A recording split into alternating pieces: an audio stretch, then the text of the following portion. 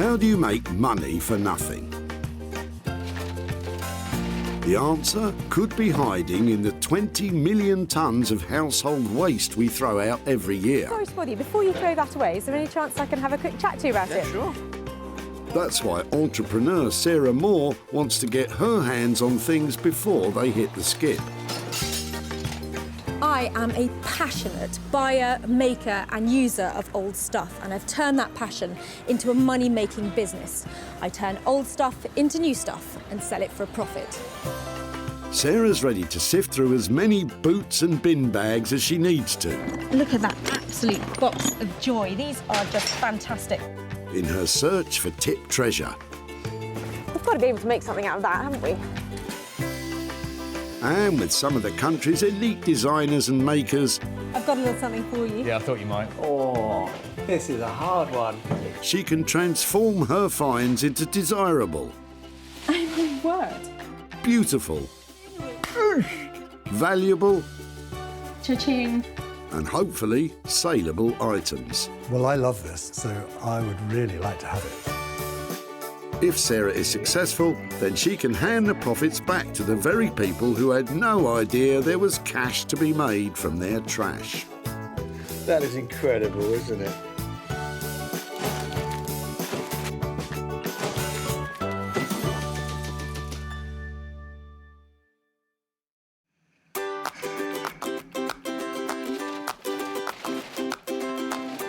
For most people, a trip to the tip is about as exciting as rearranging your sock drawer.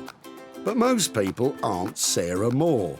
It's loads of fun here. There's stuff coming through the gates all the time, and I'm hoping in the trunk of one of these cars is some real tip treasure. Sarah's been given special permission from the Bredbury Recycling Centre near Manchester to search for 3 items before they get skipped. We're looking for things that we might be able to reuse Recycle. and recycle. But she's not after just any old rubbish. Just wondering what that was. Old vacuum attachment of some shape or form. So, Oh my word, look at it. Sarah needs to find things with the potential to turn a profit. And it doesn't take her long to spot her first item poking out of Justine's rather glamorous-looking convertible. Hiya. Hi there. What are you throwing out today? It's a cast iron soil pipe, having a new bathroom fitted. Oh, really? I just love the fact that it's got this really old paint on it. Yeah. And I don't I know... did speak to my decorator about that, and he said that to rub all that down Oh, yeah? and repaint it when he paints the outside of the house is not cost effective, because it would be about a day's labour just to rub the whole pipe down. Really? And it had to be changed anyway because of the new bathroom. I know it sounds really strange that somebody might want to take away a soil pipe, but we're looking for old stuff, you know, particularly stuff that has a bit of integrity and like we can remake into stuff. Right. I'm not sure if anybody will take on a soil pipe, but would you mind if we kept it just to see? Not at all. Really? Do me a favour by taking it. You might want to wear some gloves for this one, Sarah. A soil or sewage pipe is usually attached to the side of a building to remove waste from the upstairs toilets. And there's just one more section to it. Keep them coming, Justine. After all, you can never have too much old soil pipe. It looks like it hasn't been used for a while. Has it not been used? Oh, it's been used. Really? I don't want to think about that, do I? Yeah. Thank you so much. If we just pop it here, that would be great. By the looks of things, this pipe has seen quite a bit of action. But exactly how old is it? It's a very old terraced house, a 1926. Okay. It was built, but it's the original cast iron pipe. Yeah, well, do you know something? It's going to a better place. Oh, that's good. Thank you so much. You're very welcome. Bye. Bye. Sarah seems happy, but what's Justine thinking? I'm just glad to get rid of it. I don't know what she'll do with it. Justine does have some concerns, though. I'd have put my makeup on if I'd have known I was being on the television. Not to worry, Justine. While you pop off to the powder room, Sarah can take a closer look at her first item. It's a really old cast, probably Victorian downpipe. It's really battered and I'm not quite sure why I've saved it, but I do know somebody who might have some good ideas to turn this old thing into something valuable.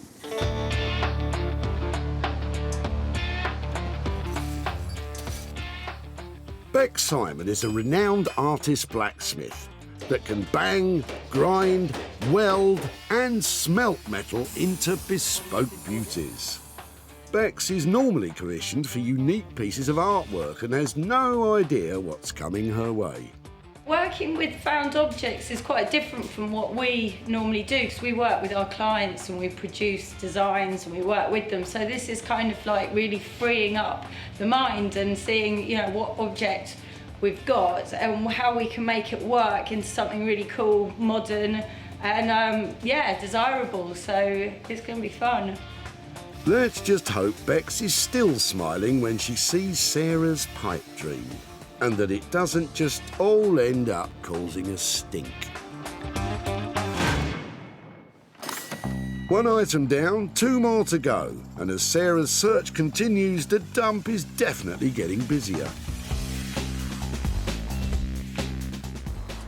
Oh, that's classy, isn't it? I love it.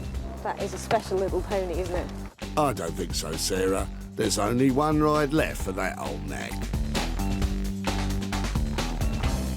Every time somebody pulls up, who knows what's going to be in the back of that van? Could be it. You might be right, Sarah, but Richard and Tom look pretty keen to dump that old blanket box, so you'd better be quick. Hiya. I'm really sorry to bother you. I'm up here today trying to find stuff that we might be able to make into other things. Would it be all right just to have a look at what you're dropping off and maybe chat to you? Yeah. So whose is it? What's it doing here? How did it get here? Well, it's a bedding box. It was my mum's. She's moving house. We've tried to offer it to a charity shop, but they didn't want to either. So Really? yeah, it's a last resort tip. I think it's really quite cool, actually. Would you mind if I took it away and tried to make something out of it? Yeah, absolutely. Yeah? By all means. Thank you ever so much for your help. I really like that. That's made my day. So thank you so much. I'll get in touch. Thank you. Thank you. I love it. And I think we're going to make something really valuable out of it too. What about Richard and Tom? Do they think there could be any money in it? Give it a bit of sanding, make it really stand out, make it... Yeah, I mean, it's still in good nick, isn't it? So it's a shame to get rid of it, but like I say, we had no other option, so... Good luck to her. Good luck, definitely. Yeah. Look forward to seeing what the final product looks like. I really like this old blanket box and I think it's got heaps of potential. I'm thinking cocktail cabinet, I'd like legs on it, I'd like fantastic doors, and I'd like a price tag to match, because I think that this little beauty is going to turn a real profit. And that means I can surprise those lovely lads who dropped it off with a whole load of cash. So Richard and Tom could be in for a real windfall, especially as Sarah has got just the man to tackle the blanket box.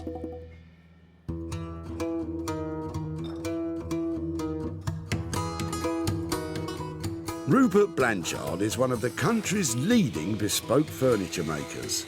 He searches the country for undervalued materials to rework into contemporary designs.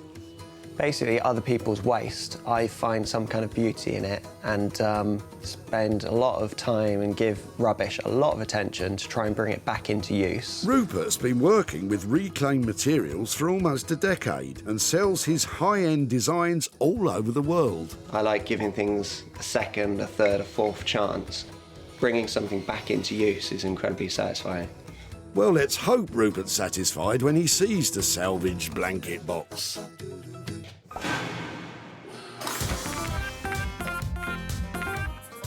Sarah has already found 2 items at the tip. Now she needs to search for her 3rd and final item, which she will work on herself. But time is running out, and the crushers have already swallowed most of the day's offerings. I just find it difficult to watch that because they're just crushing great stuff. So I think I'm going to have to go and get back to work now because that's just too scary. Lots of things, just sometimes it's just not quite right. What's it for? The toilet roll holder. Really? Yeah. I've never seen one like that before. Hang on, Sarah. Vicky's just pulled up with a trailer load of potential treasures. Hiya. Sorry to bother you. I was just wondering, before you chuck everything out, if it'd be okay to have a look at what you're throwing away and just see if there's anything we might recycle. Yeah. Are you clearing something out or? Yeah, my granddad's house. no. So a lot of my grandma's old belongings. Okay. Sadly, but bit of everything. So some old wardrobes and cupboards, and then like sewing machines. Okay. And would it be really bad to just rootle around and have a look? Help yourself. Really? Yeah. You sure? Yeah. There are some sweet little bits in here. Really lovely, and I feel a bit funny rifling through them. They're really sweet things. But sometimes, you know, it's like you get to a stage where it doesn't fit in your house, it doesn't go with your look or whatever. There's a few bits in here that certainly has an appeal. I really appreciate you letting me have a look, especially as it's your family stuff. If it's okay, I would love to see if there's something in there and then come back to you, and that's brilliant. If you're happy, I'm just going to take this off. Thank you so much for sharing. Sarah's found her final item, but exactly why is Vicky letting go of her grandma's stuff?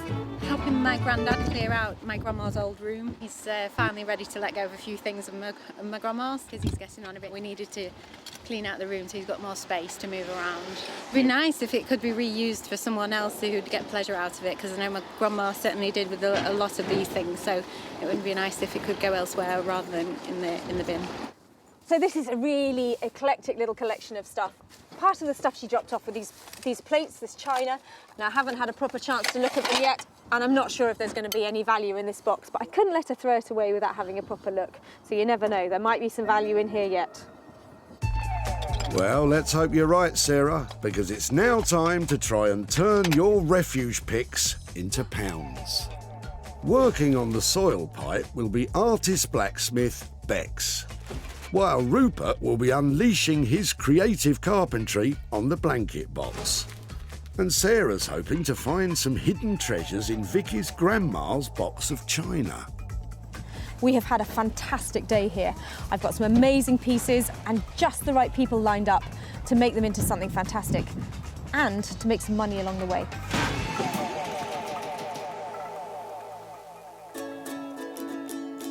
Sarah's first stop is Surrey, where, tucked away down a country lane, is blacksmith Bex and her husband Dave's workshop. So I'm waiting for Sarah to come. I don't know what she's bringing. So, yeah, let's hope it's something really interesting. Oh, don't worry, Bex. It's interesting, all right. Hi, guys. Hello. Look what I bought you. Oh, no. Oh, no. It's a downpipe. I've got like a whole house worth of downpipe. Oh, wow. So probably, what have I got? About 15 feet of it altogether. Gosh, wow. God, it's got beautiful pitted. Yeah, it's got some good finish on lovely. it. It is lovely, but it is a downpipe. There you go. Do you want to hear the plan? Oh, go on then. This is really exciting. Okay, so bear with me because it takes a bit of imagination. So I was thinking that if we could cut them in half, Yeah. and if we could have lots of half little tubes, you know, like sort of like guttering sort of style, Yeah. and have, you know, like tube, we can make ourselves a lounger.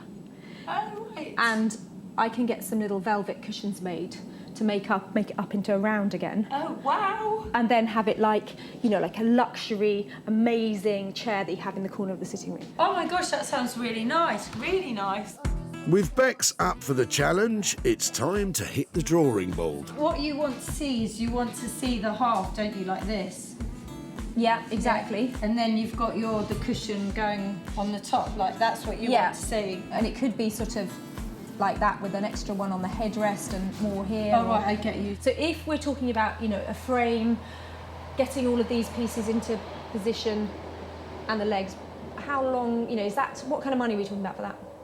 I reckon for both of us working on it, about 600 quid to do that. Got 600 quid on the frame. It's probably going to cost me a couple of £100 to get the cushions done. So an 800 quid piece. Another challenge on our hands. I'll leave you to it, shall I? Never say I don't spoil you. As Sarah heads off, there's one all-important question on Bex's mind. When do you think the last time some... Probably a few days ago. No, seriously? I expect so. This has been ripped off our house. I'm going to wash my hands. Have we got some detergent? Have you given them a sniff? Have you? Go and smell your hands. It might be dirty work, but it's not cheap. With a budget of £600 for the frame plus an extra £200 for the cushions, let's hope Sarah isn't flushing her money down the drain. Sarah's next stop is sunny Margate on the coast of Kent. Once a mecca for British tourists in the 1950s, it suffered a major decline over the years due to cheap package deals sending the holidaymakers overseas. But today, Margate is a place where vintage is an advantage and reclamation is the order of the day. And one man leading the way in all things repurposed is furniture redesigner Rupert Blanchard. I'm really looking forward to Sarah turning up today and see what she's managed to discover. Hopefully it's something fun, but I'm really happy to play with anything that she's come up with. Let's hope Rupert is still in a playful mood after he takes a closer look at what Sarah has brought him. So, blanket box. What do you think? Blanket box. Wow. I didn't expect this. It's rather unusual proportions. Quite a high thing and it's all veneered plywood.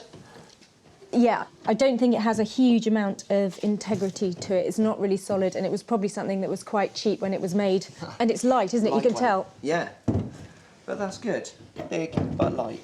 So, what are we going to do with that? OK, so I had a few thoughts about this. Part of it was I was wondering if it's something that goes up on legs and made into some kind of cocktail cabinet, or new, perhaps turning it round and using the back as the front, or even turning it on its side and making it into something like a desk, or using it that way. You're saying some sort of desky, cabinet-y thing. Rupert doesn't seem convinced. I don't know. The question is, can he see the potential that Sarah saw when she salvaged it? I don't know. Is it something that you think is workable or not? Because it's OK to say, I'm not sure that this is... Yeah, no, I can definitely work with it.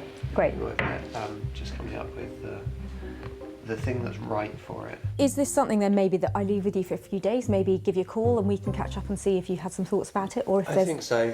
Feeling that it will be, it'll keep me warm through the winter from the fire. No, of course it won't. It'll end up being something great. So Sarah's going to leave Rupert to it in the hope that a good idea does come his way. Can't say it's my favourite of all the pieces I've ever worked with, but that's my challenge really, to make it my favourite piece. Every piece I work on I try to, if I'm not happy to have this in my own home, I don't want to work on it. Let's hope Rupert has a moment of inspiration soon. Because without a plan, Sarah has no idea what the budget might be. But at this stage, she's just hoping the blanket box doesn't go up in smoke.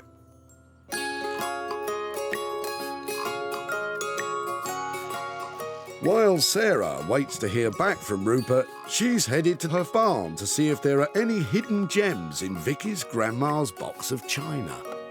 Now, I absolutely love a little box like this because just don't know what's in it. I had a very quick look in the dump and this caught my eye, this sweet little jug, and I just couldn't stand the thought of somebody chucking that away because, honestly, that's 1940, something like that.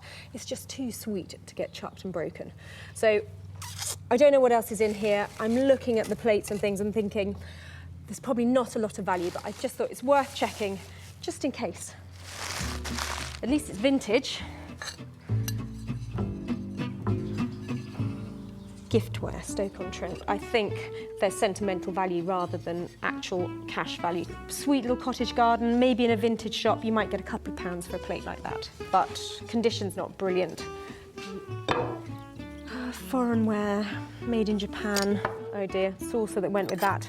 There's a few breakages in here. So there'll be something from Woolworths or something like that.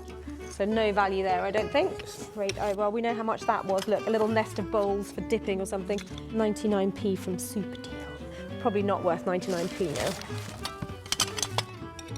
now. Now that's more exciting, look. That's Clarice Cliff, and her stuff is really collectible, especially the early stuff. And I'd say, looking at that shape, which has got those real Art Deco lines to it, that that's an early piece.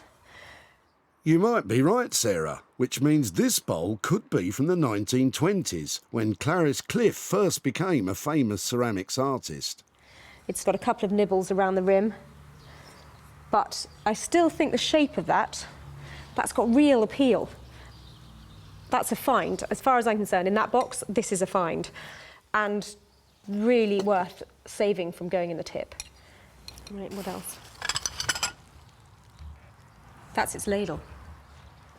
Now that's cool. That's another great piece. I'm really pleased with that. That is 25 quid probably. So that, I think, is a little gem, but I'm hoping that will bring some proper money in for Vicky.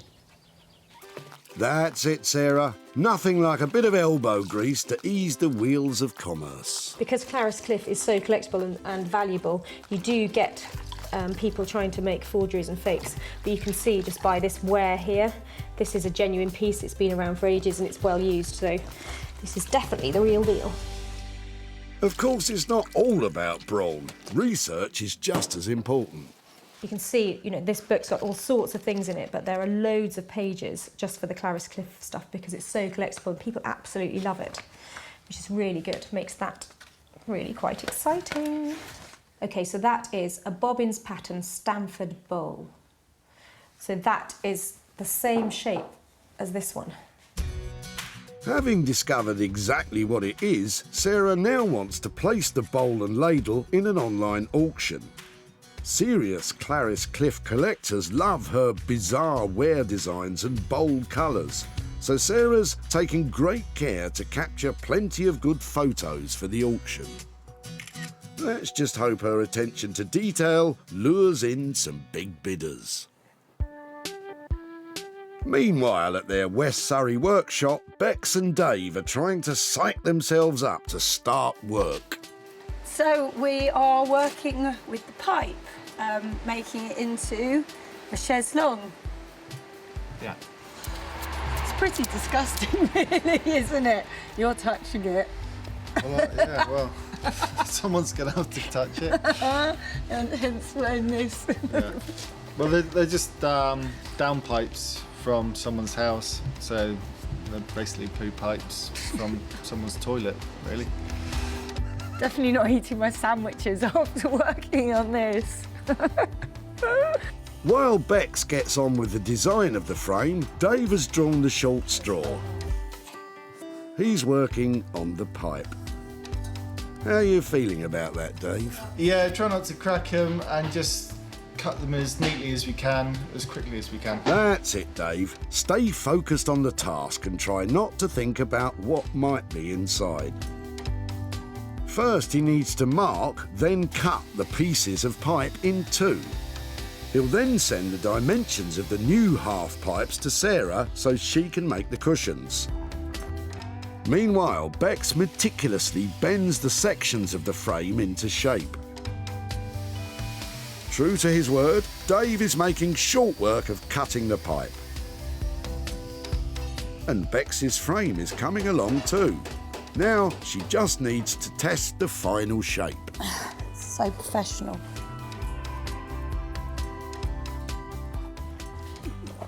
So where does my head come to on that?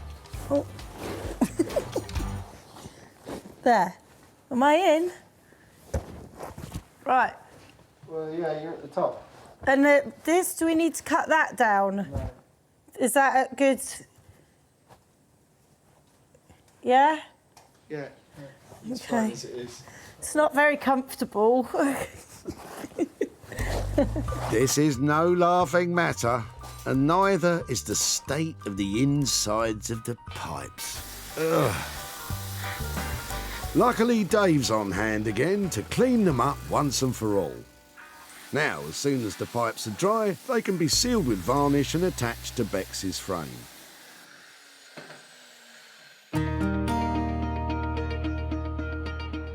Back in Margate, Rupert has finally come up with a plan for that bothersome blanket box. So, another piece of fun. very badly made, very bad condition, sadly unloved piece of furniture. We came up with the idea to make this large sideboard literally by blowing this one apart, almost like a Christmas cracker that you pull apart in the middle, and either end of the Christmas cracker remains our chest, and in the middle is a brand new section. And hopefully we're going to make a big, impressive piece of furniture today. First, Rupert has to decide where and how he wants to cut the box in half. So I want to cut through 2 angles in this piece, not straight in the middle and pulled apart. I really want to give it a slight dynamic edge. So I'm going to completely freestyle this. It's going to be quite random. I'm going to match up the line on top, so my next score line will be straight across the lid. And again, I'm not doing a straight line, I'm going at an angle. It's going to be a very angular piece. It's time for Rupert to make his first nervous cut on the lid. So this is the scary bit. This is the bit where it might collapse.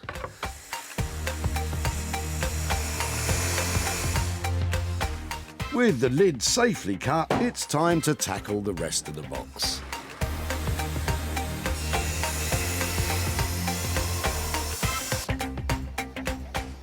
It always seems a little bit sad when I've cut straight through a piece of furniture. Old vintage furniture, for me, it takes on some kind of human quality. I'd never intentionally put a healthy piece down, but I'm doing it for the right reasons. This is going to be a brand new piece and it's going to be cherished somewhere. Last cut. One more chance for it to fall apart. This one's going to be the worst.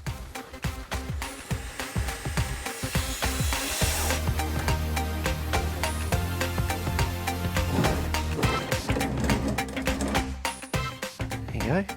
So, a lot of weird angles, but slowly this cabinet's getting bigger now.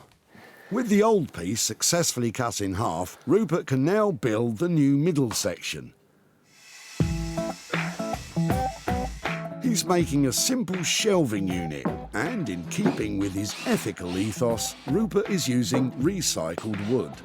With all the pieces secured together, what finish is Rupert thinking? I think the middle section at the moment will be probably one bold primary colour. Did you have any specific colour in mind? Let's hope Sarah likes custard. Otherwise, this piece could still be finding its way onto the bonfire. Good luck, Rupert. Meanwhile, Sarah has placed the Clarice Cliff ladle and bowl in an online auction. She's now nervously waiting to see if they fetch a good price. But the auction is almost over. At the moment, they're stuck at £41. I hope I've got more bids out there for these things. At the moment, there are 6 people bidding on it. 3 minutes. It's making me really nervous, especially with you lot watching. 2 minutes, 10 seconds. I just want a little bit more for it. 1 minute, 25 seconds to go and it's still only at 41 quid. That's really disappointing. I definitely think it's worth more than that. They're probably all doing their gardening or something. 5, 4, 3, 2, 1. Damn. Oh, it's gone up. Somebody's bid right at the last minute. Okay, so the bowl and ladle have sold for £50. I'm pleased with that. I'll take £50, and to be able to hand that money over to somebody who's going to throw the bowl and ladle away, that's money for nothing. When Sarah first met Vicky at the tip, she was performing a sad task. Are you clearing something out, or? Yeah, my granddad's house, no. so a lot of my grandma's old belongings. Horrified by the thought of seeing all of Vicky's grandma's stuff slung in a skip, Sarah decided to take a chance on a box of unknown china. It would be nice if it could be reused for someone else who'd get pleasure out of it, because I know my grandma certainly did with a lot of these things. Sarah's gamble paid off when she discovered the Clarice Cliff bowl and ladle. Now that's more exciting. Look, that's Clarice Cliff, and her stuff is really collectible. That's a find. As far as I'm concerned, in that box, this is a find. Although Sarah was slightly disappointed with the final sale price, hopefully Vicky will still appreciate the effort and, of course, the little extra spending money. Sarah is in Bram Hall to hand over the profit she made on the Clarice Cliff bowl. Hi there. Hi there, Sarah. Hi there. Hello. And this is my granddad Ken. Hi there, Ken. Hi there. Come on out a bit. I've got something to. I've got a little something to show you. I wondered if you had remembered in the box of china there was a bowl that looked like that. Does that? Oh yeah. Yeah. When I saw the back stamp on the bowl, I turned it over. It said Clarice Cliff on it. I really got quite excited about what you might have popped in your box. So I did a bit of research, and a bowl like this, because of its very strong Art Deco lines, is actually quite collectible. So I popped it online to see what sort of interest I could get, and it turns out that a collector saw it and really wanted it and paid £50 for it. That's brilliant. Yeah, so that £50 actually comes back to you. So who would like £50? Granddad. Thanks very much. Any ideas what you might do with £50? Well, I was thinking I'd have to get a new set of crown green bowls. Oh, that's a lovely idea. I really think that's, well, from one bowl to another bowl, that's very appropriate, isn't it? With a straight online sale and no material costs, Vicky and Sonia's granddad Ken gets to pocket the full £50 profit from the sale of the bowl. Well, I actually found that quite emotional because it's just such a lovely story that Grandma's old bowl is going to buy Ken a whole set of new bowls.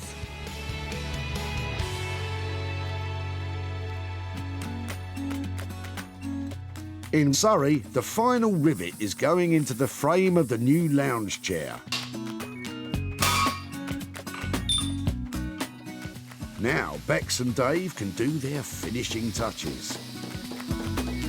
Dave is stripping back the outside of the pipe to reveal the different layers of paint, while Bex is welding the final fix to the frame. I think Sarah's just round the corner, so we're just putting the last one in, but it's looking really nice. When Bex first saw the humble soil pipe, it had only just been torn off the side of a building. But now, by marrying the old pipe with a new steel frame, she's utterly transformed it into a luxurious lounger. The elegant lines, riveted finishes and rustic pipe all combine to form a chair that's just bursting with individual style. Well, this is a really exciting moment because it's not often that you pick up a lounger made out of a poo pipe.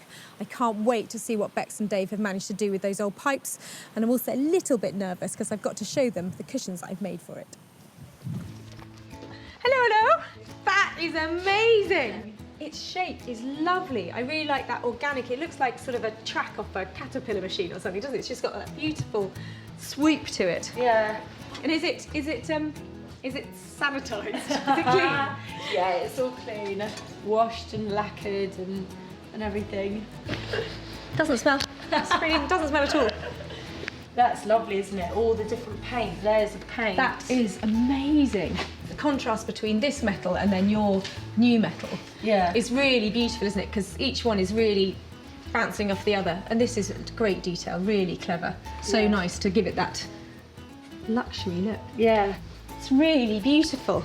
You've done so... Is it comfortable? Have you sat in it? Have you tried it? Well, it's not bad. It does need its cushions, though, definitely. I feel really nervous now. Before Sarah completes the new lounger with her cushions, she's decided to take it out into the garden. So Sarah's putting the cushions on the chaiselong. So, yeah, we're eagerly waiting to go and have a look. So, yeah, what do you think? I think she'll have done a really good job. Yeah, I hope so, because I'm a rubbish liar. I'll just go... then cry. Do you want to come and have a look? I like the way it's stuck through a curtain. Oh, wow. Oh, all the colours are the same as the back. Oh, wow. Is that a good oh wow? Yeah, no, I like it. Yeah. Yeah, no, that's nice. With the cushions meeting with Beck's and Dave's approval, there's only one thing left to check. It's lovely. It's really cool. It's really relaxing. Thank goodness for that. When Justine pulled up at the tip in her fancy-looking convertible, no one could have guessed what she was planning to dump. Hi there. What are you throwing out today? It's a cast iron soil pipe. But if Sarah was surprised, Justine was shocked. I'd have put my makeup on if I'd have known I was being on the television. Undeterred, Justine helped Sarah to unload her grim cargo. It looks like it hasn't been used for a while. Has it not been used? Oh, it's been used. Really? I don't want to think about that, do I? Yeah. I'm just glad to get rid of it. I don't know what she'll do with it. Well, Justine, the humble soil pipe has now been glamorously transformed into a luxury lounge chair, which Sarah had absolutely no trouble in selling to the trendy London furniture store, The Old Cinema.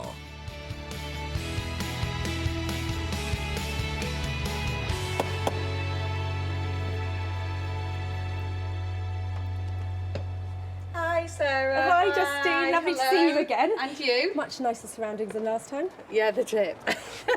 Now, since we have had your pipe, have you thought about what we might be able to do with it? To be honest, I didn't really think that you would be able to do anything with it. After a bit of debating about what we should do, Okay. we turned it into, are you ready for this? Go on. Because this is I've no idea. a Go really on. good transformation. Oh, wow! Your downpipe is now Really? a lounger. Gosh. It is now a high-end interiors piece of furniture. Oh, I could have had that in my house then. Yeah, you could. You could. I'm absolutely stunned. We had to spend £800, but I'm really pleased to say that it did sell for a profit. Right. We sold it for £1,200, so Oh that my means gosh. I've got 400 quid's worth of cash to give to you for your pea pipe. Oh my gosh. Thank you very much. It's an absolute pleasure. Wow, didn't expect anything. Work and materials on the downpipe lounger cost £800. It sold for a whopping £1,200, meaning Justine gets the £400 profit. With the money, I will put it towards taking my mum on holiday in September for her 80th birthday. So spending a lot of time and money renovating an old downpipe could have been money down the drain, but I'm really pleased to say it was money for Justine.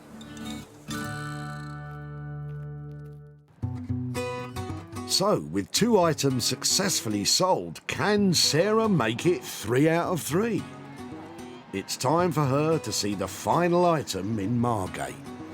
I'm a little bit worried.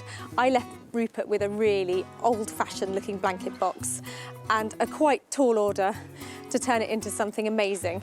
So fingers crossed, he's managed to pull it out of the bag.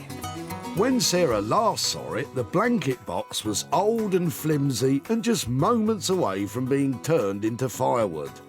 But now, Rupert has blown the dull old box apart and joined it all back together again with a vibrant and contemporary middle section. The end result is a bold and substantial 21st century sideboard. But will Sarah like it? How are you doing? Another item ready for you? I think it's genuinely, absolutely smashing. How on earth have you done that? It's a bit nuts, this one. I haven't done much that's unrecognisable to the original piece. Apart from slash into it. I slashed into it. I have made what was a piece of furniture that didn't have much of a useful function anymore in home into something that hopefully does now, into a very big sideboard by literally pulling it apart. It's stunning. Can I have a closer look? You can, yeah. Obviously, I have used a new section in here. This is made from OSB or Sterling board, which is actually the waste chippings around a tree when they've taken the main lengths of timber out of a trunk. So it is a sustainable product. I've restored the original piece, other than cutting it in half. I have actually restored it by repolishing it and refinishing it. You might actually like to lift those up and find that there is Oh my word! The original function of the cabinet is still there, so the piece still exists in its original form. Genius. You know, you can tidy the living room in at a moment's notice when the kids have been playing. Exactly, and either end, that does the same thing. I think it is the work of a genius. I think the fact you've got that storage in there as well, I really wasn't expecting that when I saw it. And this slash of fantastic colour, and you know, anybody else, I'm sorry, they'd have just cut it in half. They wouldn't have put those angles on it and made it look like that. I think it is inspiring stuff you've created here, because it was such a light, insignificant piece that I dropped off to you. I didn't think that anybody would be able to make anything that looks like this, and this is stunning. It certainly is, Sarah, and let's just hope you can give it a stunning price tag to match. Back at the dump, brothers Richard and Tom were at pains to bin their old blanket box. We've tried to offer it to a charity shop, but they didn't want to either, so Really? yeah, it's a last resort tip. Would you mind if I took it away and tried to make something out of it? Yeah, absolutely. Well, yeah? By all means. It's a shame to get rid of it, but like I say, we had no other option, so who'd have thought, somebody would actually want it. So. Little could the boys have imagined that the charity shop reject would be transformed into a contemporary sideboard. This is great. And when Sarah showed it to Martin, one of the country's leading retro furniture dealers, he snapped it up on the spot. This isn't just recycling something, it's taking something and making it better and fun and artistic, and it's really creative stuff. So now it's time for Sarah to reveal to Richard the fate of his old blanket box. And she might just have another surprise for them in her back pocket. Hiya. Oh, hi. Nice to see you Yes, again. nice to see you. How are you? Yeah, really well, really well. Remember your blanket box? Yes. It turned out to be one of the things that was really good to use to do something else with, so I thought I'd come back and show you what we did What with are it. the chances? What do you reckon? I was not expecting that. It's definitely original and, yeah, quite unique as well, isn't it? So. And we've actually managed to sell it. Wow. It made £100 profit, and Really? that is for you. No for way. Your blanket Okay. box. Unbelievable. Any Yeah. ideas what you might do with £100? It's just a shame, like brother, isn't it? Because obviously the pair of us took it, didn't we, to the tips. His 21st coming up, so possibly.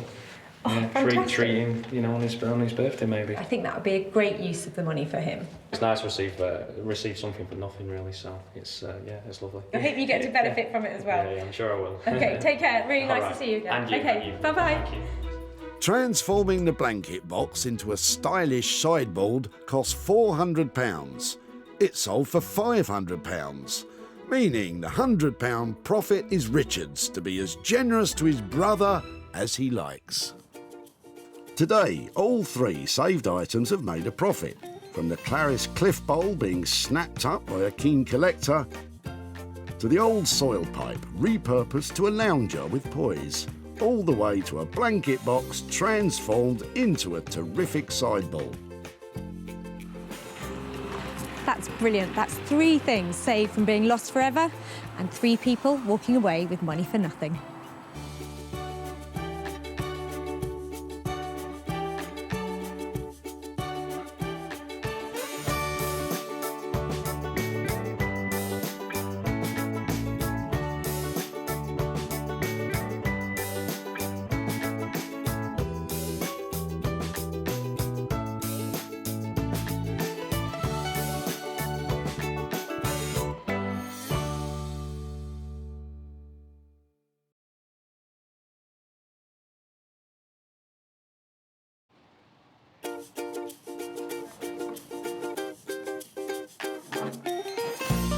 How do you make money for nothing? The answer could be hiding in the 20 million tonnes of household waste we throw out every year. Just before you throw it away, would it be possible to have a quick look at it? That's why entrepreneur Sarah Moore wants to get her hands on things before they hit the skip. I am a passionate buyer, user and renovator of second-hand stuff, and I've turned that passion into a money-making business. I turn old into new and I sell it for a profit. Sarah's ready to sift through as many boots and bin bags as she needs to. That's vintage gold, isn't it? It's really exciting. In her search for tip treasure. I love it.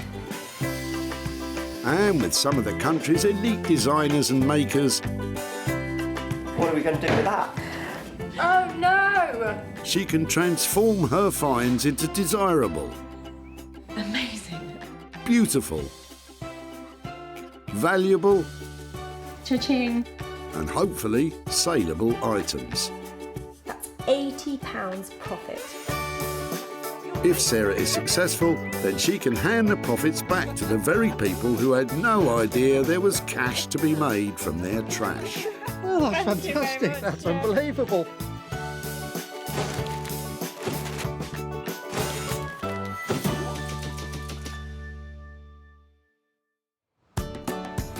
Sarah is at the Whitley Community Recycling Centre in Surrey, where the people of Whitley and the surrounding area bring a treasure trove of unloved and unwanted items destined for landfill. It's so exciting. People are flooding in here all day long, and I'm going to turn their old into gold, their trash into cash, and make some money for nothing. Sarah's here looking for 3 items with the potential to be turned into something desirable again. And Sarah has spotted Dion and Trevor removing something very interesting from the back of their car. Sorry, just before you throw that away, sorry to bother you. I like your jerry can. It's yours. Really? No, tell me about it. So where's it from and how long have you had it and why are you chucking it away? I've had it for 8 years and it's got a hole in the bottom. Oh, that says it all. I know why you're chucking it away now. I'm throwing it away to be recycled. Do you know something? We're trying to take stuff from people and make things out of it that we think might give things a new lease of life. There's something about that that's so classic. It would be really cool to see if we can make something out of it. What could you make out of that? I don't know. Well, I'll have a think about it. What am I going to make out of that? It could be turned into lighting. Maybe we could get some really cool legs on it and just make it into a little occasional table, something like that. You could do, if you want to. Well, if I did, and I did manage to make something, could I come and show you what I've done or keep in touch to Of course you can. see it? That would be fab. Thank you so much. You're very welcome.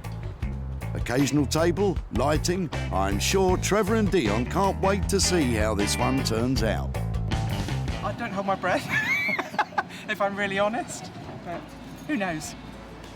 I don't know what I'm going to do with this, but I just love its styling. I love the fact that when it cleans up, I'm going to get left with something really shiny and cool. I've got to think of something fabulous that this can be made into. So, with Trevor and Dion's old petrol cans safe from the dump, all we need now is someone to fuel those ideas. And Sarah knows just the person. Headphones. Rob Shear has years of experience bending, shaping, grinding and welding metal. Years of mental libraries of experience, know-how, tips of the trade, so to speak. Graduating from art school, his work is now regularly in demand by architects and artists. Rob has no idea what Sarah's going to bring along today, but he definitely knows what he'd like. An old-fashioned copper hot water boiler, like a really big one, about 5 foot by 500. You know, nice and substantial, like a torpedo, a copper torpedo. That's what I want. Hopefully Rob will be able to redirect that passion for plumbing towards Sarah's punctured petrol can. At the dump, Sarah's picturing her next opportunity. What do you reckon? How am I looking? Is it? I think the point is, Sarah, you don't appear to be looking, and the search is still on for 2 more items. I've just seen a table in the back of this guy's car and I'm hoping he might be dropping it off and he might be able to share it with me. Hi there. I'm really sorry to be loitering outside the back of your car. I was just looking at your table and wondering if that's something you're dropping off today as well, or? I am, yeah. My family's got increasingly bigger. Right. It's too small. So we've had it for 20 odd years. But sadly, it's not got nowhere for it to go anymore. And with 6 of us in the family, it's just too small. It's got a lovely scrub top to it, I know. though, hasn't it? It's Yeah, got I know. loads of appeal to it. Yeah. Is it something that I could take away and try and remake something? I'd be delighted, because I'd hate for it to go to waste. This table really is on its last legs, but the top is fantastic. This is really cool. They're really solid boards and they've got that patina of age to them that you just can't recreate. That's a second item found that's now destined for a new beginning. Sarah won't be tackling this tatty table alone. She has someone in mind who specialises in working wonders with other people's waste. Rupert Blanchard is a sought-after furniture designer based in Margate.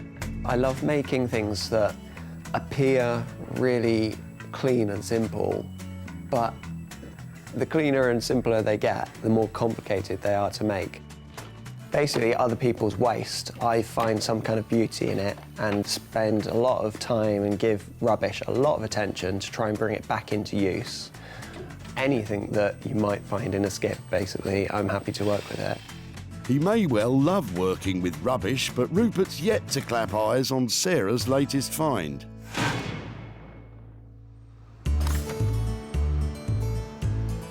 Of course, it's important to remember that not all that glitters is gold. Don't you love the dump? Probably not as much as you, Sarah.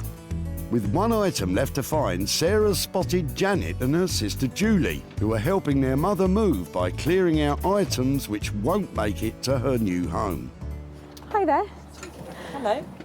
I'm loving the look of the stuff in the back of your truck. I'm looking for stuff that maybe we can give another life to or reuse in some way. It would be great to get this out and have a look and then maybe see what other stuff you have. Yeah, sure. Oh, I love a carpet sweeper, look at that. Isn't that great? Sarah's already saved some of Janet's stuff before, but she's straight back in there for round 2. And for once, she's spoilt for choice. Don't know what to pick first. I'm quite interested in the chair because I know things like this recovered or perhaps really good to go into bedrooms and you know, they're usable pieces of furniture because they're quite small. It was given to my mum by a friend of hers, so she wanted something in her hall.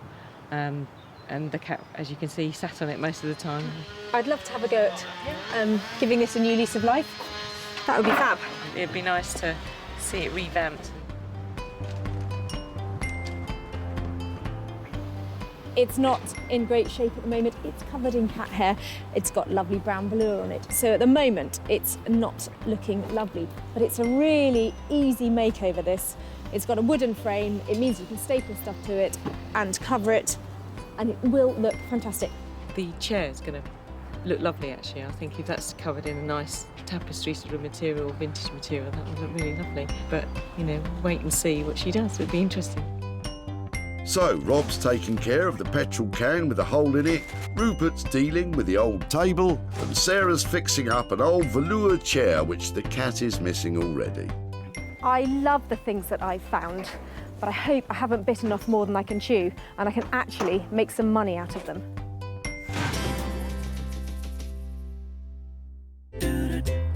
Walthamstow is not only a suburb of East London, but also the name of the first album of East 17, one of the 90s most popular boy bands.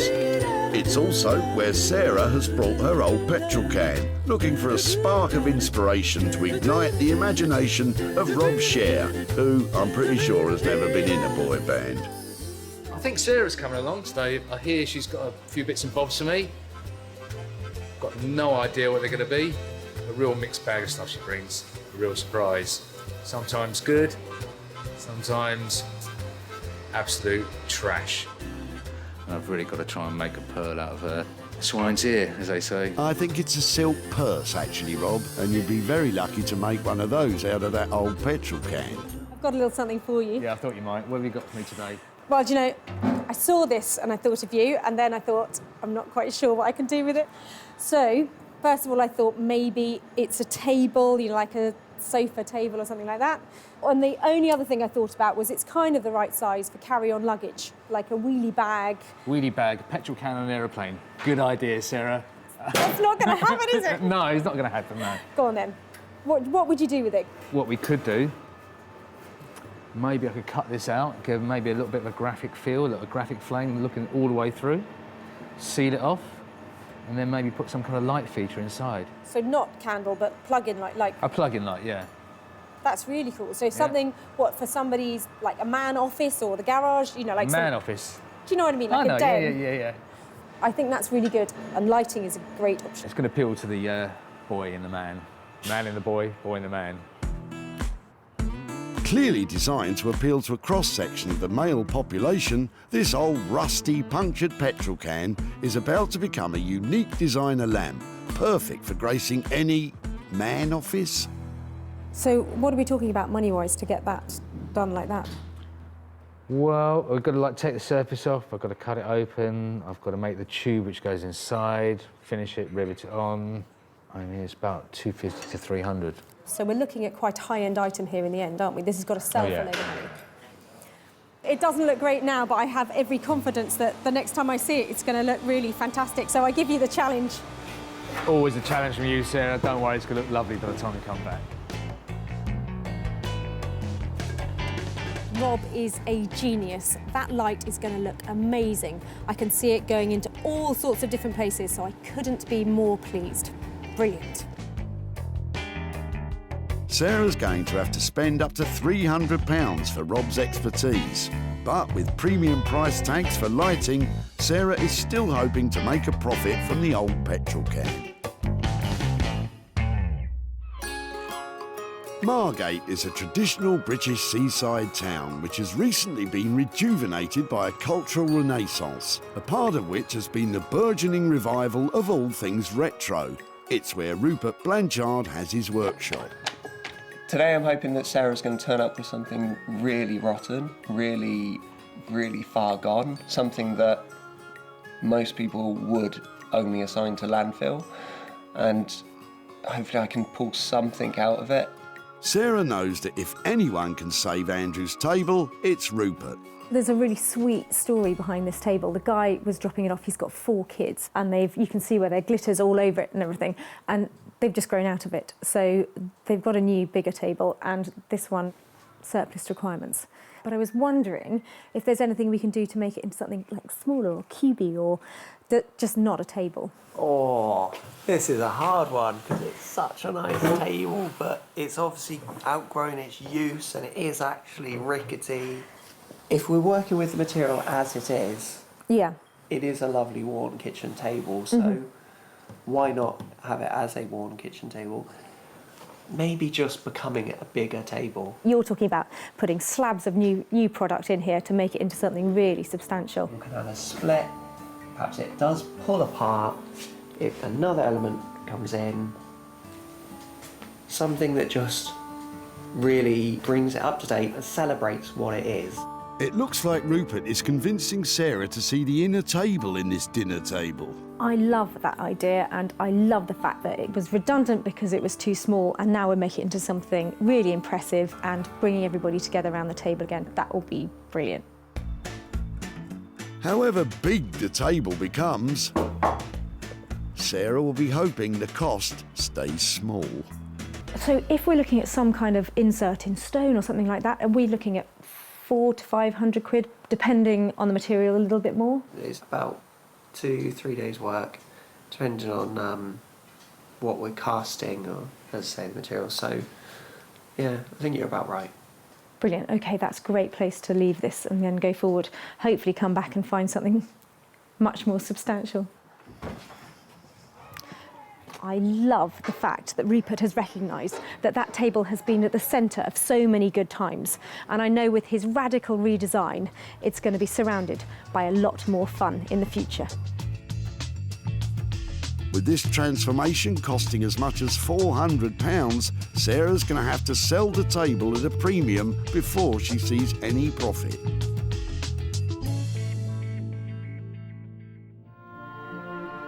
Back at Reclamation HQ deep in the Sussex countryside, Sarah is about to give that tired old brown velour chair a whole new lease of life in the hope of turning that dowdy cat seat into lots of dough.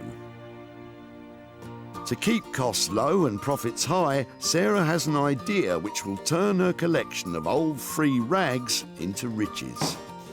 Sarah's idea is to create a new patchwork material as a luxurious replacement for that old brown velour. I'm going to cut all the offcuts and all the random bits into the same size square.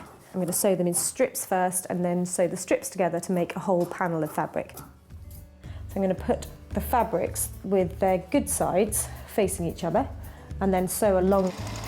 And then I'll do the same again and again until I get a long strip of fabric, but just using all the scraps, and that makes it cheaper. That's really pretty. And that on the back of the chair, that'll make money. I've given the chair a good old clean up because I'm going to cover it completely as it is. I've got some fire retardant calico here, which will bring it up to the right regulation, so I know that it's safe to use.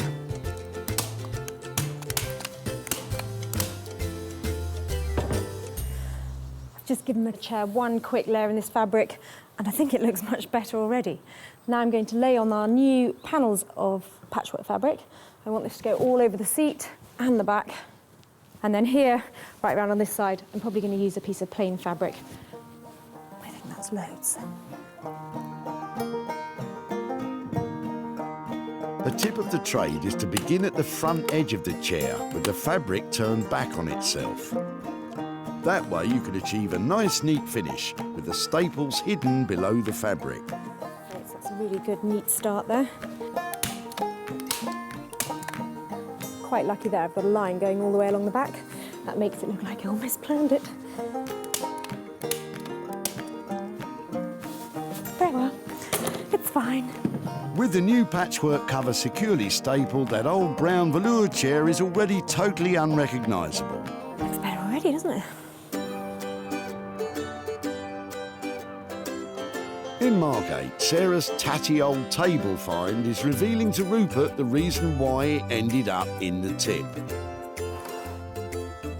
Okay, so this one, beautiful table, Sarah dropped off to me. Although I say beautiful table, it's had its day, it's sadly knackered. I'm just trying to work out how it's made, so I'm just going to try to separate it all. It shouldn't be too taxing, given that it's already ridden with woodworm and barely hanging together as it is. I can already see that this table's had a strong history. There's marks and glitter and PVA glue from the previous children playing around the table. And sadly, the family that this came from, they just outgrew it. You're often with old wood like this, when you start playing with it, you reawaken old smells or all sorts of things. Every meal and every glass of wine that's been spilt on it. A nice old kitchen pine table always makes me hungry. Could go for a nice sandwich around this table right now. That's the last piece of the top. Walthamstow was lucky enough to have a new fire station built only 3 years ago, but hopefully we won't be needing their services today. This kind of goes into the risk assessment. Put that there. Headphones. Of course, we all know there's a perfectly valid reason why we avoid all forms of ignition when dealing with petrol. Okay, so more importantly than any of this is to get the proportions right. So what I've got to do now is cut this right. I'm only going to get one chance. So tape measure. Oh, look at that! Look at that! Look at that! Look at that! It forms right across this line here. That's good. That's good. It's meant to be. It's meant to be. Now, at the moment, you may be thinking of a flame silhouette light for a man office. But Rob has had a spark of inspiration, potentially a dangerous thing when dealing with a petrol can. Having noticed a striking resemblance to the shape of a Zippo lighter, Rob is now going to cut the top from the can and have a light in the lid. Not sure what Sarah's going to think of this radical rethink. Okay, here we go. Not looking good.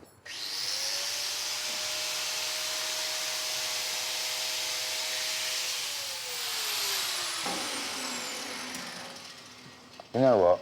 You're going back to the original plan? I was going to put a little bit more water in it. No, thought not. If Rob doesn't combust in the making of this new Zippo lamp, Sarah's going to be in for a big surprise when she sees the new design. It's difficult to watch.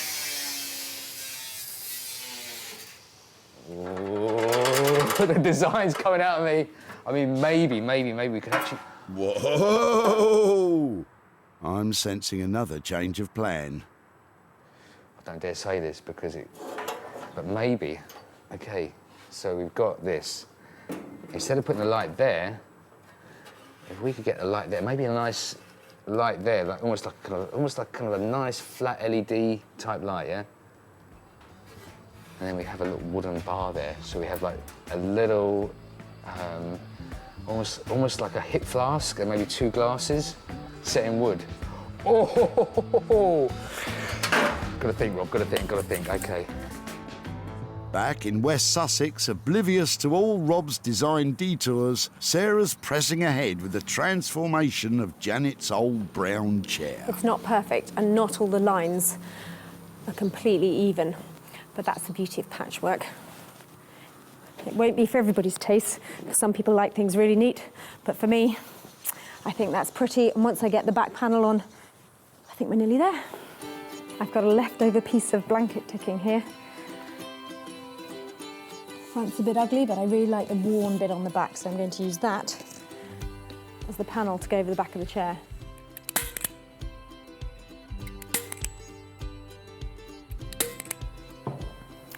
Because I want to get a really neat finish all along the sides, I'm actually going to hand sew it in place, tucking it under as I go, like that, so I don't have to buy any expensive braid or anything to finish it off. And I think some little hand stitches, happy for them to be visible so it looks handmade. Just catching the chair and the fabric. And that means the whole of the chair is going to feel really tight and the fabric underneath won't be moving around.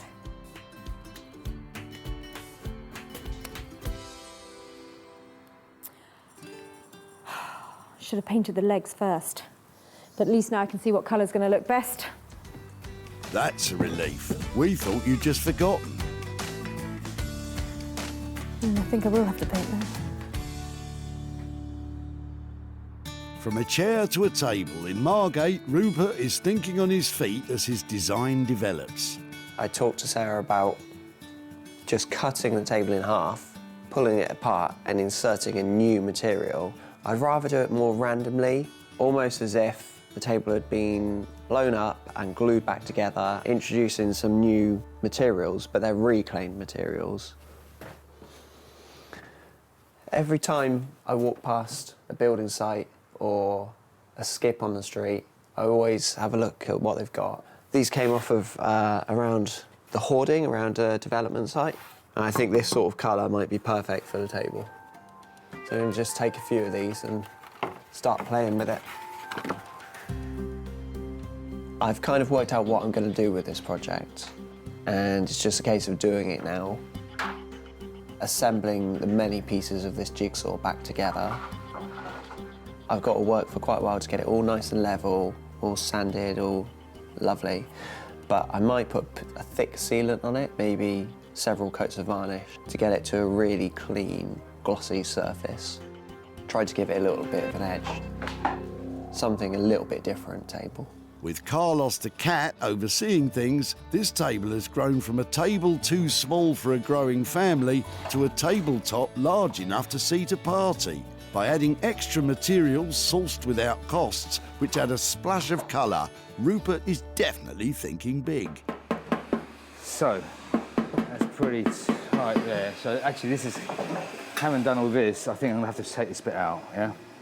This bit's gonna come out and then we're gonna have the light bulb running in there. That's gonna sit up like so. And I've got to find some kind of catch to hold this, almost a bit sharp, hold this down when it's been moved. So there's gonna be a hinge on this side. Haven't quite found the hinge yet, the hinge, or maybe I'll just make one. And then when we lift it up, like so, got to find some way of actually keeping it up there. Okay, so a few little bits and pieces are going to take the time. It's unusual for Rob to have such freedom of design on a project. More often than not, when working for architects and artists, specific plans are provided detailing exact dimensions and specifications. So, with all this creative freedom, anything could happen. not quite even, so I'm going to have to start again on this.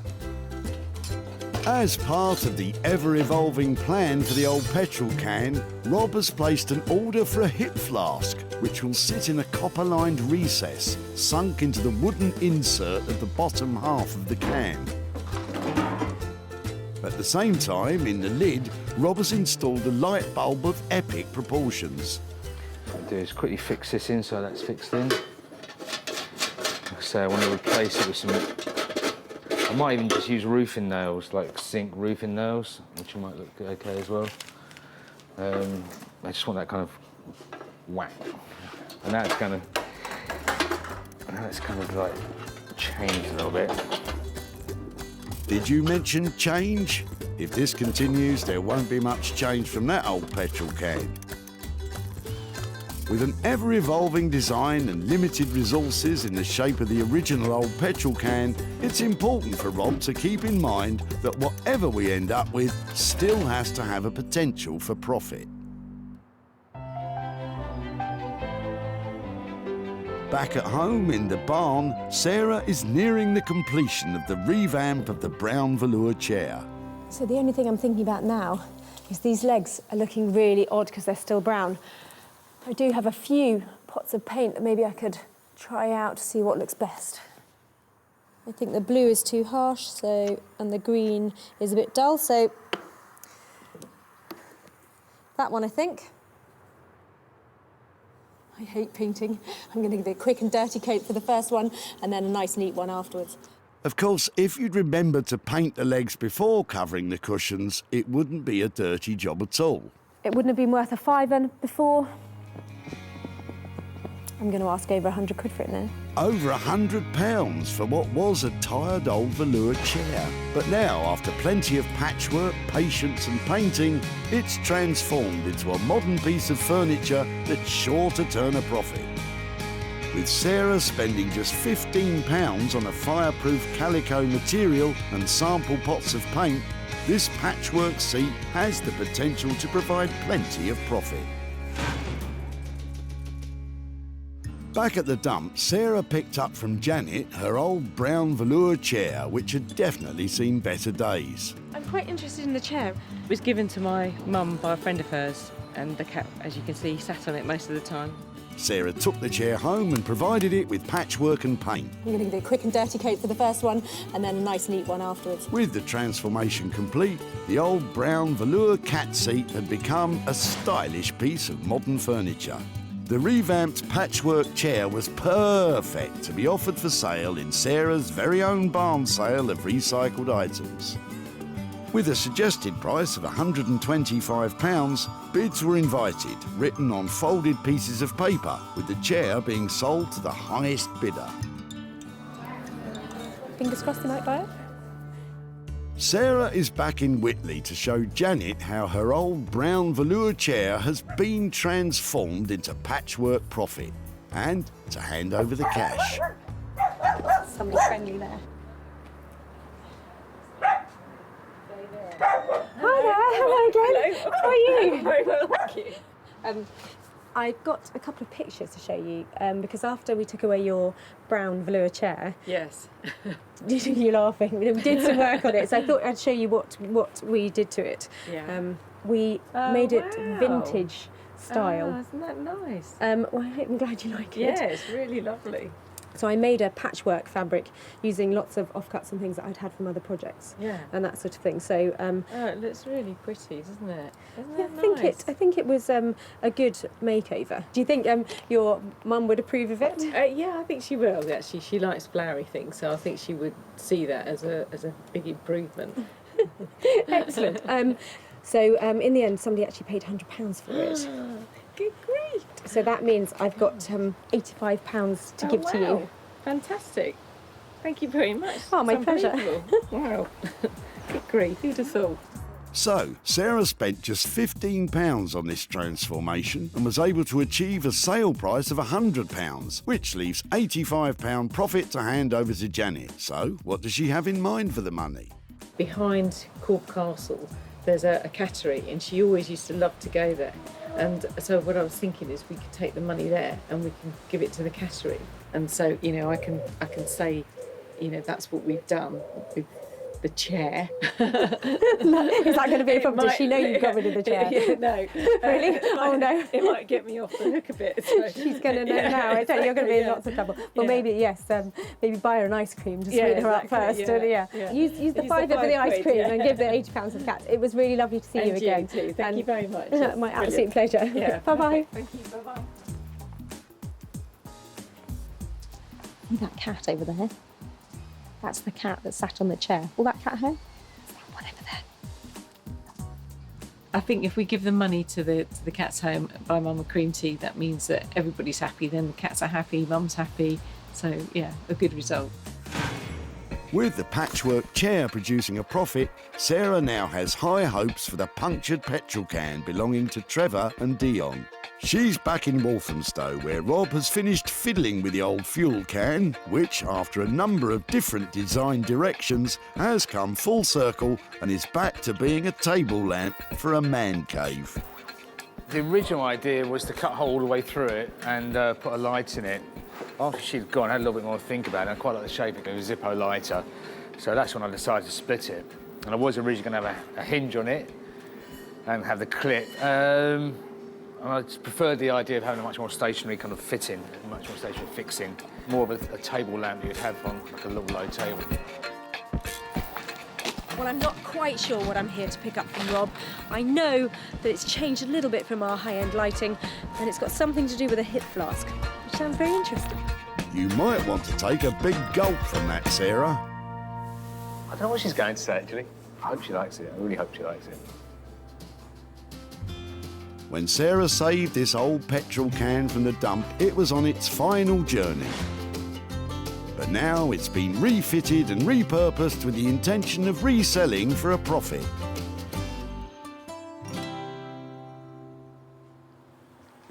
Hello, Noel. Hi, Sarah. How are you? Dark in here today. Yeah, we didn't have any money for the meter, but... Oh no, is that my budget blown? What is that?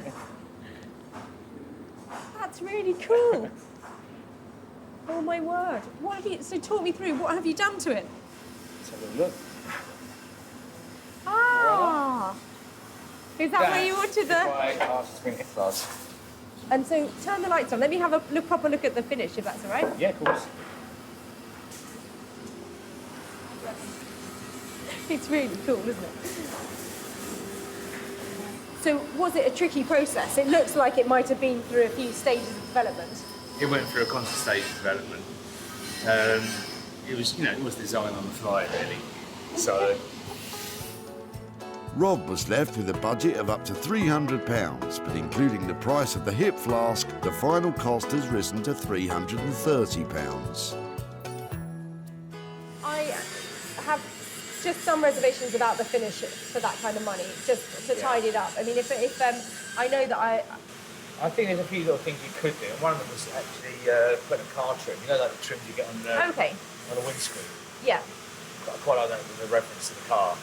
Okay, so if... Just like a rubber trim around the edge.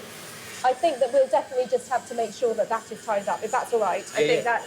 Give me a shout and I'll get it picked up when that's finished up, but for taking on the challenge. Well done, Rob.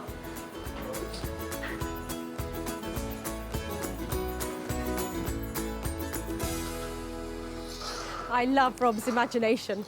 That looks really quirky and it's an interesting piece, but I do have my reservations about the finish.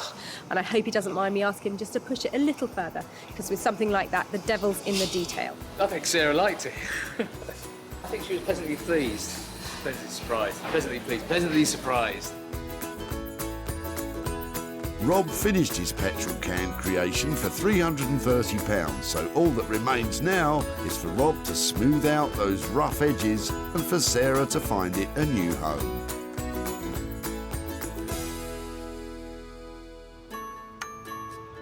Back at the tip, Sarah spotted the potential of Dion and Trevor's petrol can.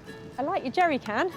It's yours. I've had it for 8 years and it's got a hole in the bottom. Sarah's potential ideas were met with a certain cynicism.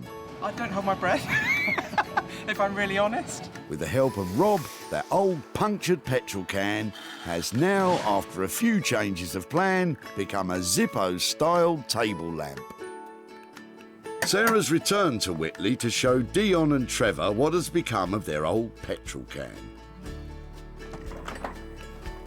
Hi there. Hello, Tara. How are you doing? Very well, thank you. Hello. How are you? All right, thank you. Nice to see you again. I've got a few bits here to show you about your jerry can. All right. No. Come on out, let me show you. So that's what it ended up like. This has got a fantastic, really bright light inside it, and he's cut it in half and opened it up, so it was sort of like a Zippo lighter. What do you reckon? Oh, wow. Very different. A lot of work got into it. It's not something I'd have indoors. Normally at this point I would say, great, it went really well, I've got fantastic news, I've got money to hand over to you, but I haven't managed to sell this yet. Some things you sort of think maybe they should have carried on at the tip, but we've had quite a lot of fun with this. And yeah, I'm sorry not to be handing over hundreds of pounds for a high-end piece of lighting, but... We've got some more rubbish if you like it. I mean, recyclable bits. So, despite all Rob's hard work, the search continues to find his light a new home. With costs of £330 spent and no income generated, this could be a potential loss for Sarah of £330. We weren't sure quite what she was going to do in the first place. We were stumped at that one, and I think it's been a bit of a struggle for them to come up with a design, but they have, so good luck with that. Well, I think Trevor and Dion were really good sports because there was no money for nothing to hand over, but we've had a good laugh and quite a lot of fun with that jerry can. Back in Margate, Rupert has managed to complete the jigsaw puzzle that was this new table, but he's not sure what Sarah will think of his radically different approach to what was discussed. It was a bit of a battle with this table, and I've made it into something new, and hopefully she's going to like it and find a suitable home for it. Last time I was here, I dropped Rupert off a real challenge, a table on its last legs. I mean, like hardly attached to its last legs, in a really bad state. So I can't wait to see what he's managed to do with it. Hiya! Hey. How are you? Hey, Sarah. How you doing? Yeah, really well, really well. How about you? I'm okay. I'm just about ready for you. Really? Has it been tense? It's always tense, but it's done somehow. That is amazing. Is it? Can I touch it? You can. It's not actually wet. It's high gloss. It looks like sort of nail varnish or like something's poured on it. It's really thick. I wanted it to look like a toffee apple. That's what it is. It really does, doesn't it? It's beautiful. So it's huge. It is rather big. I know originally I said maybe I'd just cut it in half and cast a new bit in the middle. But when I looked into that, the table was so rotten and it would have cost so much over the budget to cast a nice piece. So I decided I'll work with exactly what I've been given, make something new. It is something old. Absolutely amazing. The red sections are actually reclaimed wood. So the budget hasn't changed at all. I've perhaps spent another £3 on it. Really? That's it. So it's ready to go and have a new life and hopefully lives for some more years. I think you've just absolutely nailed it. It's beautiful. Thank you so much.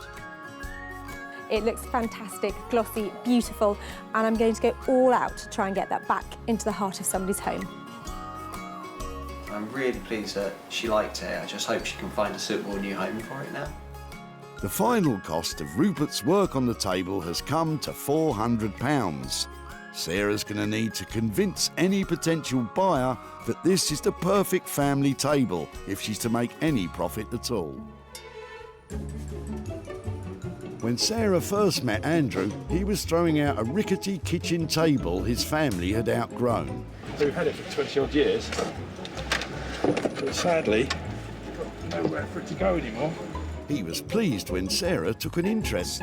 Is it something I could take away and try and remake something? I'd be delighted, because I'd hate for it to go to waste. And now, with some reclaimed wood and a tin of varnish, Rupert has served up a large and strikingly beautiful family dining table.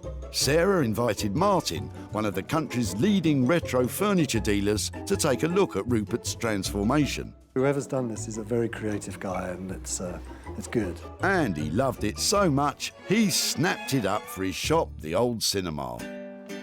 Sarah has returned to Whitley to show Andrew and his family what has become of their kitchen table and to hand over any profit. Hi there. Hi, Andrew, Sarah. Hi, Sarah. Hi there. Oh, hello, girls. Hi there. This is the big family you were talking about. Yes. Some of them. Most of them. They're four, aren't there? Yeah, there's my son's hiding away somewhere. I don't know if you remember what your dad dropped off at the tip. Do you know what we're here to? The table. Yeah. And did you all grow up with that table? Do you remember it being in your house? Yeah, the old kitchen table. Do you know what we did with it? We made it into a table. I've got some pictures. This is how your table ended up. Oh, wow. It's had a That's whole amazing. new lease of life. Your table went to the most amazing designer called Rupert Blanchard. So he spliced every single bit of your table together with some new material to make it into a table for 10. Wow, that's incredible. Somebody has already bought it. Oh, have they? Yeah. Somebody who wanted a big table paid 750 quid for it. Wow. So we spent £400 with Rupert, which means that I have got 350 quid to give to you guys. Really? For your table. No way. Yeah, really. So that money is yours to do whatever you like with it. That'll be a really good night in the pub. Well, I'm amazed. Thank you very much indeed. So, transforming Andrew's table from a table into a table has cost £400. But Sarah was able to sell the finished item for £750, which leaves Andrew with a profit of 350 quid. If he can keep it from the bar, does he have anything else he would like to spend his money on? A new bed, probably, for me and my wife, because we've been sleeping on the same one for 25 years and it's pretty worn out. And having just come back from holiday, my wife has got used to sleeping in a proper bed, so it'll go towards that. So a drink at the pub and a new bed. What better way to spend money for nothing? So, Sarah managed to make a profit on only 2 of the 3 salvaged items. The dining table restructured by Rupert and the brown velour seat seen to by Sarah. Rob's petrol can lighting has still to find a new home. Well, that's 3 things saved and only 2 things sold. Sometimes it's not as easy as you think to make money for nothing.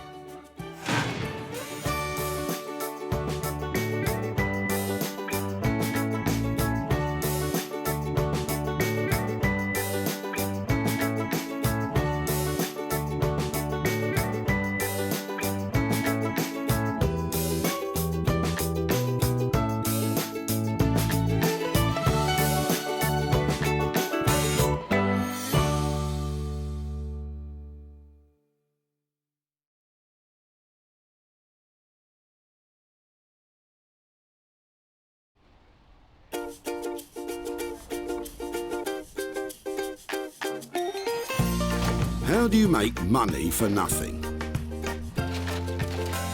The answer could be hiding in the 20 million tonnes of household waste we throw out every year. Sorry, Spotty, before you throw that away, is there any chance I can have a quick chat to you about it? Sure. That's why entrepreneur Sarah Moore wants to get her hands on things before they hit the skip. I am a passionate buyer, maker and user of old stuff, and I've turned that passion into a money-making business. I turn old stuff into new stuff and sell it for a profit. Sarah's ready to sift through as many boots and bin bags as she needs to. Look at that absolute box of joy. These are just fantastic. In her search for tip treasure. We've got to be able to make something out of that, haven't we? And with some of the country's elite designers and makers, I've got a little something for you. Yeah, I thought you might. Oh, this is a hard one. she can transform her finds into desirable, Word. beautiful, valuable, Cha-ching. and hopefully saleable items. Well, I love this, so I would really like to have it. If Sarah is successful, then she can hand the profits back to the very people who had no idea there was cash to be made from their trash. That is incredible, isn't it?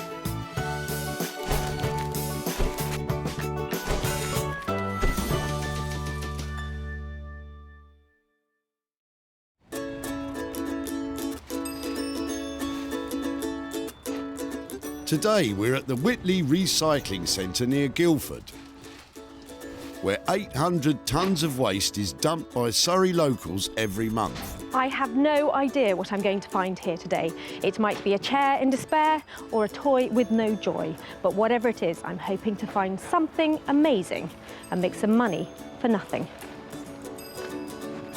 Award-winning interior designer Sarah is here looking for 3 items which can be saved rather than slung and turned into something new and desirable once again. You just never know what's going to come in. Could be a Rembrandt any minute now, a Lowry.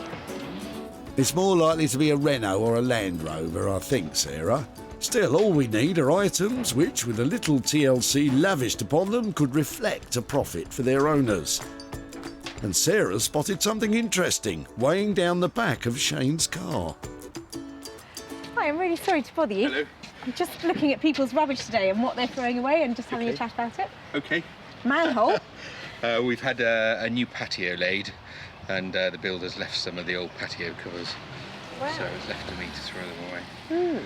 Well, we're looking at things that we can recycle and make into other things. And I know that they're not probably the daintiest thing I'm going to see all No. day. Yeah, they weigh a ton, and they're quite old. Is there any chance that I could take them rather than you putting them in the tip? I'd love you to.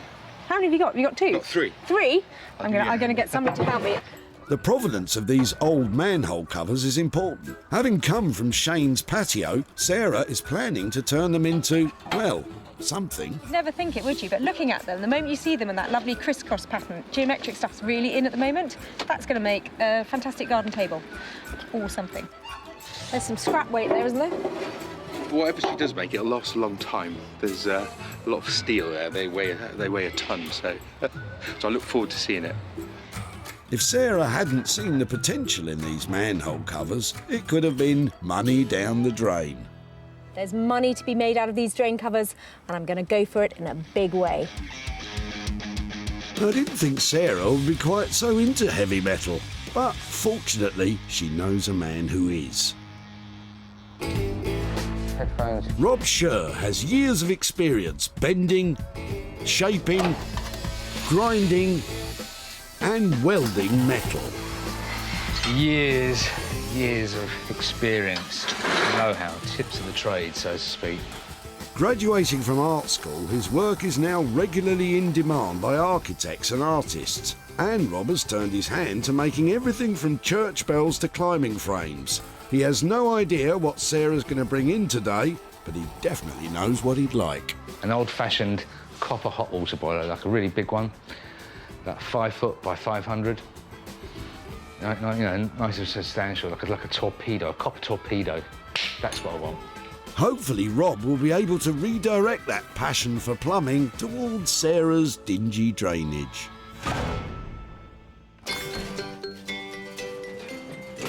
I was only looking. Just as well, Sarah. Of course, once items reach the skip, they can no longer be retrieved. All I'm seeing is bush, grass, tree. Not much stuff I can recycle. Sometimes it's difficult to see the wood for the trees. Janet and her partner Chris are helping Janet's mum move house and have surplus items which are not making the transition from old to new. It's really grotty stuff today because it's just come from the loft. Oh really? Well, you never know. Did you mention grotty old stuff? Well, you weren't far wrong in the case of that old case. It hasn't got the heirlooms in it, has it? Without heirlooms inside, I think it's fair to say that case has seen the last of its travels. But hidden away on the back seat of the pickup is something with much more potential mileage. Oh, they're really sweet. Told you. 2 of those. Yeah, they're quite nice. They're so retro. They're quite sweet. They are. It's just finding things that have got that old-fashioned look, and anything mid-century is really collectible, and people are loving having it in their houses. Okay, that's good. All right, yeah, no problem. If you don't mind, I'd love to add them to our collection from you. I'm going to stand here and see what else you've got, because you never know. A bit of sponge. Tempting, but maybe not today, thanks. How cool are they? If it's all right, I'm going to take them down here out of your way. Yeah, sure. Thank you. Looks like it's easy to get carried away around about here. You better stay there and look at what else is coming out, because I'm going to look after these, but there could be more exciting things It's not always the case that people don't see the value. Sometimes it's just a question of time. You just think, right, it's going to go, it's going to go, it's going to go. And someone else might have the time and effort to think, I know what I can do with that, I'll save it. You know, but at some point you've just got to think to yourself, no, it's got to go, out. That's it. So how cool are these two? I absolutely love their styling. They are bang on 1960, don't you think? I think we could stitch something fabby over here and really sort out these seats. And I think I'm going to be sitting on a fortune. So, item 2 today has the potential to be double money in the shape of these two gorgeous 1950s chairs. And Sarah has just the man in mind to help bring them bang up to date.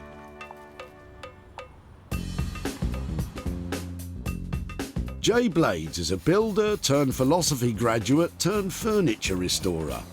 Jay has his finger on the pulse of modern design interiors, reworking the very best of British craftsmanship and bringing it into the 21st century.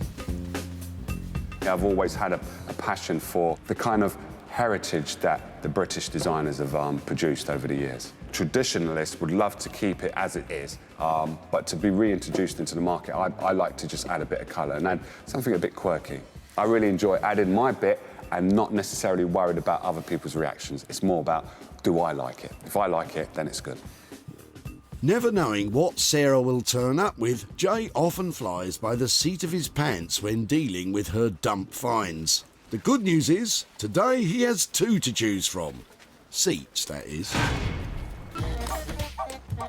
With only 1 item to find, Sarah is searching Whitley once more.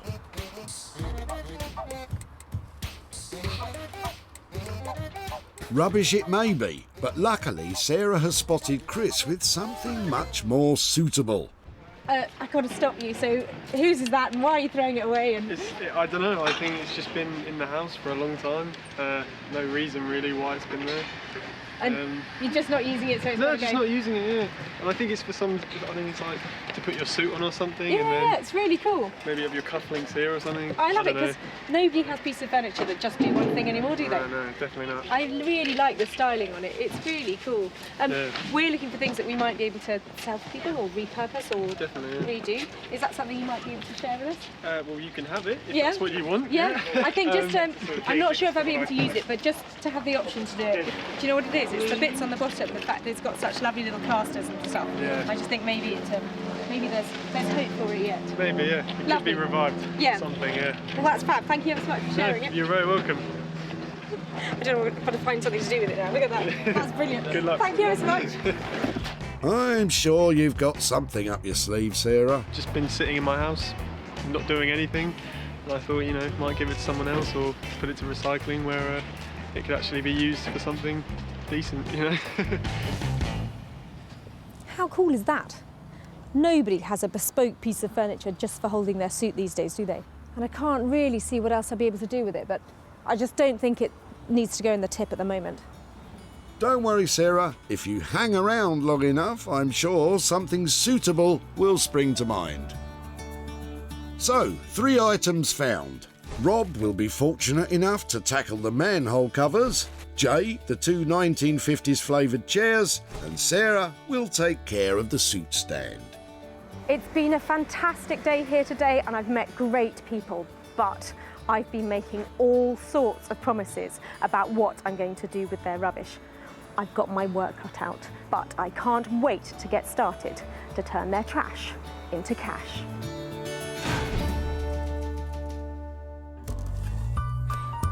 Walthamstow was home to the British Film Studio in the early 20th century, where Broadwest Film Company made many films in the silent era. These days, there's nothing silent about the Black Horse Workshop, where Rob Scher specialises in turning brutal into beautiful. I never have any idea what Sarah's going to bring. It's always a bit of a challenge, always a bit of a head scratch. What would I like Sarah to bring? Something a little bit ugly, something a little bit brutal. Look at those little beauties. Something that I could beautify, pimp up. I think I'm going to get Rob out here. These things are really heavy duty. Come with me, come and see what I've got. No need to look so worried, Rob. It'll be something perfectly normal. So these, it's a little bit unusual. Ready? Ta-da! Come in, what do you reckon? Yeah, completely As random. usual, like completely off the shelf, completely off your trolley. They're heavy duty. There's loads of metal there. There are 3 of them and 3 covers. And so I was thinking maybe we could make some kind of amazing desk out of them, stitch them all together, or... Could do, a shelving unit. Ooh. Or, they're very macho, aren't they? They're very macho. I mean, maybe we can make a nice little delicate touch, make it maybe a little vanity unit. I like the idea of turning it on its head. That would be so cool, to put this into a girl's space. Because nothing says feminine like an enormous slab of old rusty iron. Go on, impress me. How are you going to do that? Powder coating maybe a very, very light pastel-y colour. Oh, my word. Keep the shape. And then something quite fine on the bottom then to support it. Let's get the weight hovering above the ground. Yeah, some hairpin legs. Are we just talking about a table? Have we got a mirror at the back? What kind of thing are we looking at? Oh, mirror frame. I'm looking lighting in here. An LED's like strip going around on the inside. That really takes it up a level, and I think it just puts it in a different bracket. Different price bracket. Different price bracket, you know me and the money. I know. I've always got an eye on the cash. It's all very well having an eye on the cash at this point, but this project won't be a success until we get our hands on some. Talk to me about the money. In terms of powder coating costs, what are we, 100 quid, 150? 120 quid, you know, to get them powder coated.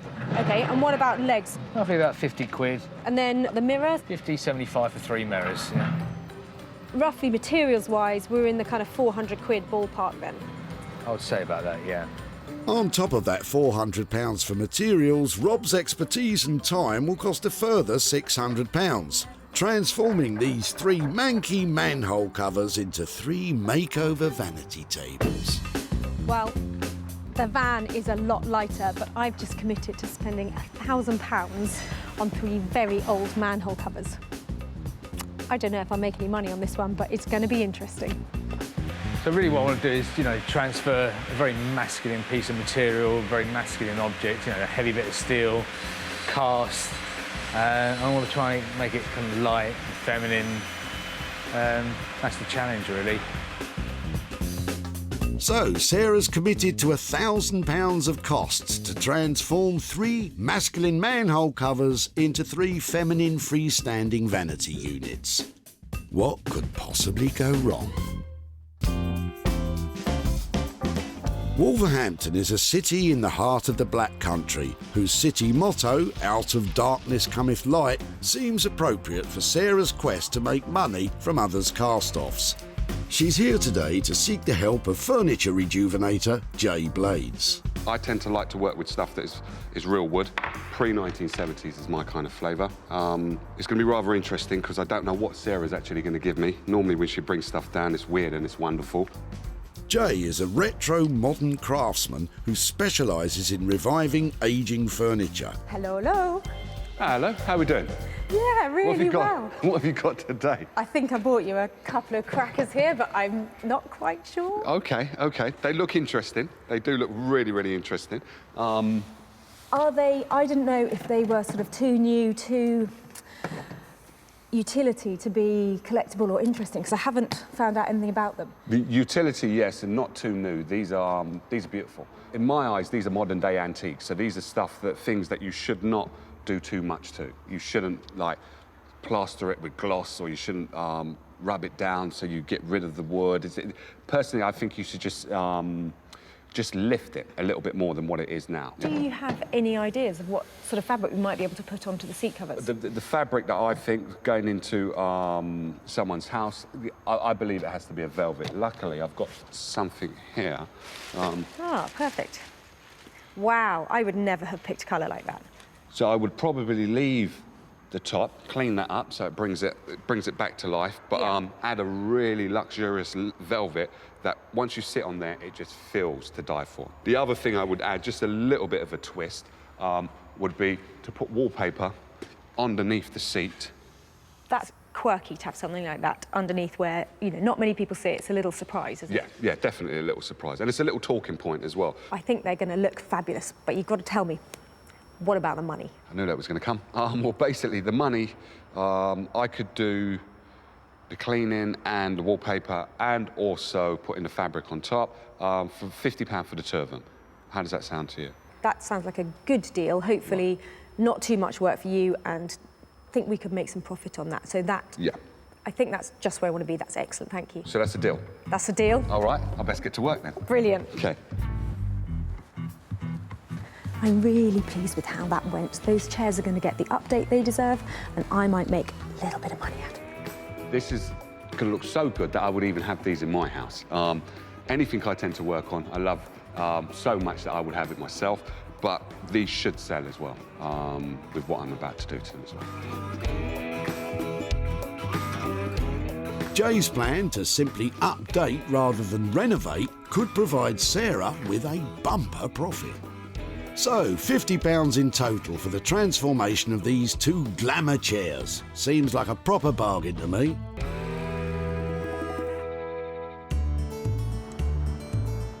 Sarah is in London with the suit stand and is pursuing a more direct approach to selling this item. So I've come to Portobello Market to see if my trusty suit stand can find a home. It's just the right kind of place. There are heaps of antique shops around here. It'd be really cool to get above 50 quid for this, but if somebody offers me a pink note, I'm going to take it. The suit stand is an odd item in that it's a perfectly good and useful piece of furniture. It's just become unloved. Sarah recognised that to make a profit, the only work required is some fancy footwork in order to find the suit stand a new home. No. Another no. Easier said than done. Hiya. Hello. It's very cool what's going on in here. Yep. Really nice. Are they all vintage clothes that you're selling, or are they mixture? No, it's all new. Is it? Yep. God, it looks fantastic. It looks really classic. I've got a little proposition for you. Go on. I am looking to find a buyer for this today. Right. It's something that somebody was going to throw away, and I'm trying to find a new home for it and hopefully raise a bit of money for the person who was chucking it away. So this one, I think, was the classic kind of butler's thing that people had in their houses when they couldn't afford a butler. Okay. So just a suit stand, it's got somewhere to put the shoes, somewhere for your trousers. I was thinking that if I could get 60 quid for it, right, I think it would be cool to go in a place like this. Do you fancy buying it then? I think we could maybe negotiate, but you know. Okay, well, I'm happy to negotiate because this is something that somebody thought didn't have any value, but if you think it's got, should we say 50 quid? Despite Sarah's best efforts, £50 proved to be a bit too rich, and a suitable compromise couldn't be found. If you change your mind, okay, I'll leave you some details. You can maybe give me a shout. Lovely. Okay, thanks ever so much. Thanks for your time. Bye-bye. So, a bit more shoe leather required if Sarah's going to gain a dividend from that old suit stand then. These are the manhole covers. I want to see how easy it is to drill. This could be cast iron, so depending on when it was cast, it could be like a real nightmare to drill. So the legs are going to sit something like that, I think. Yeah, what am I going to do? It's a bit of an ugly duckling, but they make it to a beautiful swan. I think that's why I quite like it. Starting to make the legs, Rob uses brute strength to bend each iron bar to the correct angle, making the legs feminine and dainty. Suitable for any girl's bedroom, I think we said. I reckon it's time. Let's see what we got. I must remember which way round it goes. I think it's fair to say there's a bit of imagination required before you can see these slabs of old cast iron taking pride of place in any girl's bedroom. But what we are seeing is very likely to be a world's first. No one else would think to turn these into a vanity table. See, originally I was going to have it coming out the back here, so it's going to be like a couple of arms, but I think it just makes the whole thing a little bit too wobbly.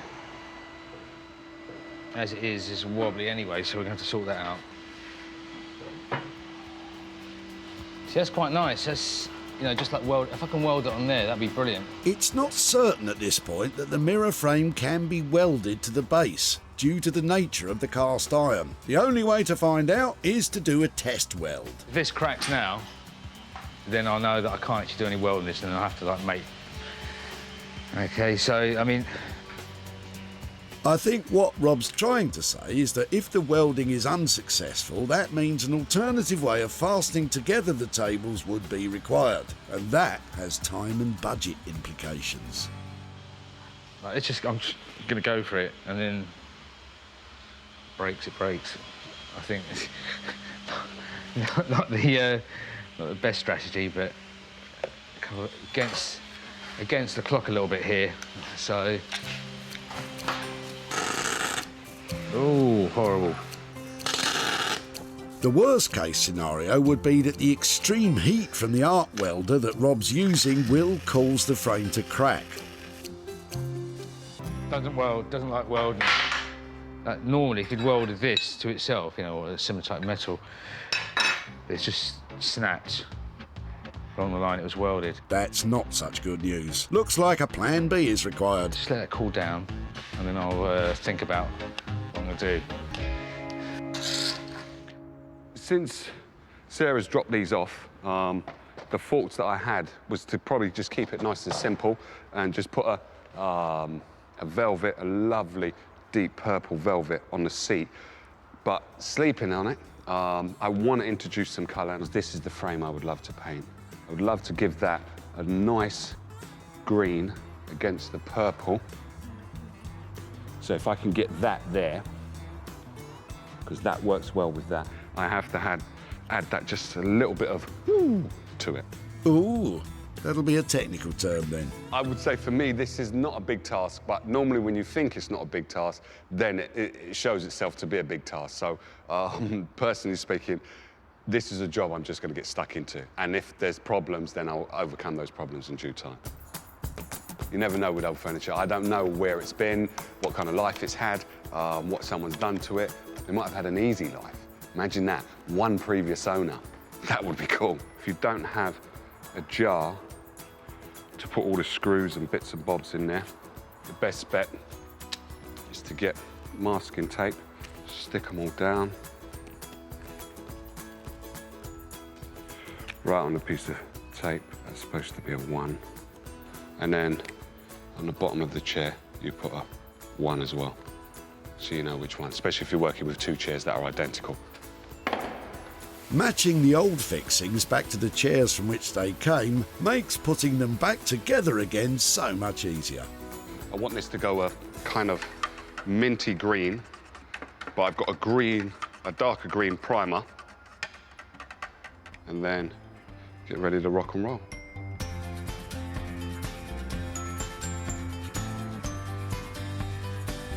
It's just going to give the purple a lift, it's going to give the chair a lift, it's just going to make everything look fresh and new, even though it's not new. 60-year-old chair, giving it a facelift. Or, modern terms, a little bit of Botox. That's what we're doing. Botox may seem an odd analogy, but of course we are hoping to reverse the signs of ageing and bring these chairs bang up to date. Previously in Portobello Market, the suit stand remained stranded with Sarah, but never one to give up. A change of location may be what's required. So me and my special friend have come all the way from Notting Hill to Brick Lane to see if we can make a sale here. Brick Lane can be found in East London in the borough of Tower Hamlets and is famous for its curry houses. Let's hope that suit stand will be able to curry some favour eventually. I've been to lots of shops around here and I have met a man called Michael in this one who is interested in my Italian bespoke designer suit stand. He's not very keen on the camera, so I'm just going to pop in, see if I can persuade him to come out.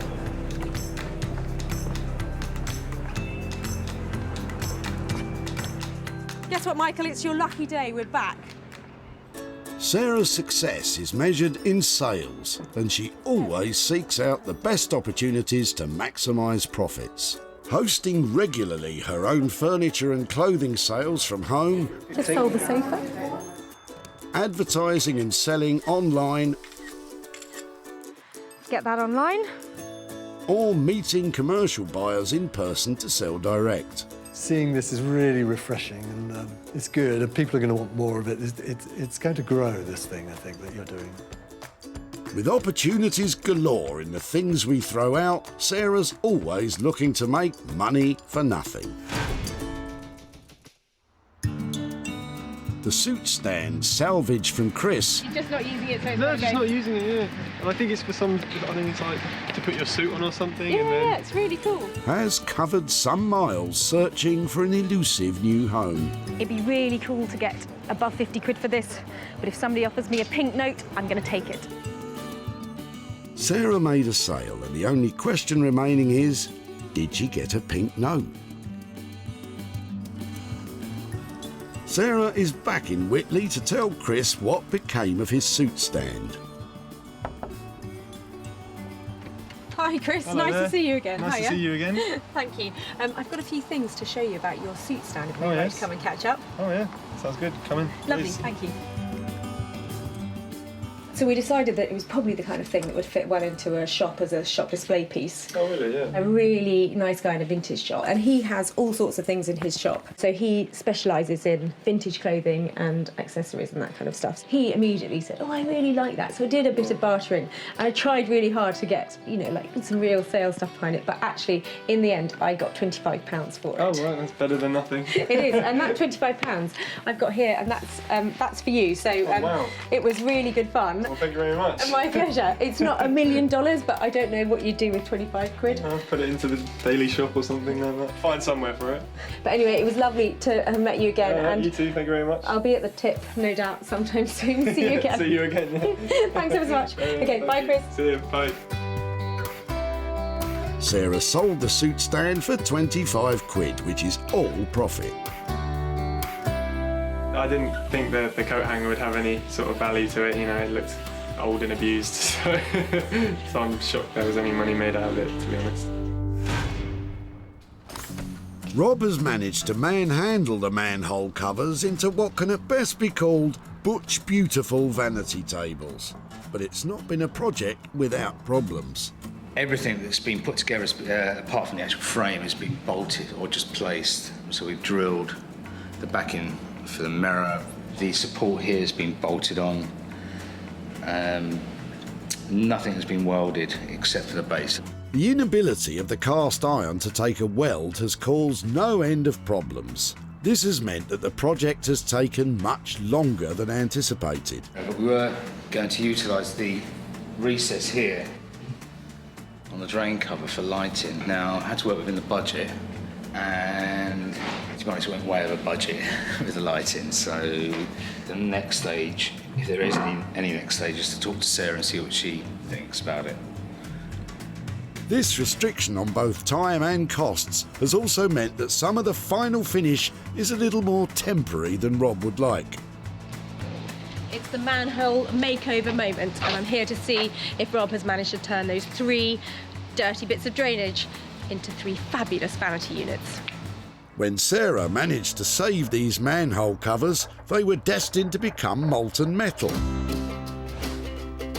Now they are unrecognisable as dirty drainage and are just a tiny step away from being magnificent mirrored vanity units. Hiya. Sarah, how you doing? I'm really well, how are you?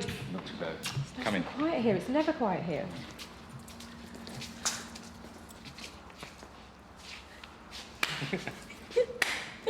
Oh, relief. Oh, really cool. That is amazing. I think the bases. Even the broken one, I quite like. Okay, you've done well there. I'm a bit worried about this though. What's that? Well, the original plan was, because of the lighting, I wanted this suspended. Okay. So there would have been a bar across there, so you would have seen daylight around here, you had the Okay. lighting, that was the idea. Okay. Now we don't have that. Okay, in terms of finish, I'm not sure that. You don't like that kind of crusty finish? What about a bit of white in there? Because the other alternative is to get new mirror cut, and so it actually fills the frame. But, you know, I think we've got to do one thing or another, because this gap here is going to cause a problem. Is it possible to see it spun the other way? Right, so. I'm just wondering if we were to sell these. If they go against the wall, they're going to have to go against the wall, aren't they? This kind of weight has got to be anchored against a wall in some way, hasn't it? Yeah. If we could have brackets on here that get screwed to the wall, Yeah, yeah. I think you're 99% there in terms of making these look fantastic. As a trio, they're really impressive. You know, as you walk in, and the colour that you've chosen, I had this idea about the sage green, and you've picked picked it up and I think it's lovely. They're really impressive together. Yeah? Yeah, really. I think so, yeah. Yeah, and I hate to walk in and be critical, but I think you've got maybe 5% more just to get them completely finished. Being just slightly rough around the edges is enough to make a profit improbable, especially if there's insufficient left to bling them up with the LED lighting as originally planned. How are we doing on the budget? So I think we had £1,000 for the three. We're up to budget on that, yeah? Okay. I think that all three together, the finish, the really lovely legs you put on them, and the detail of that is cracking. It's just pushing that last bit. So give me a shout when they're ready to collect, and then I think we'll have something that's really saleable and really stylish, because I think they are so close to being perfect. So thank you very much. You'll be so pleased to see the back of me. Take care. Bye. Clearly, when attempting to make a profit, costs have to be tightly controlled. And if just a little more of Rob's time invested at this stage means they can be sold for a much higher price, it will all be worth it in the end. Well, Rob has certainly transformed those manhole covers, and I feel really picky because the colour on them is really good and the legs are really good detail. But I just need that 5% extra finesse because they need to look $1 million. I need to be able to sell them at a profit, and for that, they've got to be bang on. What I'm going to do is put some hooks in the back here, raise the mirror. I'm going to tighten up the brackets, give them a good crank up to make sure that the whole thing's quite steady. And give Sarah what she wants. Back in Whitley, Sarah spotted something distinctly masculine in the back of Shane's car. Manhole? We've had a new patio laid, and the builders left some of the old patio covers. Rob, on the other hand, was able to spot the feminine potential. Maybe we can make a nice little delicate touch, maybe a little vanity unit. With the budget rapidly running out, the cast iron makeover required just one small push to prove its mettle. And I hate to walk in and be critical, but I think you've got maybe 5% more just to get them completely finished. Rob has taken these 3 dank, dirty drainage covers and, with a few necessary strong-arm tactics, has transformed them into make-up, touch-up vanity units. Rob's final finishing touches have created just what Sarah was looking for. And with those details taken care of, making these into a premium product, these unique units have been snapped up as stock for a prestigious London outlet. And, most importantly, for a premium price. Sarah has returned to Whitley to surprise Shane with pictures of what his cast iron manhole covers have become, and to hand over some profit. Hi there, hello. Hello. Hi there. Shane, how are you doing? Hi, nice to see Nice you. to see you again. Hello. Oh, hello there. Hello. Hi, I'm Sarah. Hi there, how are you doing? Do you know what Daddy took to the tip? The drain covers. Yeah, and I have to say, I got a little bit enthusiastic about them. Well, we're intrigued. Well, I took them to London, and there is this fantastic place in Walthamstow, which is an open studio, and there's a guy there called Rob, who's a technician who runs it. And he came up with the idea that they're very chunky, masculine things. We should turn them completely on their head and turn them into vanity tables. Okay. Oh, cool. So I've actually got some pictures to show you. They turned out, we made 3 of them. He really went to town on them. Cool. Do you like them? Oh, yeah. When they're all together, they look great. And somebody has bought them. Unfortunately, £1,000 to spend on them to convert them was quite a lot of money to spend. But we did manage to sell them at a profit. And I've got a wad of money here. I want to know just how much you think might be, how much profit. Nice. Well, there's £500 here, and I'm really pleased to say that's all yours. So I don't know who gets that. Maybe it was Daddy, but Calm down. Daddy was the one who took them. We'll discuss it Split it. That's a good Maybe thing. give it to Mummy. She looks after things like that. Gladly. The keeper of the cash. Goodness gracious. The 3-man hole covers cost £1,000 to transform, but with a sale of £1,500, Sarah has made a profit of £500 for Shane and his family. Do you have any idea what you might do with it? Well, your timing's very good. We're leaving early in the morning to go to France for our summer holiday, so I'm sure that these guys here will find something good to do with it. You're going to have a really good time. very nice wine. Lovely to Thank see you, Thank and you. Have a really good time. Bye, guys. Really nice to see you. Bye bye. Thank you. Back in Wolverhampton, those tired old 1950s chairs were left in the capable hands of Jay Blades, who has transformed them with a flash of inspiration, a lick of paint and some purple velvet covers. Simple job that to a certain extent turned out a bit fiddly, especially this bit here. The original trim that was on there was made of plastic, just totally broke up, so I couldn't put it back together again. I think there's a touch of femininity with masculinity in there as well. So I think these appeal to a lot of people, but Sarah might not like them, or she might like them. She'll tell me once she sees them. When Sarah collected these two chairs, they were looking a little bit dated and unloved. Now, Jay has transformed them into luxurious pieces of furniture, fit to grace any designer home. Oh my word. They are amazing. I'm absolutely gobsmacked.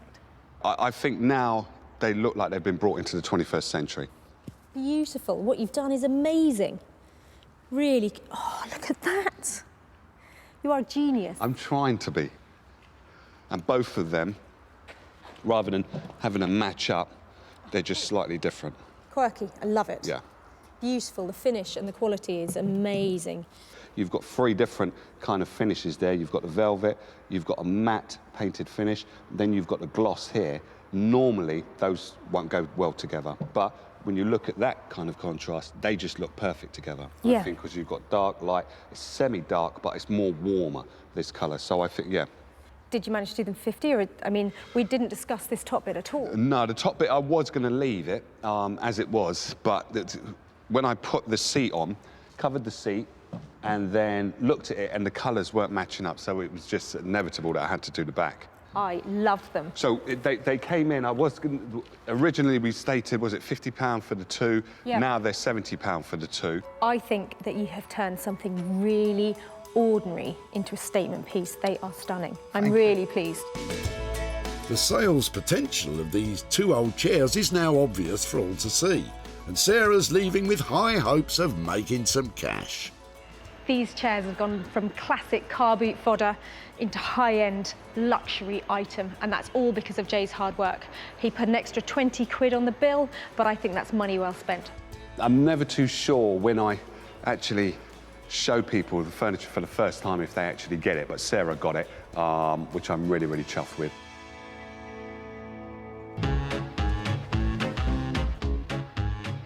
Back at the tip, Sarah made a beeline for Janet and Chris, who had a pickup full of potential. These are really sweet. They are. They're not bad, yeah. Recognising the 1950s flavour, Sarah knew exactly who would relish the opportunity to tackle these 2. I have to add that just a little bit of to it. Jay accepted the challenge, and by changing the covers and adding a splash of colour, Jay has brought these 2 1950s chairs straight into the 21st century. Sarah invited retro furniture dealer Martin to be the first to view the rejuvenated chairs. That's really nice. When someone just does that extra thing, that's sort of like a little secret, isn't it? Martin loved Jay's chairs and snapped them up for his shop, the Old Cinema. Sarah is back in Whitley to show Janet and Chris what became of the chairs and to hand over the profit.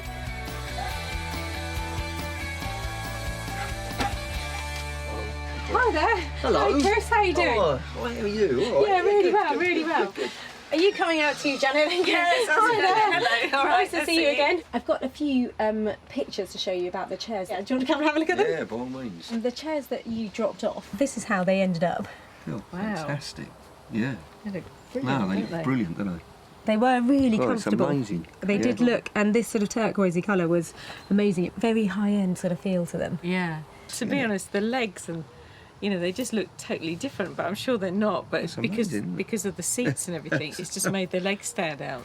So we have managed to sell them at a profit. Yeah. It's not a massive profit, but it is £40 for you for those chairs. Fantastic. And I think you're keen on motorbikes and that kind of stuff. Yeah, I can always get something for the motorbike, or I suppose I could give in and take you down the mill, or the mill for a pub.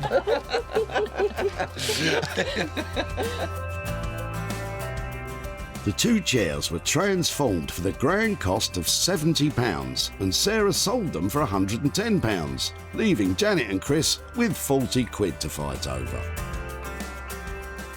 Two things that would have ended up rubbish have now got a life, and they can carry on and be used by other people and appreciated. And we've got some money to spend on a BSA. Yeah, that's right. Yeah. So that's yet to be discussed properly off camera. Sarah has made a profit on all of the things she saved from the crusher.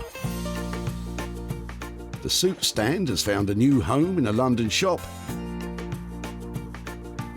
The iron manhole covers have been transformed into 3 pastel-coloured vanity tables, and the two chairs reborn as chic velvet-clad beauties. Whoa. So that is brilliant. That's 3 things that have been saved that might have been lost forever, and 3 people who've now got a little bit of extra cash that they weren't expecting.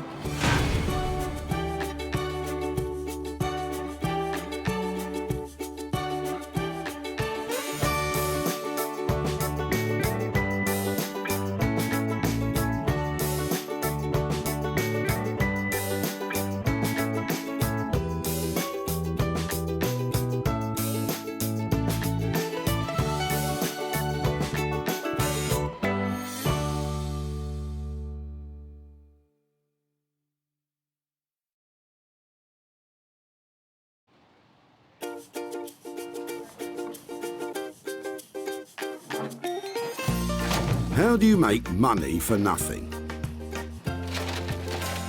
The answer could be hiding in the 20 million tonnes of household waste we throw out every year. But just before you throw it away, would it be possible to have a quick look at it? That's why entrepreneur Sarah Moore wants to get her hands on things before they hit the skip. I am a passionate buyer, user and renovator of second-hand stuff, and I've turned that passion into a money-making business. I turn old into new and I sell it for a profit. Sarah's ready to sift through as many boots and bin bags as she needs to. That's vintage gold, isn't it? It's really exciting. In her search for tip treasure. I love it. And with some of the country's elite designers and makers, What are we going to do with that? Oh no! she can transform her finds into desirable, Amazing. beautiful, valuable, Cha-ching. and hopefully saleable items. That's £80 profit. If Sarah is successful, then she can hand the profits back to the very people who had no idea there was cash to be made from their trash. Oh, that's fantastic. That's unbelievable.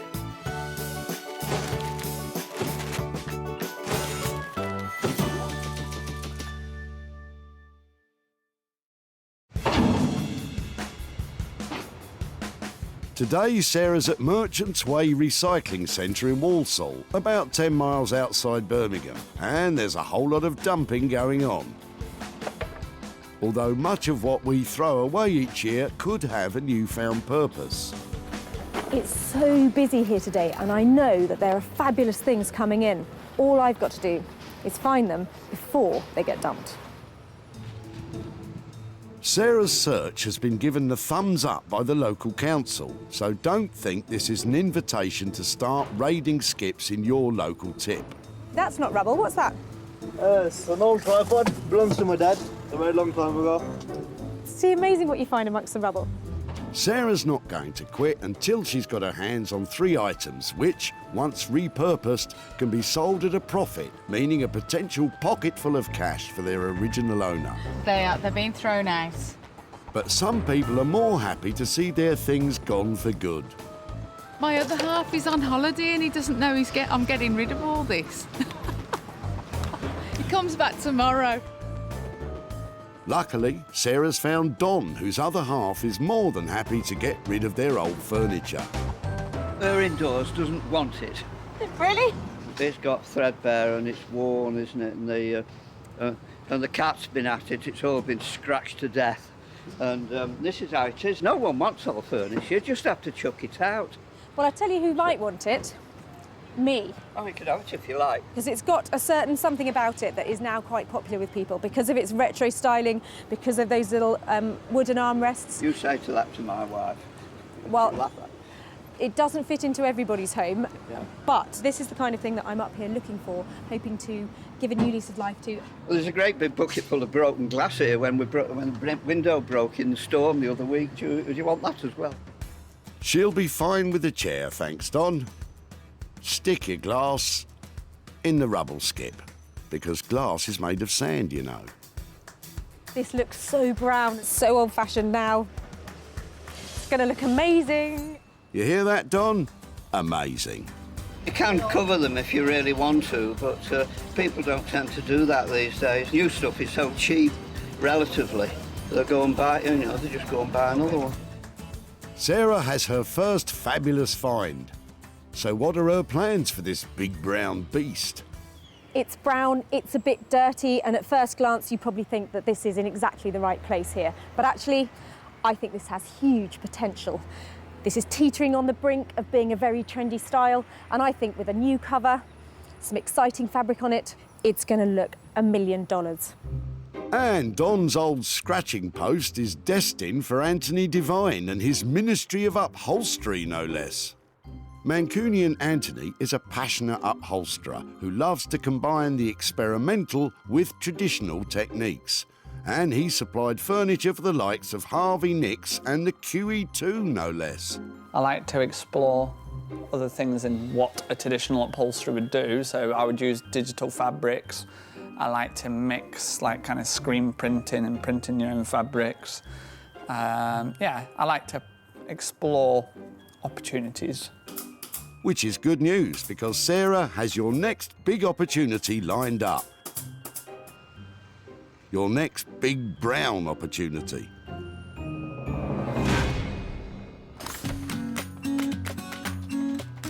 Sarah's seeking out her second item, and she has a spring in her step. I love you. What's that? I love you for you, Trish. Here, I'll do the jokes, thanks. And to put an even bigger smile on Sarah's face is Bob and his boot full of metal. Thanks to Bob, Sarah has her second item to renovate. Just before you throw everything away, tell me what you're doing here today and where this has all come from. A rotting garage. I love the look of the metal. I know it's rusty and it's old, but there's something about this sort of stuff. Is this some sort of old drill fitting or something? Yeah, exactly. The drill goes in there. It's a drill press. But it's not working anymore. No. Do you know something? That doesn't matter to me. I love the fact that it's got some writing on it and it's really chunky. This is really exciting for me. It's at least 40 years old. That's why I like it so much, because they don't make them like this anymore, do they? That's really cool. If I could take that away, I'd be so chuffed. If I make something out of a drill thing, would it be okay to come and show you what I've done? Yeah. Lovely. Thank you so much for that. I absolutely love this. So what does Bob think of Sarah's scavenging? I have no idea what you could use it for. It's a difficult shape to work with. It's large, it's heavy. You could prop a door open with it, but that's all I could think of.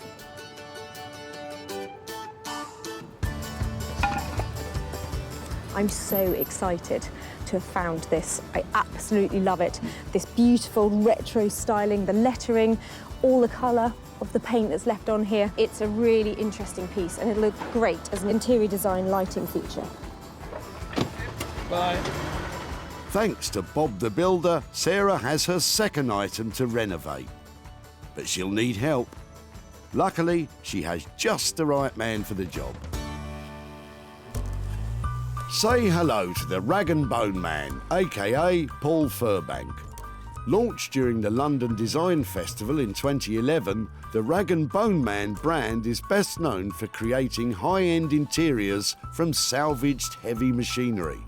Normally we're working with, say, aircraft components or vintage motorcycle components, things that are really well made. I think people don't often throw metal away because it's worth some money and you can take it to a scrapyard. So yeah, it'd be interesting to see what somebody has taken down to the tip. Hopefully it's not a shopping trolley. Paul will be happy to hear it's not a shopping trolley, but I can't imagine he'll be much happier once he sees the rusty drill press.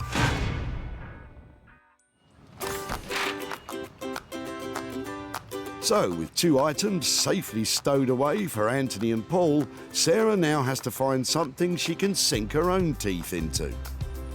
So much going on, I don't know where to start. Look at them, they're queuing up round the block. Every time I look in the back, I have to see, is there something I like? Well, Sarah might like the look of what Les has in his boot.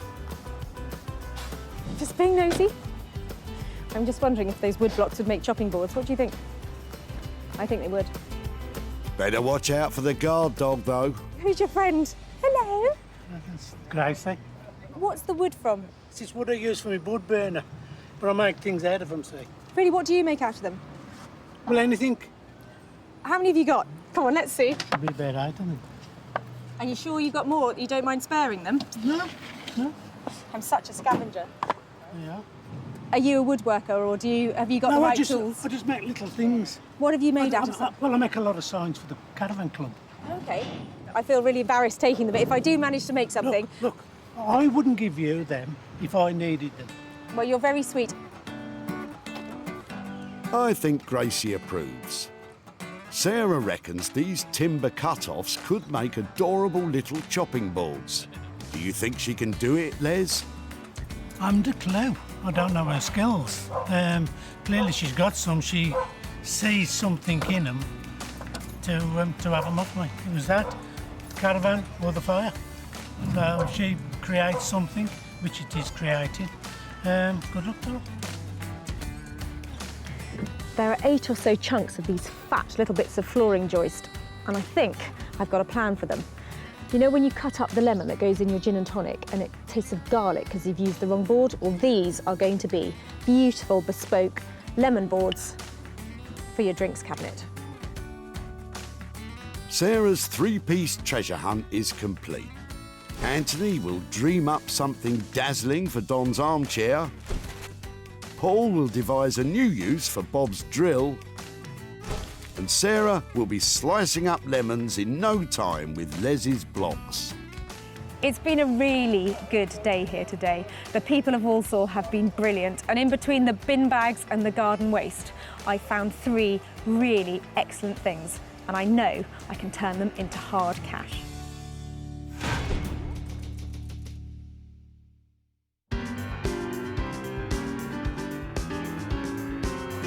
Sarah's first stop is cool, happening Manchester.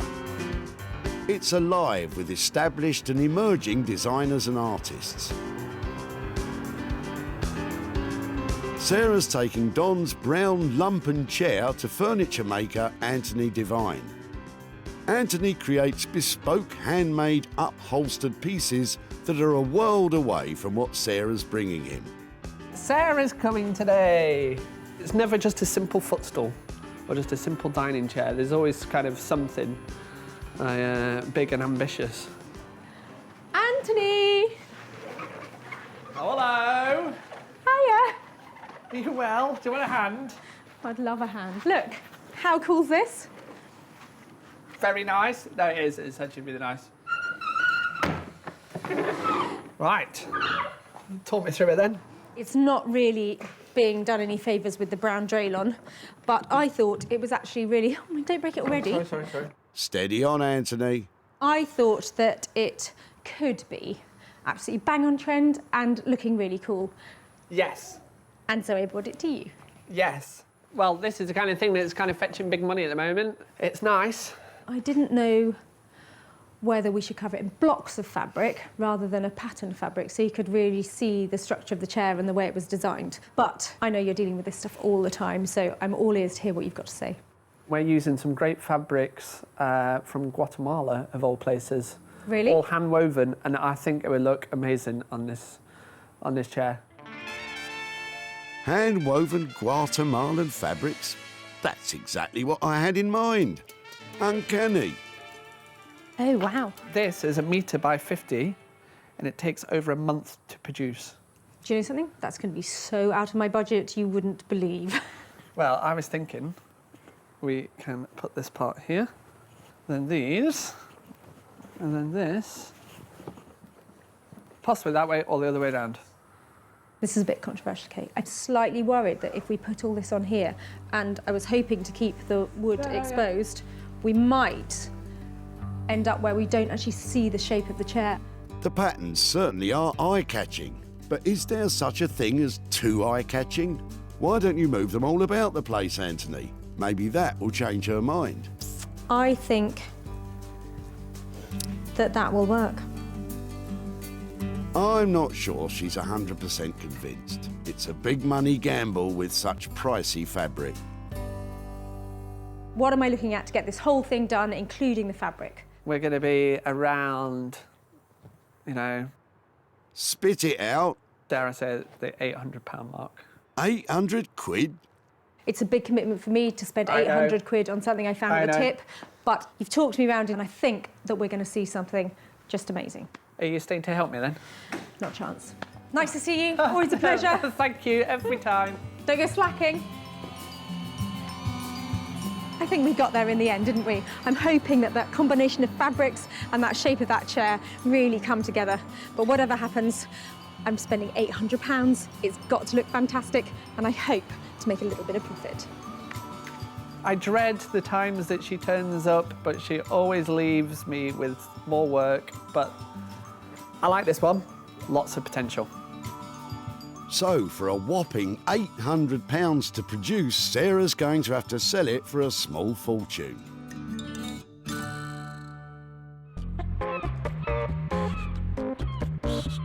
Next up, Sarah is off to Margate in Kent, which is rapidly becoming a hot spot for all things upcycled and vintage. As a result, there is a thriving community of artisan craftspeople living and working here. And Sarah knows just the right one to transform her rusty drill press into something saleable. It's Paul. Hello. Hiya, how are you? Not too bad. Just what have you got here? This... Oh, a little something. Should I hand it over to you? It's Yeah, let really me heavy. take It's that off really you. heavy. Let me have that bit. How are things? Yeah, good. Paul should be feeling good. He specialises in transforming old rusty machines, and you don't get rustier than that. I can't believe somebody's actually thrown this away. It looks so cool with the cha-ching kind of handle. Yeah. I'm sure we can get that to move. Really, because I had a few ideas. I mean, when the first time I saw it, I thought, you know, it's kind of ice cream, coffee machine. There's something about it that has that kind of American diner sort of feeling. It'll probably take us a little while to kind of strip it down and actually get it all moving again. It'd be quite cool to turn it into some kind of like a wine bottle opener or something like that. I mean, this will obviously come up and down if I can get the mechanism free and get it moving. You could do something like that, but It would be great to sell it into a commercial setting. Okay. And it looks something like it would look good on a bar or something that along those lines. What about a nutcracker or something like that? Something really simple. Love it. That's a really cool idea. So you kind of buy your pot of nuts from the bar or whatever, and matey says, oh, you know, welcome to the crusher, and you can kind of pick what flavour you want and crush away. We could, you know, try something like that. You know, even if it was 5, a little handful of them that you could cha-ching in there. Sarah's got cha-ching on the brain today, and so she should. To produce a nutcracker out of the drill will cost upwards of £300, so she'll have to find a buyer with plenty cha-ching to make it worthwhile. Well, I'll leave you to it. Okay. Got your work cut out. Look forward to some beer and some nuts very soon. Every so often you come across somebody who just blows you away with the ideas they come up with and the creativity, and Paul is just like that. I am so excited about what he's got planned for that drill bit, and I just can't wait to see that nut crusher. It's going to be amazing. It certainly will be amazing. Sarah's not getting it for peanuts. With Paul's labour and materials estimated at £300, let's hope it's just the nuts getting squeezed and not the profit margin.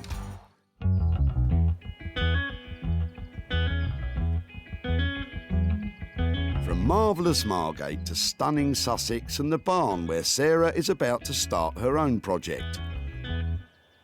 She rescued a pile of anonymous-looking wooden blocks and has a nifty new use in mind for them.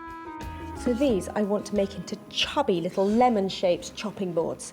I'd like to cut them out into a really sweet little lemon shape, and these are going to be for when you have that gin and tonic at the end of the day, when you sit down and you take a sip and you can taste garlic on the lemon because you cut it on the wrong board. These are just to go in your bar. These are just for cutting up your lemons. You're right, Sarah. I've never been keen on gin and garlic. So I'm just going to sketch out a rough sort of lemon shape. That looks lovely and lemony to me, Sarah. I made one of these for my grandparents when I was about 10. They quite liked gin and tonic. Your grandparents were fond of the gin. Should you be telling us this? Sarah now carefully cuts out her lemon using a jigsaw for accuracy. So I'm going to sand off the whole outer layer of the wood so that it's all clean, and then I'm going to use some olive oil just to seal it, and that should be fine. There are lots of safety considerations when thinking about allowing recycled wood to be used with food. If you're unsure, then pop a suitable liner between your board and the food. And if in doubt, leave it to a professional. You have to hold it to really like this because it feels amazing. It's like suede or something. It's really smooth. And I think it looks kind of lemony, doesn't it? So I'm pleased with that. Just another 6 more to go. Sarah's not charging for her own time or her olive oil, so there's been nothing spent, but a lot could be gained.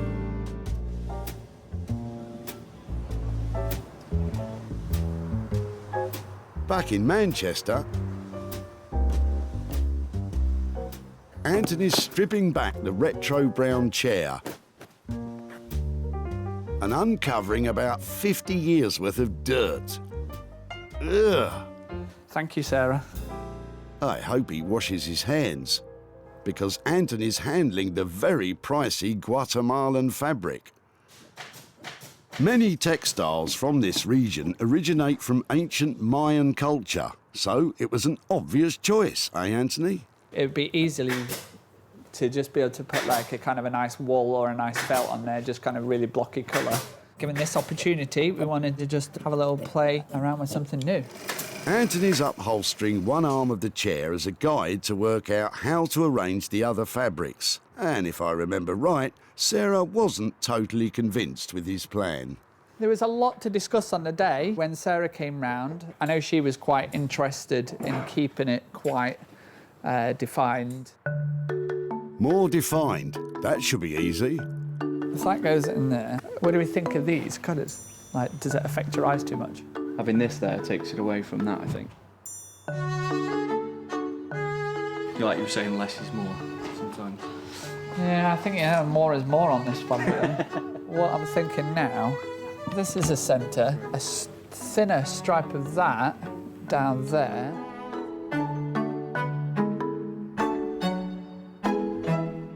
Option number 2. Pretty soon, all of Anthony's upholstery students want to give their 2 cents worth. It's just a bit busy. It goes better vertically. Something like that. That's your focal point for me. How many upholsterers does it take to choose a fabric? Well said. Why don't you leave the hard stuff till later and get on rebuilding the insides? Anthony stitches and staples Hessian material on the rest of the chair. We're going to stitch this in? It gives him a strong base to work from and prevents the luxurious fabric catching on a spring unit. Anthony attaches much-needed padding to the hard wooden frame using an air-driven staple gun. And on top of that, a nice fluffy cloud. So after the foam, we use this wadding, and basically what that does is help take the friction and help the fabric glide over your fabric better. Once all the material is on, Anthony will apply a fire retardant spray. This will bring it up to code with current fire standards. This is just a little bit of dark wax, and I'm just going to apply it over the front of the arm just before we put the fabric on, so we don't run the risk of getting wax on the fabric, which would be a nightmare. Upholstering a chair from scratch is a very skilled and time-consuming process. And Anthony's not even decided on the fabric yet, so it might be a long night.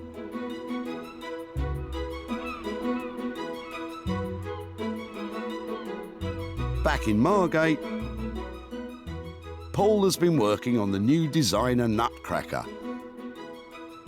But after dismantling the old drill press, he's discovered a major problem. To actually make the whole thing food safe, I kind of realised that where the carriage is sliding up and down, it needs to be oiled. There will always be kind of traces of steel and oil very close to food, and I think to actually make it food safe is maybe going to push the budget way over. So I'm now actually thinking that we redesign it and turn it into a lamp. I hope Sarah's all right with it, but that's kind of what I'm thinking at the moment. Sarah did love that nutcracker idea, but if you run the risk of getting oily nuts, probably best not to bother. So what's your plan for the lamp? What we'll actually end up with, we're going to end up with this coming out and then coming back on itself, something like that. If we add the fire extinguisher, if that gets added here, but then the whole thing's back over there, if I'm making sense. Wait a minute, fire extinguisher? I've been cutting these for years, and that, as you can see, was a fire extinguisher, but when you've put a nice cut on it and that's polished and it becomes a lampshade, it's actually quite hard to tell that it was a fire extinguisher in the past. So it's nice. It makes a great lampshade. If you say so. Paul's biggest challenge with the new design is creating the angle on the post for the light to sit on. To do that, he's going to have to try and cut that solid iron bar. Here goes. Paul's using a circular saw. It gets very sparky, so if you're cutting your own drill press at home, remember, goggles. Having successfully made a V-cut in the bar, it's now time to see if it will bend. Fingers crossed there's enough of that, so I should just be able to bend this back and... It's got a square cut, actually. Go on, Paul, put some welly into it. Good job, sir. After Paul welds the joint together, he can get on with the drilling, screwing, chiseling, and whatever that is. And after all that, what do you reckon, Paul? Is it going to work? It is coming together.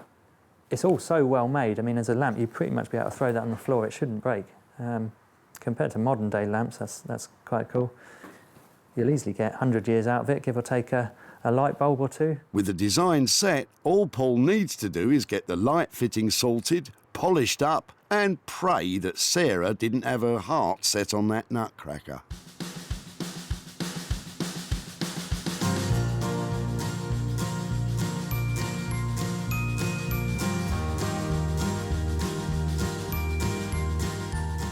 Back at the barn, Sarah's sanding her last lemon-shaped chopping block. Sarah took 7 sorry lumps of pine and created 7 sweet citrus-shaped lovely lemon chopping balls with a silky smooth finish sealed with luscious olive oil. I have really enjoyed making these, and they're a simple project. They're approachable if you want to have a go at home. You've got a piece of wood that you can sand on all sides and just a saw to cut out a shape. It's a really fun thing to do. And you get the added bonus that now I have to go and test drive it to make sure it works. So I'm off to find something that needs a lemon putting in it. Sarah's success is measured in sales, and she always seeks out the best opportunities to maximise profits. Hosting regularly her own furniture and clothing sales from home, Just sold the sofa. advertising and selling online, Get that online. or meeting commercial buyers in person to sell direct. Seeing this is really refreshing, and it's good, and people are going to want more of it. It's going to grow, this thing, I think, that you're doing. With opportunities galore in the things we throw out, Sarah's always looking to make money for nothing. Back at the dump, Really interesting. You sure? Bob's wooden blocks almost went up in smoke. It was that caravan or the fire. So she creates something, which it is created. Good luck to her. Sarah transformed them into a set of sensational citrus fruit-shaped chopping boards. In the hope of making a juicy profit, Sarah visited her local watering holes to sell her lemon slicing balls. Do you fancy one? Yeah, definitely. All you've got to do, have a good look at them because they feel really nice. Have it, and just make me an offer. Anything over £5, and I'm probably going to say yes. So 15? Amazing. Happy? Seriously? Yeah. Fantastic. Definitely. That's amazing. Thank you. Nice one. She is now back in Walsall to see Les to hand over the cash and to show him what became of his wood blocks. Hello. Hi, Les. Hi, it's Sarah from the tip. Nice to see you again. How are you? I'm fine, yes. Wow, you've got a lot going on here. An awful lot going on here, yes, and more to do, as you can see. I remember when you came to the tip, I took 2 different types of wood away from you. Yes. One was some little blocks I think you were going to use that were leftover flooring bits. Yes. And I had a look at those, and I didn't think I could do anything with those. Not really, But no, those I big chunks, I think, did you say you were going to use them for blocking up the caravan? We or do, yes. Yeah. Yes. Well, they were really cool. So shall I show you what I did with them? Go on, fire Did you away. have any ideas when I took them away? None at all. Okay, well, I made them into little chopping boards you can use for cutting up your lemon on. What do you reckon? I think they're fantastic. I managed to get, I think, 6 out of the chunks of wood that you Yeah, yeah. you dropped off. So I made them into 6 little boards. Very substantial wood, you see, wasn't it? Yeah, and that was nice. So they're Ideal really, for the job. really chunky. Yeah, lovely. It's great. And then I thought, having made them, I thought I've got to take them somewhere to try and sell them. So I've been round all the local pubs. Yeah. Now have one of your chopping boards on their bar to cut their lemons up on. I just said to the guys there, anything over £5 I'm going to be really happy with. And so different people in the pubs bid me, and actually all together we managed to sell your boards for £60. So I bought that back for you. Oh dear, no. No, no. it No, is. no. No, do you know something? Don't. No, let me explain. You can explain as much as you like.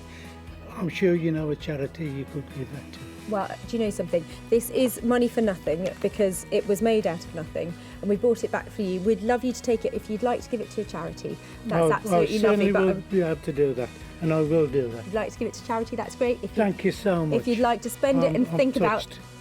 Truly touched. Oh, that's so sweet. Les, it was really lovely to see you again, and Yeah, nice to thank see you, all meeting you. all the bits that you're getting on with here. Yes, sure.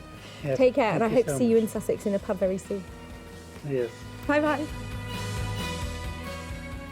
All that was involved in the making of the lemon chopping boards was some elbow grease. Sarah managed to sell them for £60, making it all profit. I think they're absolutely fantastic what she's done with them. I mean, I've always wondered what on earth she could make out of them, because to me they're scrap. But what she's done is absolutely fantastic. I think possibly there could be a chance that I shall be having a go myself.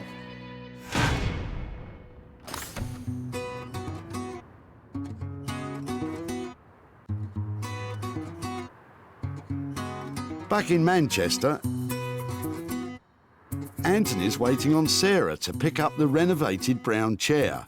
They didn't see eye to eye on the fabric, so Anthony's dying to find out what Sarah thinks of the finished product. In the past, she's always had a really good reaction to my work, so I would very much think it'd be exactly the same. So yeah, quite looking forward to it. I left Anthony with the brown chair challenge. Really knackered, not attractive, and definitely looking past its best. I'm hoping that with his 2,000-year-old styled fabric and all of his creativity, he's managed to make it look fantastic. Before, this unremarkable brown chair was dreary, dull and down in the dumps. Now it's been radically transformed. Anthony has pulled out all the stops to give this chair a striking personality and a quality finish. Contrasting geometric designs on lush hand-woven fabrics ensures this chair doesn't just stand out from the crowd, it demands to sit centre stage. But what will Sarah think? Hello, you all right? I'm really well. How are you doing? What are we doing? High-fiving? Are we... You're so intense. Ta-da! Never. Where's my brown chair gone? What have you done with This it? is the new look brown chair. Blue is the new brown. It's amazing that just the look of it. It almost killed me. Are you telling me that there were problems along the way? Not so much problems, but challenges. We had a few kind of design changes along the way, but we thought that would kind of give it more of a modern look to it. And so talk me through this, because that's quite a bold stripe down the back, isn't it? Where the fabric originates from, it's all about kind of colour and intense colour. It's going to be the right customer will literally just fall in love with it, and it'll be just, there's no hard sell involved in this. It's just walk up, I love it, I'll have it. And to feel it, it's like patting a really nice dog, isn't it? It's really, that's a good thing. It looks great. Is it comfortable? To be honest, I've not sat in it yet. Shall we have a go? Well, it seems Anthony's turned Sarah round with his Mayan masterpiece. It's bolder than she expected, but it's not the end of the world. It's really comfortable. Really cool. Go on, have a pew. Put your feet up, Anthony. You deserve it. After a late night in the workshop, it's nice to be able to sit in something comfy.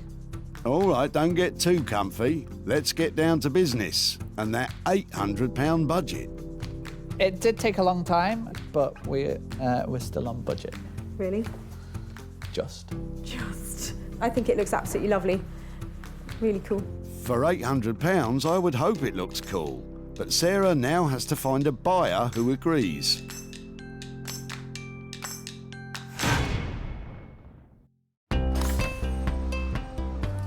Back at the dump, Don's dilapidated armchair was destined to be ditched, as Mrs. Don deemed it a disaster area. Her indoors doesn't want it. Really? And the cat's been at it, it's all been scratched to death. But Sarah saw it could be something special if left in the skilled hands of Anthony Devine.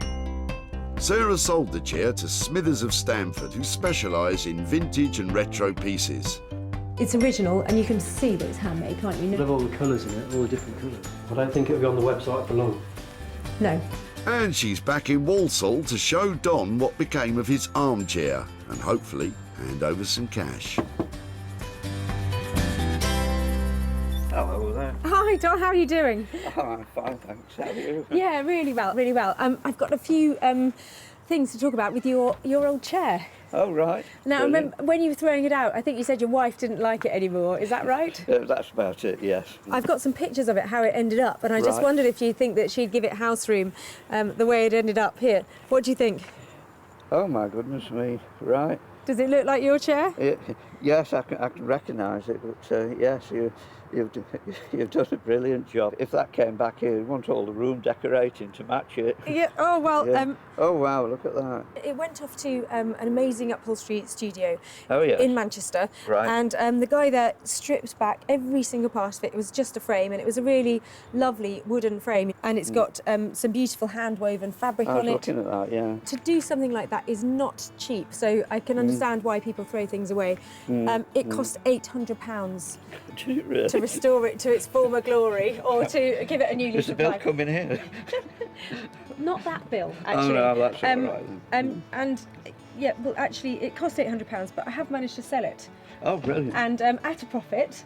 And Yeah. part of the reason I'm here today is to give you £120, Oh, because gosh, that's yeah. how much we raised from the profits from it. So that's gosh, all yeah. for you. Is it really? Yeah. Oh, thanks very much. Lovely. Of course, I wasn't expecting anything. Anthony charged £800 for his labour and that handmade Guatemalan fabric. Sarah sold the chair for £920, making a tidy profit of £120 for Dom. So is there anything on your list that you need to spend £120 on? Well, yes. There's the. I've just had to buy a new tyre for the Land Rover, and they're quite expensive now because they're special. Yeah. So that it'll go very nicely towards that. And thank you very much for that. Yeah. Lovely to see you again. Okay. And, Thank you. Thank you very much. Enjoy your Land Rover proceeds. Yes. All right. Take care. I'll do that. Right. Well, thanks very much indeed.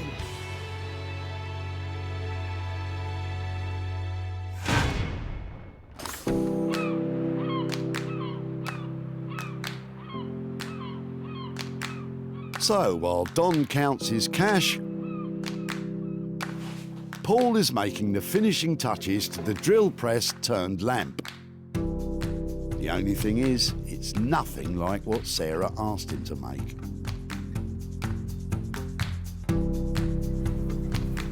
It is an absolutely cracking day here in Margate today, and I can't wait to see what Paul has done with our drill press. It was quite a tall order. I'm hoping he's made the nutcracker to end all nutcrackers. When she dropped it off, the old drill press was in a sorry state. But Sarah and Paul were convinced they could turn it into a designer nutcracker. However, Paul has totally transformed the rusty drill press into a shiny and stylish contemporary lamp. By modifying the stand, adding a Ferrari gear shifter to the handle and a repurposed fire extinguisher for the shade, Paul has created an incredibly bold designer piece. The question is, will the unexpected lamp do Sarah's nut, or will it light up her life?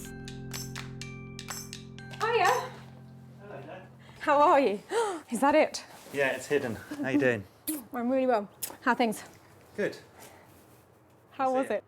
OK, Paul, it's time to come clean about the lamp. Good luck, mate. Is that it? That's it, yeah.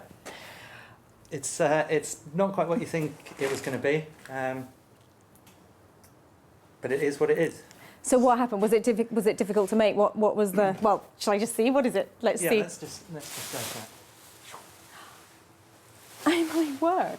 So it isn't quite, as you can see, it's a lamp, but I absolutely love it.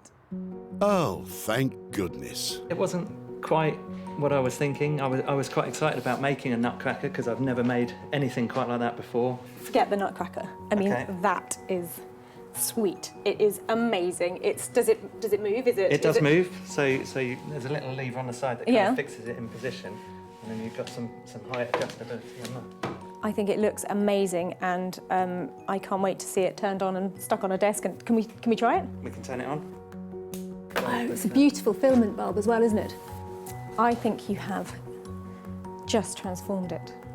That was a rusty, seized, industrial but pretty hideous piece of kit when it arrived here, and what you've transformed it into is a designer piece of fantasticness. And I'm going to have to think really carefully about where I go and sell it and make sure I hit the right mark with it, because I think it's one Somebody with a large desk, I think. big desk and hopefully a big wallet. Yeah. Cool.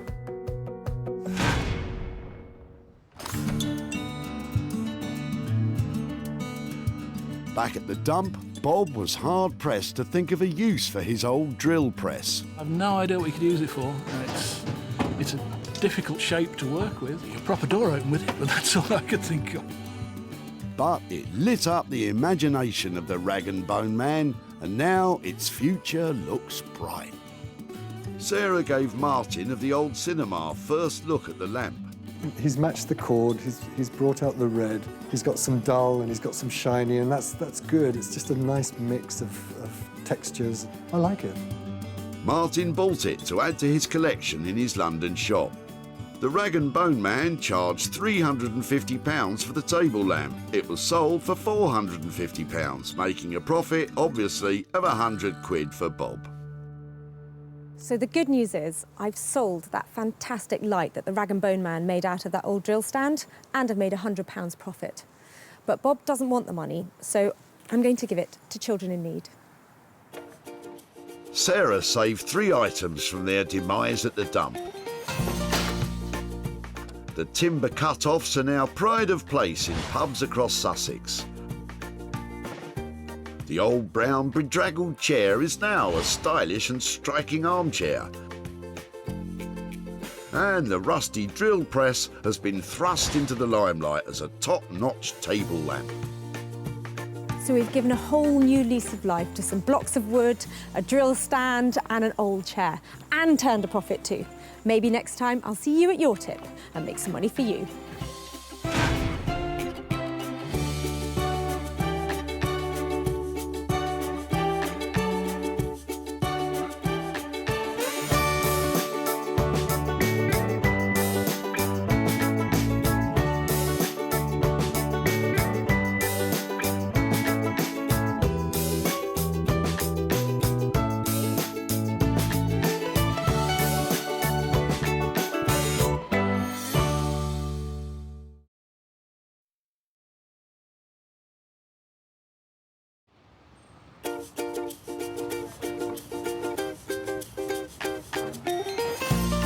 How do you make money for nothing? The answer could be hiding in the 20 million tonnes of household waste we throw out every year. Sorry to bother you, before you throw that away, is there any chance I can have a quick chat to you about it? Sure. That's why entrepreneur Sarah Moore wants to get her hands on things before they hit the skip. I am a passionate buyer, maker and user of old stuff, and I've turned that passion into a money-making business. I turn old stuff into new stuff and sell it for a profit. Sarah's ready to sift through as many boots and bin bags as she needs to. Look at that absolute box of joy. These are just fantastic. In her search for tip treasure. We've got to be able to make something out of that, haven't we? And with some of the country's elite designers and makers, I've got a little something for you. Yeah, I thought you might. Oh, this is a hard one. she can transform her finds into desirable, Oh my word. beautiful, valuable, Cha-ching. and hopefully saleable items. Well, I love this, so I would really like to have it. If Sarah is successful, then she can hand the profits back to the very people who had no idea there was cash to be made from their trash. That is incredible, isn't it?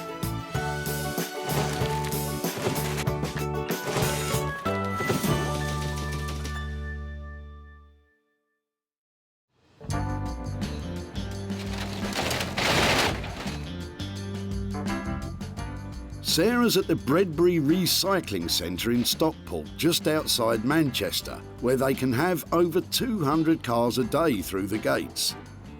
I am loving this place. It's so busy.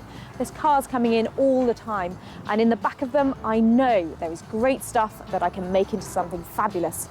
So I'm off now to have a proper old rummage. Remember that Sarah has special permission to rummage about today, so don't you go pestering people at your local recycle centre, or you'll be the one getting thrown out. I love rifling through the rubbish. Sarah's on the lookout for 3 items with the potential to turn into hard cash for their owners. We're looking for stuff that we can recycle, so I'm thinking there's not much in there, but I think you should take the bunny home. Some things, though, are just destined for the dump. But coming in at the far end, Mike and Judith might be able to give Sarah a step up in her search. There's a ladder just coming up here, so I'd really like to take a look at that. I don't know if they're actually throwing it away, but must be able to do something good with that. Hiya. Hiya. Sorry to disturb you, I know you're busy. I was just wondering, are you getting rid of all of this today? Or? Yes, we are. Really? Yes. Yep. Where's it come from? What's happening? What are you doing? Well, we're clearing a house of wife's late auntie. Oh, really? Yes. Yeah, So- it's a lot of hard work, really. A life leaves behind a lot of stuff, doesn't it? It does, it does. I'm just quite interested in the ladder. If it'd be okay to have a look at it and get it out and see how it works and all that kind of thing. no problem with that. Lovely, thank you.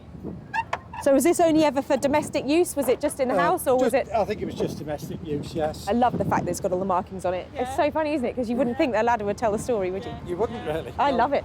There is another set of ladders. pair of step ladders is always better than one. If you have some, bring them down. Okay. Thank you ever so much.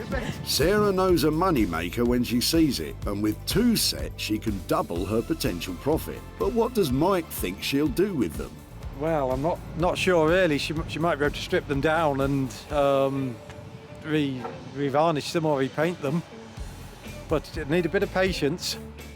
I'm really excited about this ladder, and the really good thing, they said they might be coming back with another one, and that is a whole new ball game. 2 of these, who knows what I can make out of it. I think it's a great idea. I mean, as a society, we chuck away far too much stuff, and if it can be used, that's great. Well said, Mike. So that's the first item found, but what to do with the ladders? Well, Sarah knows a man who might have a few ideas.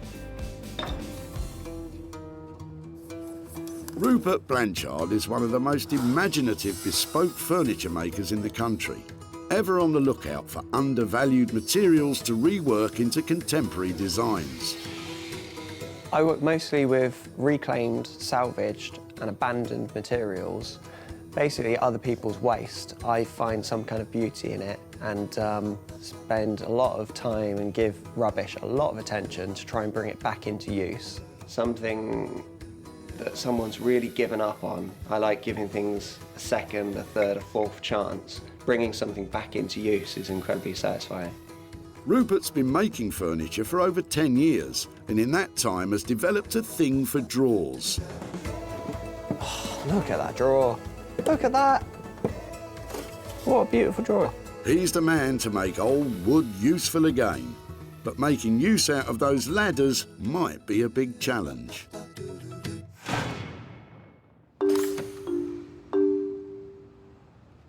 Back at the dump, the cars just keep flooding in.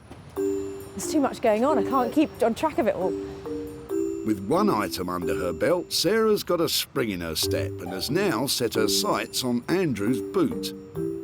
I'm sorry to bother you when you're busy, but I was just wondering, we are looking for things that we might be able to make into other stuff. Yeah. Is there any chance I could, have a look and see if it's something? Yeah. Oh, they're heavy, aren't they? Yeah. Wow, so what, they're the suspension, or? Yeah, that's what keeps the car on the road, basically. They're really cool. Any chance I could take them away and see if I can make something? Yeah. Andrew's springs may have come off his flash Jag, but it doesn't mean they're worth much now.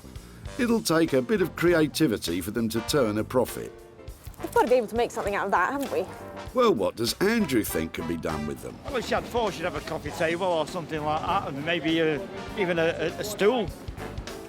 I was worried about their appearance at first, but I know that you can get things powder coated, which means sprayed in beautiful colours, or you can get them dipped in materials like chrome or copper, and then they'd make fantastic lamp bases. And a lamp on an occasional table, people are going to pay £100, £150 for one, and I've got 3. She's an absolute baby. So, thanks to Andrew's baby donating her old suspension springs, Sarah's onto a moneymaker. And she already has someone in mind who might be up to the challenge.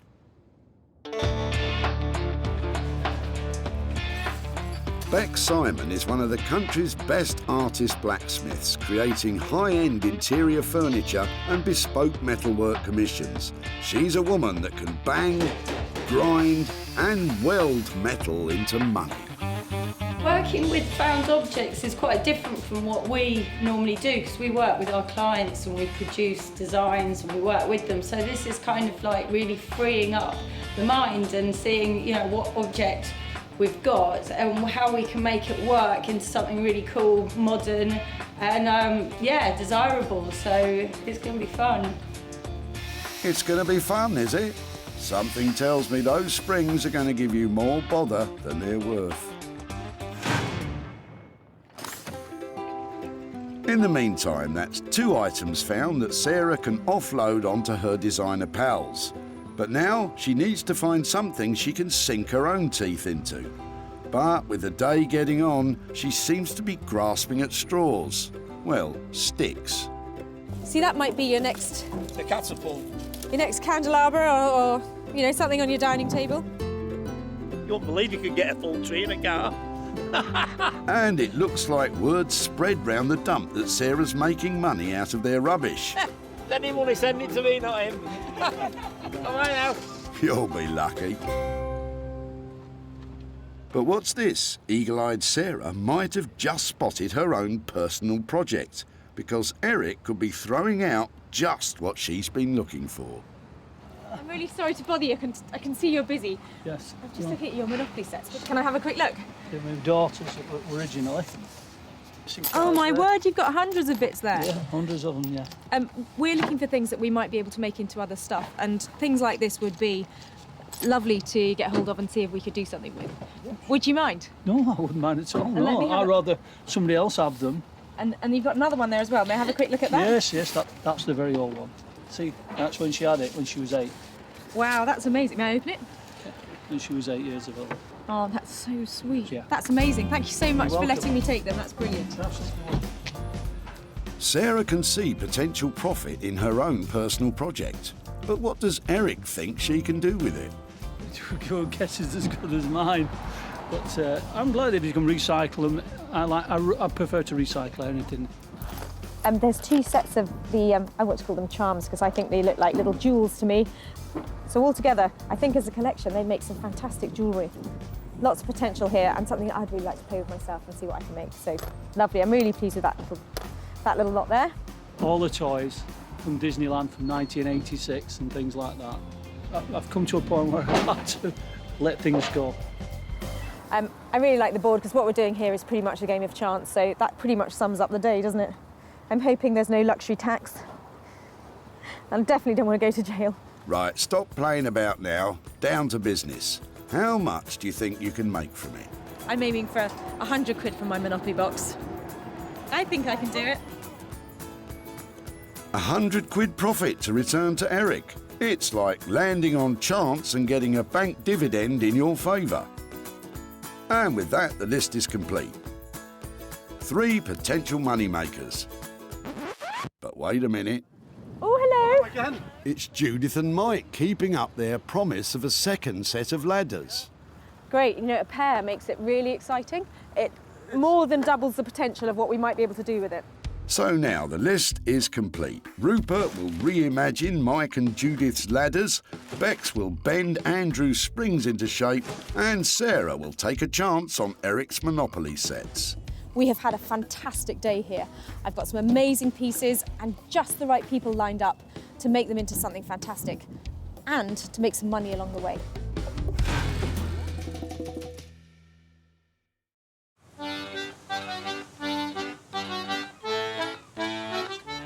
In the southeast corner of England, Margate was once famous for fish and chips and getting sand in your ice cream. But now,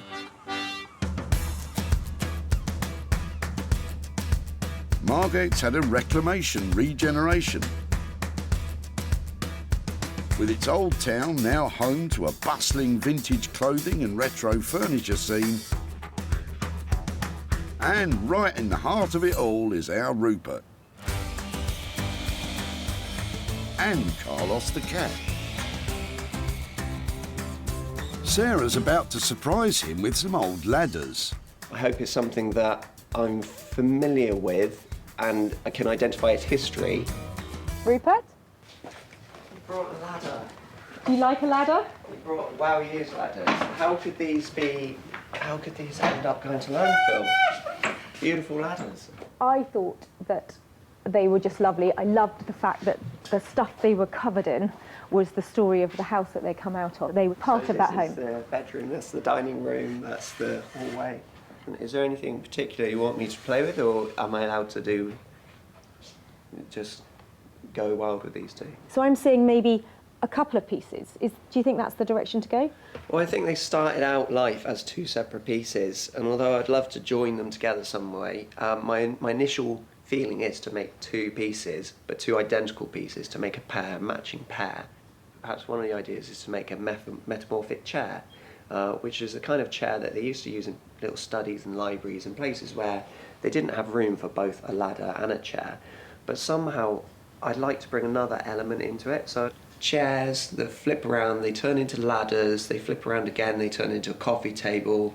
Maybe there's some way that the 2 matching elements can lock together and become something new. Rupert's transformer chair is more commonly known as library steps. First built in the early 19th century as a space saver, they could be used as little stairs to reach topmost bookshelves in libraries, whilst doubling as domestic furniture. But the question is, how much is it going to cost to construct? There's got to be somewhere around a couple of £100 per item to design and produce the final piece. But we kind of have to see if you're what we can do once we've deconstructed it. We learn more, and you have a better idea about what the final outcome will be. At that price, I've got real potential of making some money for those people and surprising them with some worthy, proper chunk of cash, and that would be just the best outcome. We'll give it a good go. Right. Wow, I love Rupert's ideas for the ladders. A pair of things, always more saleable than one, and a metamorphic furniture, these things are going to be fab. So chair, ladder, and possibly table, can't go wrong. I want to do what's right for this piece of rubbish. You and me both. So, it's £200 each for 2 items. Or is it £400 for one big item that fits together? Either way, at that price, Sarah's confident of a tidy return. Sarah's next stop is away from the hustle and bustle of seaside salvage and into the heart of the English countryside. Tucked away in amongst the quaint villages is the place where metal goes to die.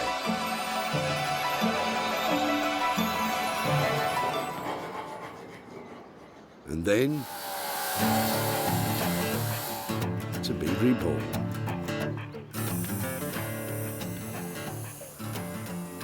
Sarah's ready to surprise Bex with the suspension springs from Andrew's Jag to see if she can, something to do with lighting. I'm really looking forward to seeing what Sarah's going to bring today. Probably something really strange. So, yeah, I'm looking forward to having a look. I don't know what it's going to be, and that, but I guess that's part of the challenge. So, yeah, looking forward to seeing what it is. So I'm just eating an apple. There we go. Oh wow, springs. Well, at least you know what they are. We use these, there was one there, we use them for making tools with, so love them. I was worried you couldn't heat them up. We can sit them in the fire. It's harder to work than normal mild steel because it's high carbon, but no, we'll be able to do things. What do you have in mind? If they melted and were all really like fluid columns, we might be able to make some lamp bases out of them. Oh, okay. Unravelling it and stretching it out into a longer line. What about something like that? What? So we can make a floor lamp out of it? Yeah, completely. Like the mid-century ones that you get, that's, yeah, it's like a marble base and then it comes up. That would sound great. And maybe if I could scavenge a lampshade, almost like an Anglepoise lampshade, to go on the end. Yeah. That might work. Perfect. Sounds good. In order for me to make a profit, is there any way you can get it done for, say, 250? It's quite a gamble with this because the steel is slightly tricky to work. So what I can say is we could do £250 worth of work and see, you know, try to do at least one and see where we get with that. And obviously, if it's quite smooth running, no burns, then we can attempt to do another one. Great, I'll leave you to get on with it. If you can make one, I'd be really pleased. More than one, that would be excellent. Okay, perfect. Leave it with me. See you later. Bye. Finish my apple now. Sarah's putting Bex under an awful lot of pressure. Wish me luck. If Bex can get it done for 250 or under, Sarah's on track to make a chunk of money. But there's also the light fittings to budget in, and they could start eating into the profit. So, with 2 items safely in the capable hands of Rupert and Bex, it's time for Sarah to get to work. And she's taking her item back to her cottage/workshop in the Sussex countryside. She's been running off and trying to go and see the new lambs in the field. where she's got guard dog Bramble watching over the money-making Monopoly sets. At ease, Bramble.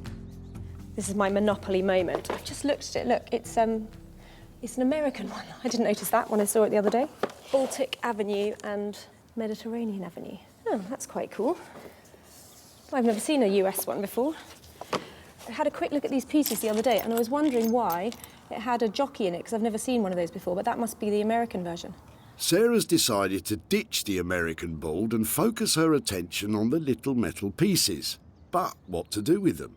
I was thinking that we should be able to turn these into jewellery, and I've done a bit of research, and I think for a dozen pieces I'm looking at roughly £30 to £40 to get them plated in silver. Maybe if I can turn a dozen of them into something to wear as a pendant, I think that maybe we might get £15, £20 each. So over £200 worth of profit potentially here. Now that has got to be a surprise after just chucking out a Monopoly set at the tip. It was actually the niece of Charles Darrow, the accredited inventor of Monopoly, who came up with the idea of using charms from a girl's charm bracelet as the Monopoly pieces, way back in the 1930s. So really, Sarah's repurposing them back to their original purpose, kind of. Having objects silver-plated can be done by mail order, and so it's quick and easy and relatively cheap to do. But before they're shipped off to be silver-plated, Sarah's drilling holes in them so that chains can be threaded through to make necklaces or bracelets. Don't look what I'm doing with the dog. Ouch! The poor dog's getting the rough end of the stick. Don't look, Bramble. So these are my 14 fabulous pieces. So I'm really pleased with these, and I think they'll make lovely charms. And I'm going to get them all silver-plated, including the jockey, to make a little memento for Eric, just in case we don't make any money out of this at all. With just £30 to £40 of silver plating to budget in, if Sarah sells them all, she could be laughing all the way to the bank. Back in Margate, Rupert has started drawing up blueprints for his transforming multi-purpose metamorphic library steps. And if you think that sounds difficult, remember he's only got those ladders to work with. Rupert starts this mathematical mind melter by taking the ladders apart. It's falling apart very easily. He unscrews the hinges to see the raw materials he has to work with. So now it's not a ladder anymore. It's going on to its new life as a multifunctional piece of furniture. With the very detailed blueprints drawn up, he prepares to start cutting. But one miscalculation and the whole thing could be ruined. It's taken quite a while to work out the exact perfect angle I need to cut. So I've only got one chance of getting this right. Once it's cut, and I can't just glue it back together. Rupert's using a circular saw with an all-important guide rail. This ensures accuracy to within a millimetre, setting the precise depth and angle at which the wood is cut. Timber! A little while ago that was a ladder, and now it's a pile of bits. I think I'm going the right way. I'm not entirely sure yet. There's a lot of complicated angles and cuts to make. Yeah, there's still a lot of problem solving to do. Well, you'd better get a move on. There's two of them to do, remember? Somehow, this needs to now flip together. This is a tricky bit. Somehow, this has got to work through two angles, which hinges generally don't do. It all hinges on this. Will Rupert's calculations match up and make fold-away furniture? Yeah, I can kind of see where he's going with this, but it's a long way from something I'd pay a few £100 for.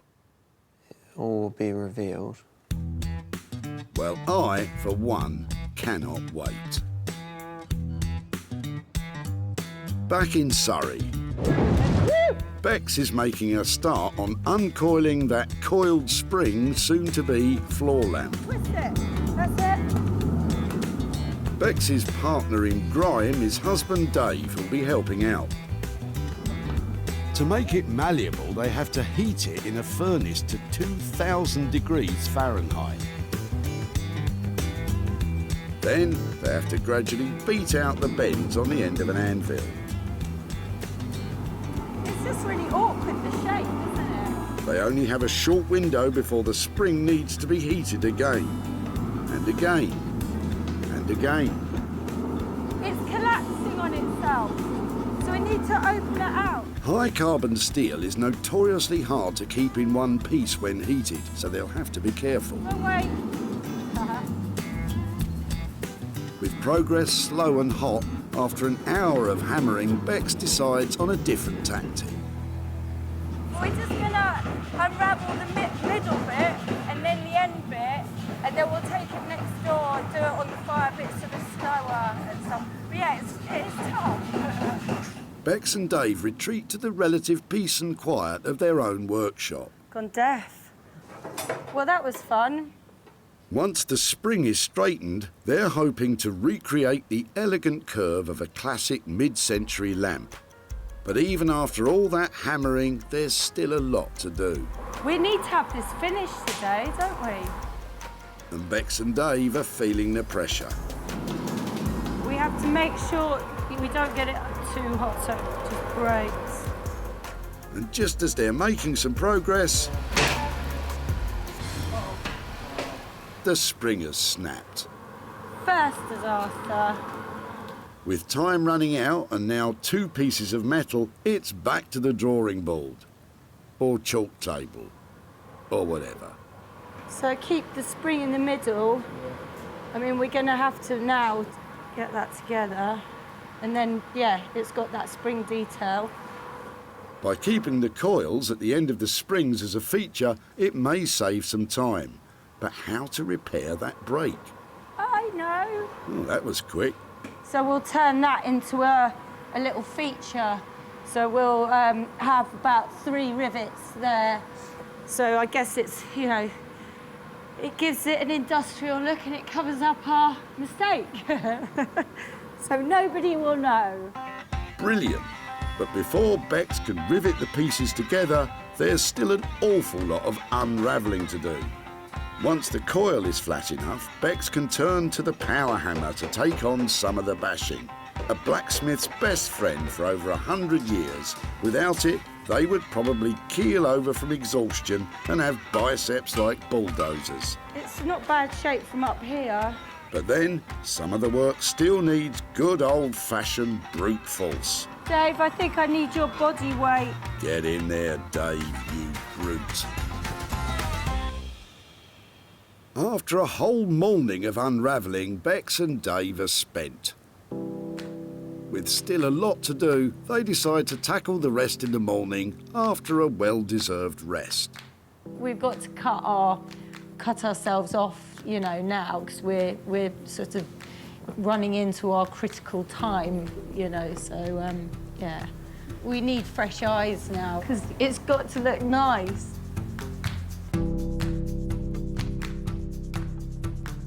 Back at the barn, Sarah's been eagerly awaiting the return of her Monopoly pieces. Bramble? I've got posts. Look, this one's for you. Come on. Sarah didn't use the Monopoly boards, but sent the pieces off in the post to a specialist silver plating firm, who hopefully have made them sparkle.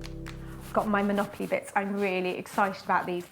I've asked for them to be really well dipped in silver, so they should look shiny.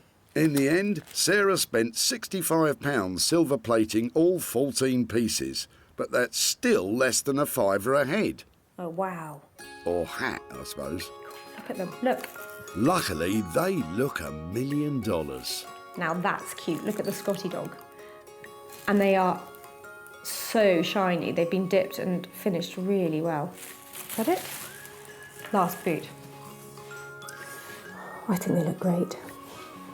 Question is, how much can I sell them for? Sarah's attaching metal hoops to the pre-drilled holes, which a chain or bracelet can then easily be threaded through. I think they look really good. So I'm hoping that people buy at least one to hang as a necklace. But you could get loads and put them on a bracelet. But I'm going to price them individually. Because Sarah's going to give the little jockey charm back to Eric, she has 13 pieces to try to make a profit on.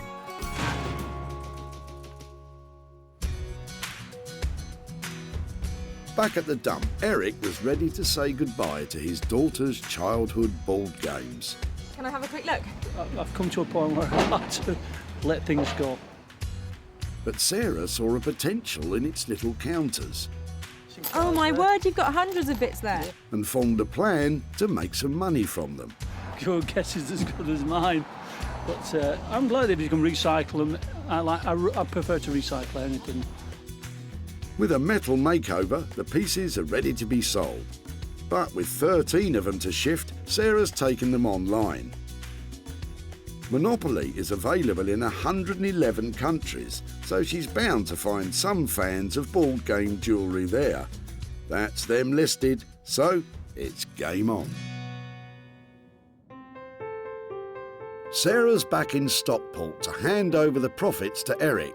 That is, if she managed to shift enough of them to cover the silver plating costs. Hi there, Eric. Hi, it's Sarah from the Tip. Hello, Sarah. How are you? How are you? Yeah, very well, very well. All right. Thank you so much for meeting up again today. And Yeah. you remember we took your Monopoly set from the Tip. Did you think about what we might do with it? I thought you were going to make a charm out of it. That's exactly what happened. And I've got some pictures here to show you. There they are in the end. Wow. Absolutely amazed. That is fantastic. I just can't get over that. So we sold them at a profit, and I've got that for you today. No, you can give it to the charity. Well, do you know something? I'm going to give it to you and see which charity. If you want to give it to charity, It will then go to cancer, because I'm in remission. Oh, and, really? We pay every month. We give every month to cancer. Oh, well, that's fantastic. I'm really pleased that your Monopoly pieces have helped towards that cause. And as a little memento, I don't know if you remember this fellow, but I bought him for you. He wasn't easy to make into a charm, so I thought something for you to remember your Monopoly set by. He's silver-plated, the little horseman I from the shall American. treasure it. I can't get over that. With all 13 sold at 10 quid each, once you take off £65 worth of silver plating, Eric's walking away £65 richer. It was lovely to catch up with you Thank again you and hear very your much. story Thank you and very much. keep up the fundraising. That's Oh, fantastic. we do. Look at, we're very lucky. I'm so pleased I took a chance on that Monopoly set. I think Eric loved that little horseman, and that tiny bit of profit we made, that's going to a charity that means a lot to him.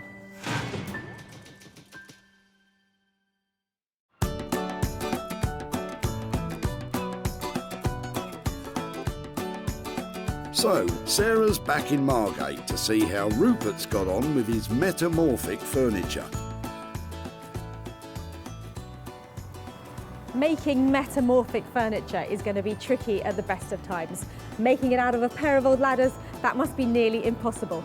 I'm here to see if Rupert's actually managed to nail it. Last time Sarah saw them, they were tired old ladders. But now, they're still ladders. But what's that? Ah, you just managed one set. Well, I've spent quite a lot of time working out how to make a ladder into a chair, so I haven't really got much time left to work on this now. Oh, don't blame yourself. It was a tall order asking you to do both. I'm sure Sarah will be just as happy with one. Oh, I don't know. What should I do? Sorry, Rupert. I think your time's up on this. Hey, Sarah. Hello. How you doing? Really well, lovely to see you. I've got something for you. I've only got half of what I wanted to get ready for you, but this is it. Oh, wow. Oh, yeah, I can still see a ladder and a chair. This one was weird, but it's taken so much experimentation to get it right. I have run out of time this time, I'm afraid. But you know the way I work, I like to use exactly what you gave me, and with this one I added a couple more screws, and literally I've got one piece of ladder left. That's what you get when you have Rupert Blanchard. You get nothing left. I added the arms from the metal rail. If you remember, on the top of the ladder there was a metal rail. Does it actually work? Does it metamorphosize? It does, yeah. Shall I flip it over for you? Definitely. Who would have believed it? It's incredible. Well, he is a designer with a lot of fantastic ideas. But one instead of two means less profit. Let's hope he won't be budgeting in all that thinking time too. At the end of our creative chat, when we were sort of going for this metamorphic stuff, we said it was probably a couple of £100 per ladder. I know you haven't done the other one. Are we looking at 200 quid for this, or is it a bit more?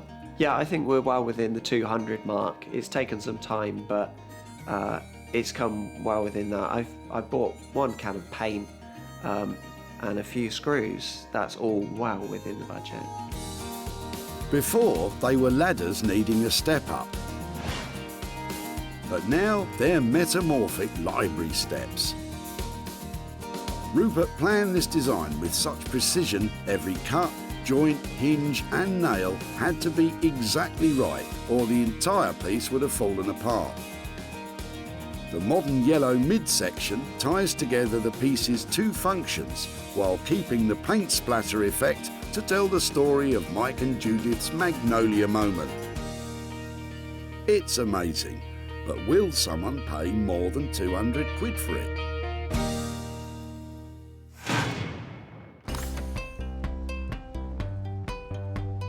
Back at the dump, There's a ladder just coming up here, so I'd really like to take a look at that. Sarah pounced on Mike and Judith's paint-splattered ladders.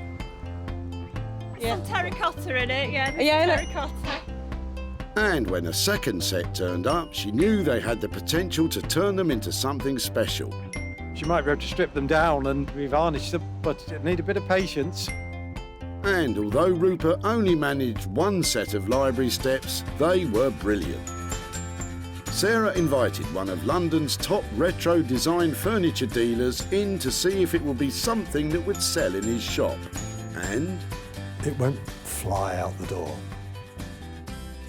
but someone's going to love it. He bought it. Sarah is back in Stockport to hand over the profit to Mike and Judith. Hi there. Hi. Lovely to see you again. Yes, you too. How are you? Yes, oh, we're fine. Nice to see you. And you, and Yes. you. Lovely day, isn't it? It is. I've got a bit of an update about the ladders that you dropped off. So I've got some pictures and things to show you. In the end, we actually ended up only using one because they were quite tricky to work with. We have a fantastic maker called Rupert Blanchard, and he was really enthusiastic about them, had a few different ideas, but in the end, he transformed them into... It's a chair. But it's not only a chair, it's actually a metamorphic chair. So it changes from substantial sitting piece back into a step ladder again. Oh, that's fantastic. Yeah. That's really clever. And we've actually sold it as well.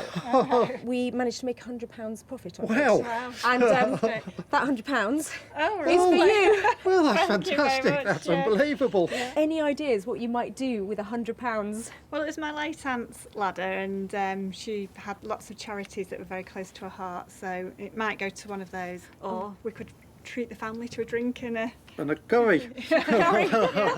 Well, thank you ever so much for letting me come back and show you Yes. what happened, and I hope you enjoy spending your money. Thank That was lovely. We'll do it right. Okay. Take care, okay, Thanks very bye-bye. Spending on costs and materials transforming Mike and Judith's ladder came in at £200.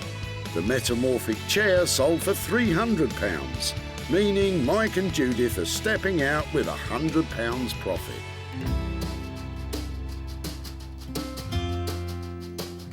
While Mike and Judith decide what to spend their money on, back in Sussex, Bex and Dave are clearing up for Sarah's arrival. A tidy workshop is a happy workshop. Before, the rusty springs may not have been fit for a car. But now they can drive a hard bargain.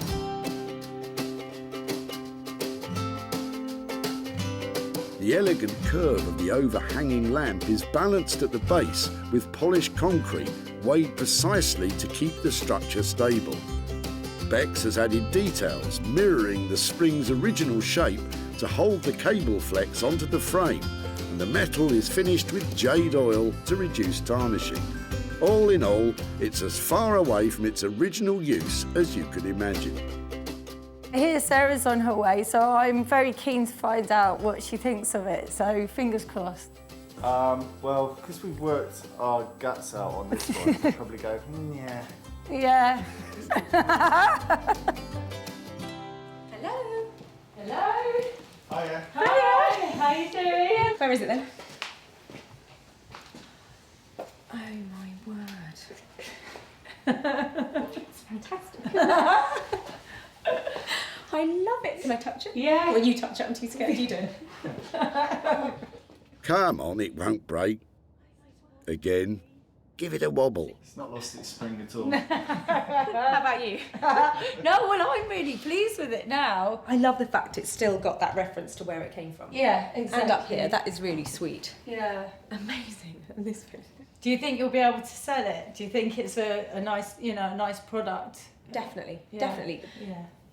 How did we do on budget? Because I think I only left you with 200 quid, but that was before we talked about you finishing it like this. We had to spend £50 extra on the concrete, and then what was the light fittings altogether? Was that about 40? Because it was like an extra £90 on top of that. If that's, 300 quid's worth of cost, I think you've done a great job. Because that scale of lighting and that kind of finish has got to be worth a lot more than that, hasn't it? I get the impression that Bex and Dave will be glad to see the back of this one. Now, all Sarah has to do is find someone to pay more than $290 for it, and she's in the money. That was good. Yeah. Went well. She seemed to like it. Yeah, no, definitely. Well, I'm really glad. No tears. Onwards and upwards, eh? Back at the dump, Sarah sprung into action when she got a look inside Andrew's boot. Have they just come off this then? Yeah. Really? That's what keeps the car on the road, basically. Andrew and his car had a special relationship. She's an absolute baby. But he was happy for Sarah to take its old springs and try something. Well, she had thought she'd have a coffee table or something like that, and there's something to bounce about on, I suppose, but... That something became a bespoke standing lamp. Sarah knew that Martin would also be keen on this, and so dropped it off at his London shop. Sarah's back in Stockport to give Andrew the good news. Martin loved the lamp. But how much did he love it? Hiya. Hi. Hiya. Andrew, it's Sarah. Hiya. Hi, Sarah. How are you doing? Not too bad.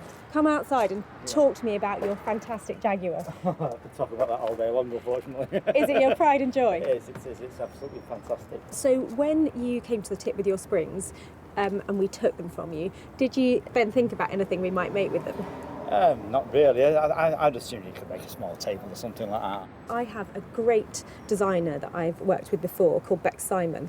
We had a quick chat about the design and what we might be able to make out of them, and we actually came up with the idea of making a large lamp, a really high-end interior design piece. I think it's amazing. I must admit, I'm gobsmacked. I really am. It's brilliant. We gave them £290 to convert that from your spring, and we've actually sold it. Right. So we sold it for £450. Wow. Which means I have £160 to give to you. Thank you. Wow. That's not bad for now, is it? So have you got any ideas about what you might spend 160 quid on? I'm going to take the family out for a meal. Lovely. That's so nice. £290 was spent on work and materials, transforming the springs to a standing lamp. It sold for £450, meaning Andrew is cruising off with the £160 profit. Every item saved from the tip has turned a profit. From the paint-spattered ladders, now a terrific transforming chair, to the old car suspension springs reworked as a stunning contemporary lamp. And silver plating the Monopoly pieces was a chance worth taking. It is such a good feeling. There's all that rummaging and then the designing and the selling, but the icing on the cake is the look on people's faces when you hand them over money for nothing.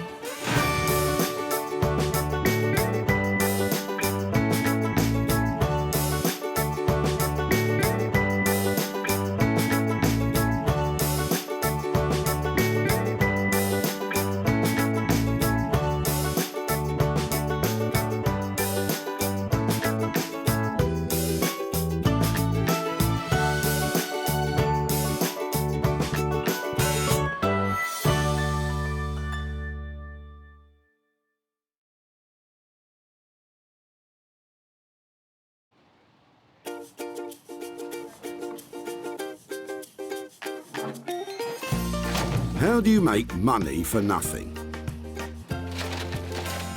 The answer could be hiding in the 20 million tonnes of household waste we throw out every year. But just before you throw it away, would it be possible to have a quick look at it? That's why entrepreneur Sarah Moore wants to get her hands on things before they hit the skip. I am a passionate buyer, user and renovator of second-hand stuff, and I've turned that passion into a money-making business. I turn old into new and I sell it for a profit. Sarah's ready to sift through as many boots and bin bags as she needs to. That's vintage gold, isn't it? It's really exciting. In her search for tip treasure. I love it. And with some of the country's elite designers and makers, What are we going to do with that? Oh no! she can transform her finds into desirable, Amazing. beautiful, valuable, Cha-ching. and hopefully saleable items. £80 profit. If Sarah is successful, then she can hand the profits back to the very people who had no idea there was cash to be made from their trash. Oh, that's fantastic. That's unbelievable.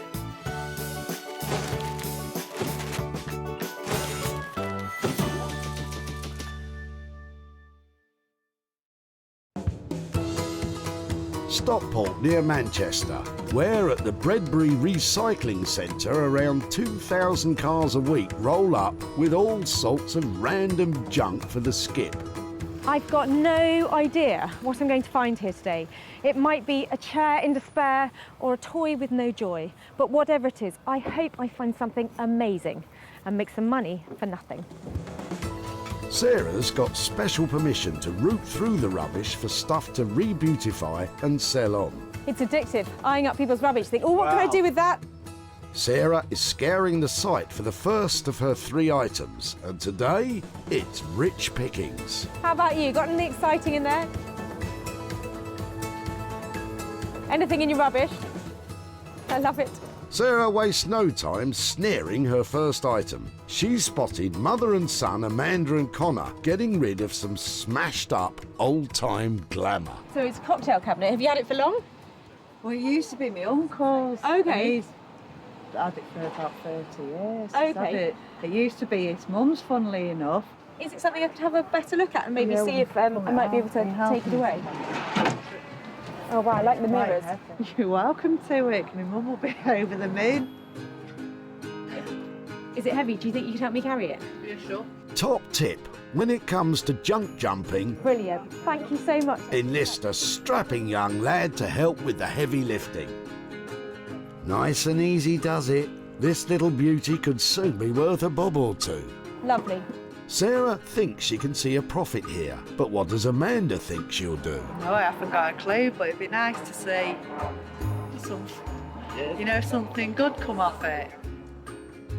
I love this cocktail cabinet, but I think it needs a real makeover. There's lots of detail in it that needs replacing, and I want to rip out all of this old, tired-looking stuff. I want it to be funky, I want it to be fun, and I want it to be really expensive. First item's nabbed. And Sarah has someone in mind to lift this cabinet's spirits and make some money for Amanda. She's scheduling a cabinet meeting, maybe over cocktails, with print designer Zoe Murphy. Margate-based designer Zoe has taken the reconditioned furniture scene by storm. Zoe's speciality is transforming fuddy-duddy old pieces with bright 50s-inspired designs. And her exciting reinventions sell in some of London's most prestigious stores, including Liberty's. I have got a big issue with waste. I hate the idea of sort of inefficiency on the planet and things going to landfill. It's always bugged me loads, and to the point where I even wrote a letter to the Queen when I was 7 years old, telling her about the environment. And my love of recycling has brought me right round to using second-hand furniture pieces as well. Sounds like Zoe's studio might be the last chance saloon for this old cocktail cabinet. Sarah is still sweeping through the car boots looking for her second item. I love things like this when you can just see how much wear there's been. Look at that. That handle tells 100 stories. Look at the size of it, how much it's been worn down. I mean, that is literally careworn, isn't it? Just a little too careworn, even for Sarah. Get a load of this though. It's Gary with a trunk full of trunk. Sarah needs to get her hands on it before it's in the skip and out of bounds. Been doing a little tree surgery in the garden, have you? Pretty much. We've been there a while, but it's time to get rid. It looks like it might have been a birch. Actually, Sarah, I think you'll find it's a white poplar. See those diamond patterns on the bark? Dead giveaway. Any chance that I could take a few pieces? Yeah? Help yourself. Really? Oh, yeah, but I think that might be heavy. Is it really heavy? My original plan was to do something with it, and then it dropped to maybe put it on the wood burner, and now it's just... Get rid. Get rid, it's in the way. Well, maybe I should make a whole range of seating or stools or breadboards or something like that. I'm going to wheel a few away, okay? Yeah. Thank you ever so much. Sarah's on a roll now and full of ideas. What do you reckon, 6, 7 big serving bowls? Something like that?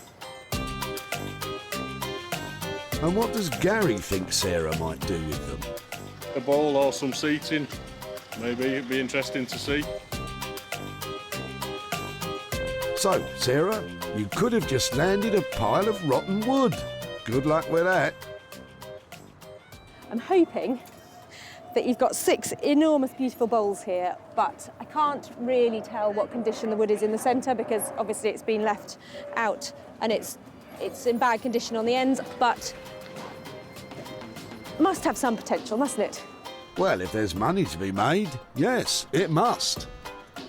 Sarah's second find is a rather sorry-looking lot, but she knows exactly who to turn to for help. Top-notch craftsfolk Max Bainbridge and Abigail Booth. Hidden away in an East London garden shed, creative couple Abigail and Max run a successful business, making handmade homeware from reclaimed natural materials.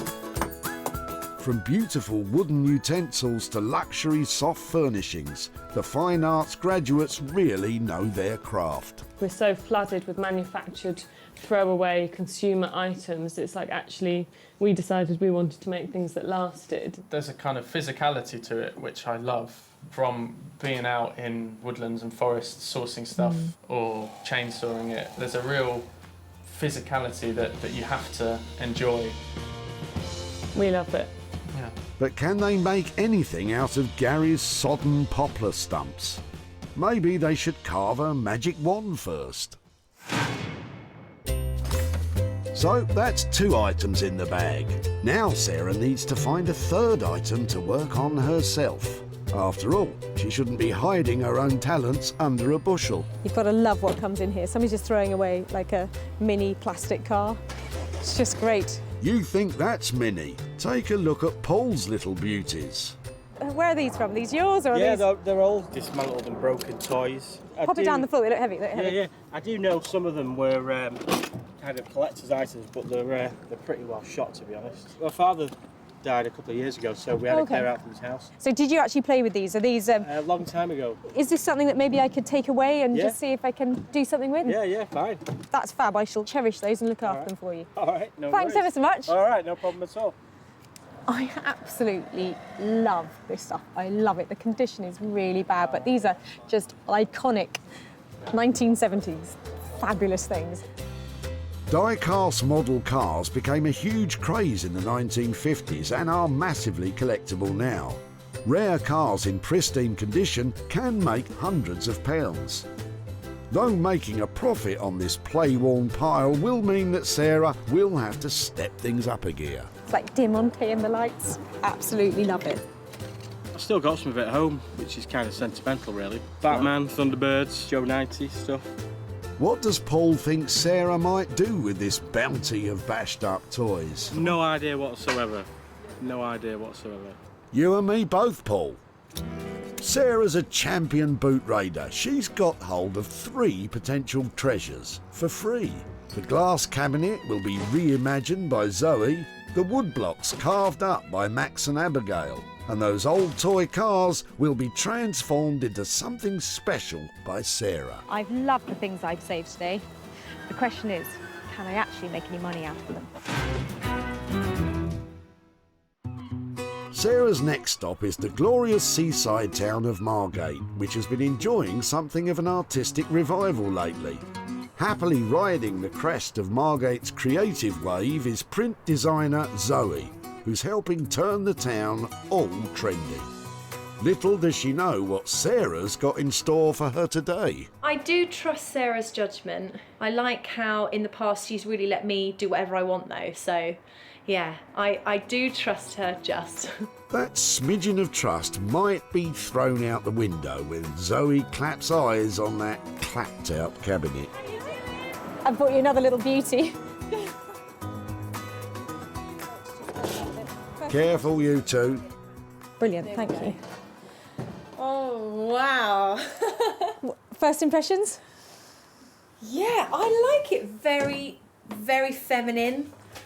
Nice, solid print on the glass. Zoe's making all the right noises, but Sarah knows this is a challenge. I think it'd be difficult to see it selling and being a very commercial object unless it has a real makeover. The one thing I do have a lot of lying around that I do like to show off sometimes if I can is my high-heeled shoes. And I can really see a cabinet like this being great if repurposed as a kind of shoe cabinet. Because this is a narrow piece as well, it'll put it in a bedroom maybe, or a hallway if you wanted it there. I can imagine probably some big bold prints coming in across here. It will instantly make it more fun. So if it's potentially going to be really glamorous shoes, maybe we've got a lot of glitter going on, maybe we've got some sparkle, perhaps some gold detail and bright attractive colours that are all about, you know, a glamorous occasion or a big fun night out. A glittering, sparkly high heels cabinet. I'm totally sold. But how much will the work cost? It will probably cost me a couple of days' work and all of the materials, about £500 to do it for you. That just sounds fantastic, and you're right, it's those people who love their shoes that will love this, and that will make it sell.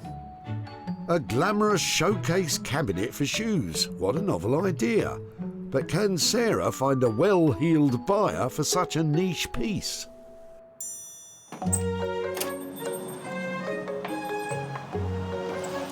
She is just so creative, and that idea is absolutely inspired. And the price tag that comes with it means I'm going to make some money, I hope. I hope so too, Sarah. Zoe's charging £500 for her work, meaning Sarah must sell high in order to stomp up a profit.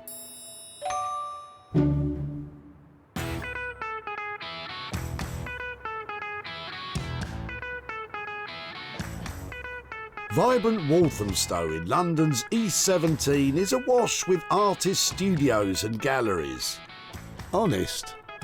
Hidden away in a quirky little garden shed, creative couple and business partners Max and Abigail specialise in making luxury handmade homeware. I can cut it on a chainsaw. Very unexpected. Yeah, great. Okay, let's see what we can do. Yeah. The woodblock should be in good hands, though they haven't got a clue what Sarah's rolling up with. Well, knowing Sarah, it could be anything. You could end up with some pallets. What Sarah thinks is a feasible idea could be somewhat of a challenge. Yeah. Well, I don't know what can actually be made of these, but they've got plenty to work with, and they're really heavy. Hiya. Hello. How are you? Yeah, Hello. how are you? Yeah, really well.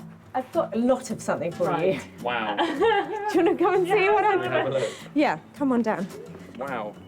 Yeah. They're great. They're fantastic. Yeah. Yeah? Absolutely. Brilliant. The things I do in the name of recycling.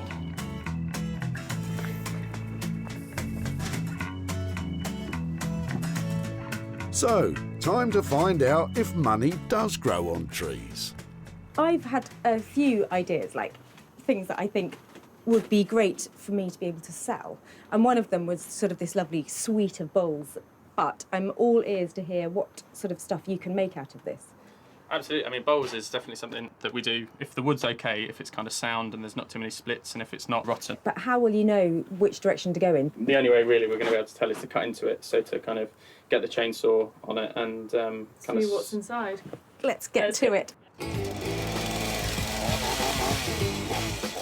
If it turns out to be rotten inside, they won't be able to make anything. Well done. So it's not rotten, but it does feel, God, that's really wet, isn't it? It is wet, yeah. Wet wood is not ideal, but at least this bit isn't rotten. So given this state, it's difficult to imagine what you can actually make out of it. Have you got any examples or anything that... Yeah, let's, should we take it in the workshop, and I've got some stuff inside that you can have a look at.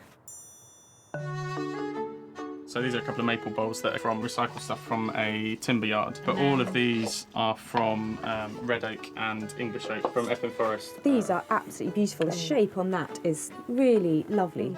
I agree, but you're not out of the woods yet, Sarah. Looking at how wet these are, the risk when turning bowls really is that the moisture may mean that they crack. And we can certainly try. We've got enough. We've got we've got enough, Sarah.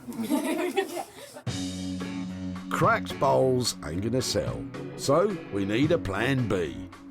If we didn't get bowls out of it, what utensils do you make? Because I know you make amazing spoons things. A lot of spoons, coffee scoops. So this is a wild cherry coffee scoop that we're working on. You can see that these have got kind of patterning. So again, it all depends on what it's like when you start to work. So there's definitely potential here, maybe for bowls, or at the very least some utensils. But how much will their craftsmanship cost? I think if you leave us with 250 quid and let us crack on, we can see what we can get. On that basis, I will happily hand over 250 quid. That's great. Really, really lovely. Good. Excellent. Well, let me leave these with you. Brilliant. And you can get back to your chainsaw. Thank you very much. That's fantastic. Okay, bye. So Max and Abigail seem really optimistic that they can make something out of that wood. I'm just hoping I just haven't commissioned a £250 teaspoon when they find out it really is just rotten to the core. Glass half empty, Sarah. It might not be rotten. Stay positive like these guys. It's going to be a challenge, but I think that's that's part of the fun. Max and Abigail are charging £250 for their time and expertise.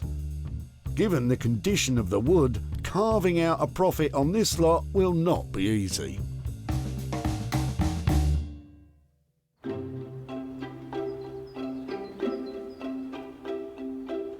The designers are firmly on board.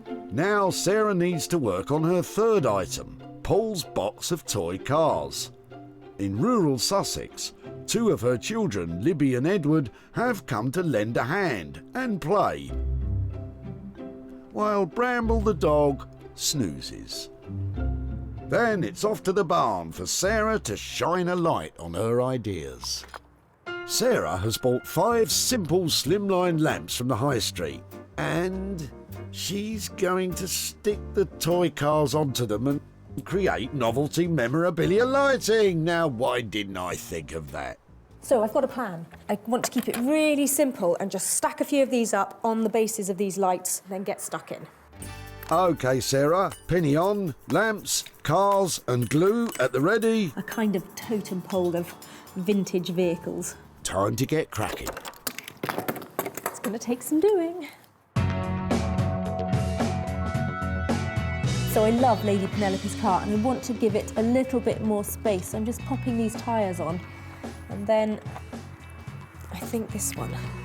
The Green Hornet, obviously. Aston Martin. The most popular die-cast model car ever made was James Bond's silver Aston Martin. Alas, Sarah doesn't have one of them, but she's still hoping to make a pretty money penny. This one's really cool, look at it. It's got a dog inside it. I thought that one looked a bit rough. Can I get the Saint on top in his Volvo? Oh, I think that looks fab. Sarah has categorised the cars for maximum customer appeal. It's a really cool rescue stack. Everything's got its little hazard lights, and there's a really sweet little snowplow there on the top. Can I get that on next? And maybe pop that one into there. The cars are stacked, but need to be stuck. And for that, Sarah's using a special kind of traffic jam. This is 2-pack glue and it's really useful. It dries in about 5 minutes, something like that. Got a little bit of working time and it's really thick and sticky, which is useful. Yeah, I also find it very useful when glue is sticky. So plenty of glue because there's lots of uneven surfaces on here and I just want to make sure there's enough contact between the car and the wheels and the glue.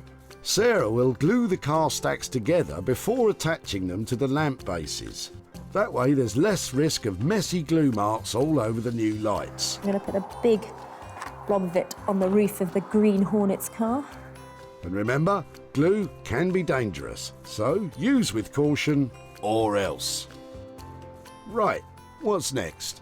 So I'm just checking it from all angles because I'd like it to be as neat as possible when it's done. Because even though they're really scratched and old and shabby, it needs to have a certain cleanness to it, a kind of designer styling.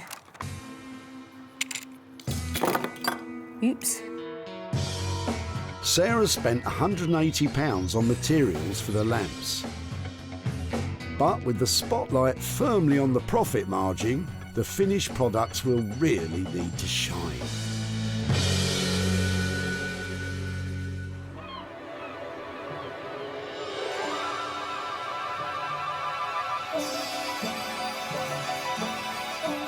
In Margate, the buds of creativity are starting to blossom in Zoe's studio. So I have this really interesting looking piece from Sarah. It's been broken on the side here and also the lock has been kind of locked open. When I talked to Sarah, I suggested somewhere to kind of put your glitzy, glamorous going out shoes and things like that, or your trainers. Ah, I can see it now. My old trainers beautifully displayed for the world to smell. I mean, see. This cabinet needs serious TLC. I'm not too intimidated by the challenge. I'm looking forward to it. Some of the glass is broken, so Zoe's going to carefully remove it all to avoid further breakage, or worse still, the need for a plaster. Because the overall condition of the wood is poor with flaking varnish, Zoe has decided to send it off to be professionally polished. Meaning Zoe can take some time to nestle in her loft space where she does all her creative thinking. It's always very important for me to sit down somewhere peaceful, surrounded by all my inspiration and a lot of reference books and colours and materials and art making supplies, and then have a really good think about what I'm trying to evoke with the piece of furniture. And it's here that Zoe's artistic muse really takes flight, away from that glitzy idea and landing firmly in, wait for it, Mexico. I've decided to do a floral sort of stitched looking design inspired by Mexico. After putting a couple more layers of detail into this one, this should be ready to go later on to be printed onto the piece of furniture. The cabinet's back from the polishers with a new coat of colour, giving it a more sophisticated sheen, I think. All of these different colours are each going to be printed one at a time on top of one another using the silk screens. When I first started planning the piece, I was thinking quite feminine, glitzy and glamorous, but I'm actually liking this kind of like Mexican meets English patio garden that's kind of happening. First, Zoe creates a rough surface for the paint to bind to. Then, carefully layers up the patterns using the silk screen she has made, one colour at a time. First one done. The floral stitch patterns she's using are influenced by fabrics she saw for herself on a Margate, Mexico exchange. We've all been on one. Yes, yes, that's good. Ah, that is lovely. Zoe's made a strong start with her Mexico to Margate floral design. But building up intricate patterns with silk screens takes precision and concentration. So, for now, we'll leave Zoe to it. So, it's all rosy in Margate. In Walthamstow, Max has got his chainsaw out again. Some of the logs are in better condition than others. Once sawn through, it's time for a confab. If I spin that over, cut that into slabs to see what we can get, because we can small kind of chopping boards or some cooking spoons or eating spoons. Yeah, I think that's probably the best. Max cuts the poplar with the grain to maximise its strength. After the trauma of being sliced and diced, Max and Abigail indulged the new look wood with what can only be described as spa treatment, starting with a relaxing lounge in the sunshine. We're just kind of laying it out in the sun just to kind of dry the surface off a little bit, so that when make it more workable. Yeah, so when we feed it through the planer, it's not kind of completely saturated. With the little poplar pieces all dried out, it's time to make some shapes.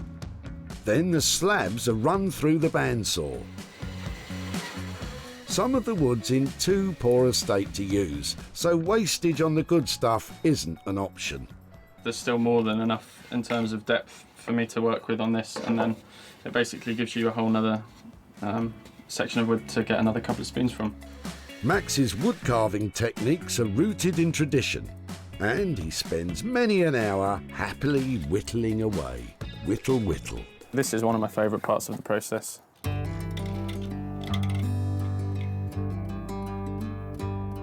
I mean, the colours are amazing. You wouldn't guess this, as you get in, that you get the kind of greys and the greens running all the way through. Like Michelangelo's David emerging from the marble, kitchen utensils are starting to take shape. But it hasn't been easy. Even though Sarah brought us a lot of wood, it's actually been quite difficult to kind of process that down and get solid stuff out of it, but I think we've done quite well. Max and Abigail now take time with the precious few utensils they have made and treat them to some gentle exfoliation. When you're dealing with stuff that's all made by hand, there's not really a way of speeding that process up. It's kind of... There aren't shortcuts, basically, are there? No. That's what you learn quite quickly. It's great that stuff that they would otherwise just either have to take to the tip or would be burned, we can actually kind of take it off their hands and turn it into something that, you know, that then has another life other than just sort of landfill. Cool. Finally, a loving wax and buff. So it's a beeswax salve that we make ourselves, which is just pure beeswax and mineral oil.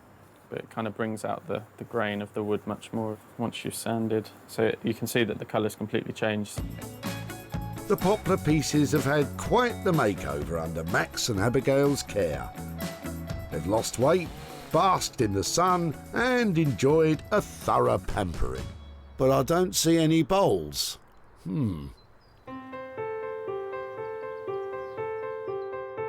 Back in Sussex, Sarah's in the barn putting the finishing touches to the vintage toy lamps.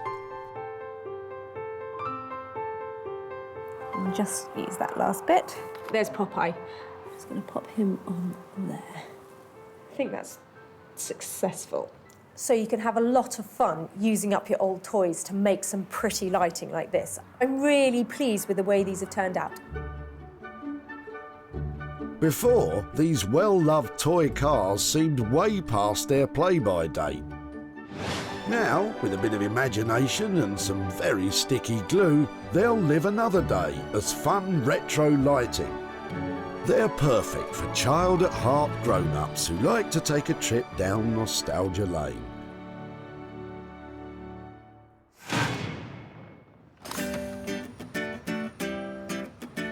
At the dump, Paul's collection of cars had long run out of gas. I do know some of them were kind of collector's items, but they're pretty well shot, to be honest. Sarah created 5 bespoke lights with nostalgic charm. And they've all been sold to Rowdy Roddy Vintage Store Boutique and online shop in Glasgow. Now Sarah's back in Stockport to show Paul her car creations and hand over a profit. I hope. Hiya. How are you? All right? Nice to see you again, Paul. How are you doing? Yeah, not too bad, thanks. Yeah, so it's been a while since we've seen you in the tip. How are things? All right, yeah, good. Yeah, not too bad, thank you. When I had a good look at the toys you dropped off, I just loved the fact that they were worn and they had, you know, like signs of age to them. Yeah. So I thought they had to be made into something that was decorative and where people could see them just the way they were. Yeah. Okay, so what I did with them is made them into lights. Okay. I've got a few pictures here. Oh, wow. Bought some retro looking lights, so they sort of had the right kind of feel, and got some really strong glue and stacked them all up together. Yeah, that's cool. I recognise, I recognise the old police band there. We have actually sold them. Oh, right, okay. A collection of 5 has been sold all together to a shop. Right. And I've made some profit for you. Oh, right, brilliant. So I've got £145 here. Oh, wow, brilliant. To give to you for your old dinky toys and your old toys. Wow, brilliant. Thank you very much. That's super. Brilliant. Super. Excellent. Well, they were a lot of fun to work with, so thank you very much for letting me have them. Oh, right, yeah, no, it's fine. Thank you. Pleasure. Well, lovely. Thank you ever so much for that. Okay, cheers. take care. Thank you. Bye-bye. Sarah spent £180 on lamps and glue for the 5 car lights, and they've been sold for £325, meaning a pretty profit for Paul of £145. Didn't expect anything at all. You know, it's a bit of old junk to me. It was nice surprise, definitely. I think we'll go out for something to eat. We maybe, you know, take the family out for some tea and treat the little one or something. So yeah.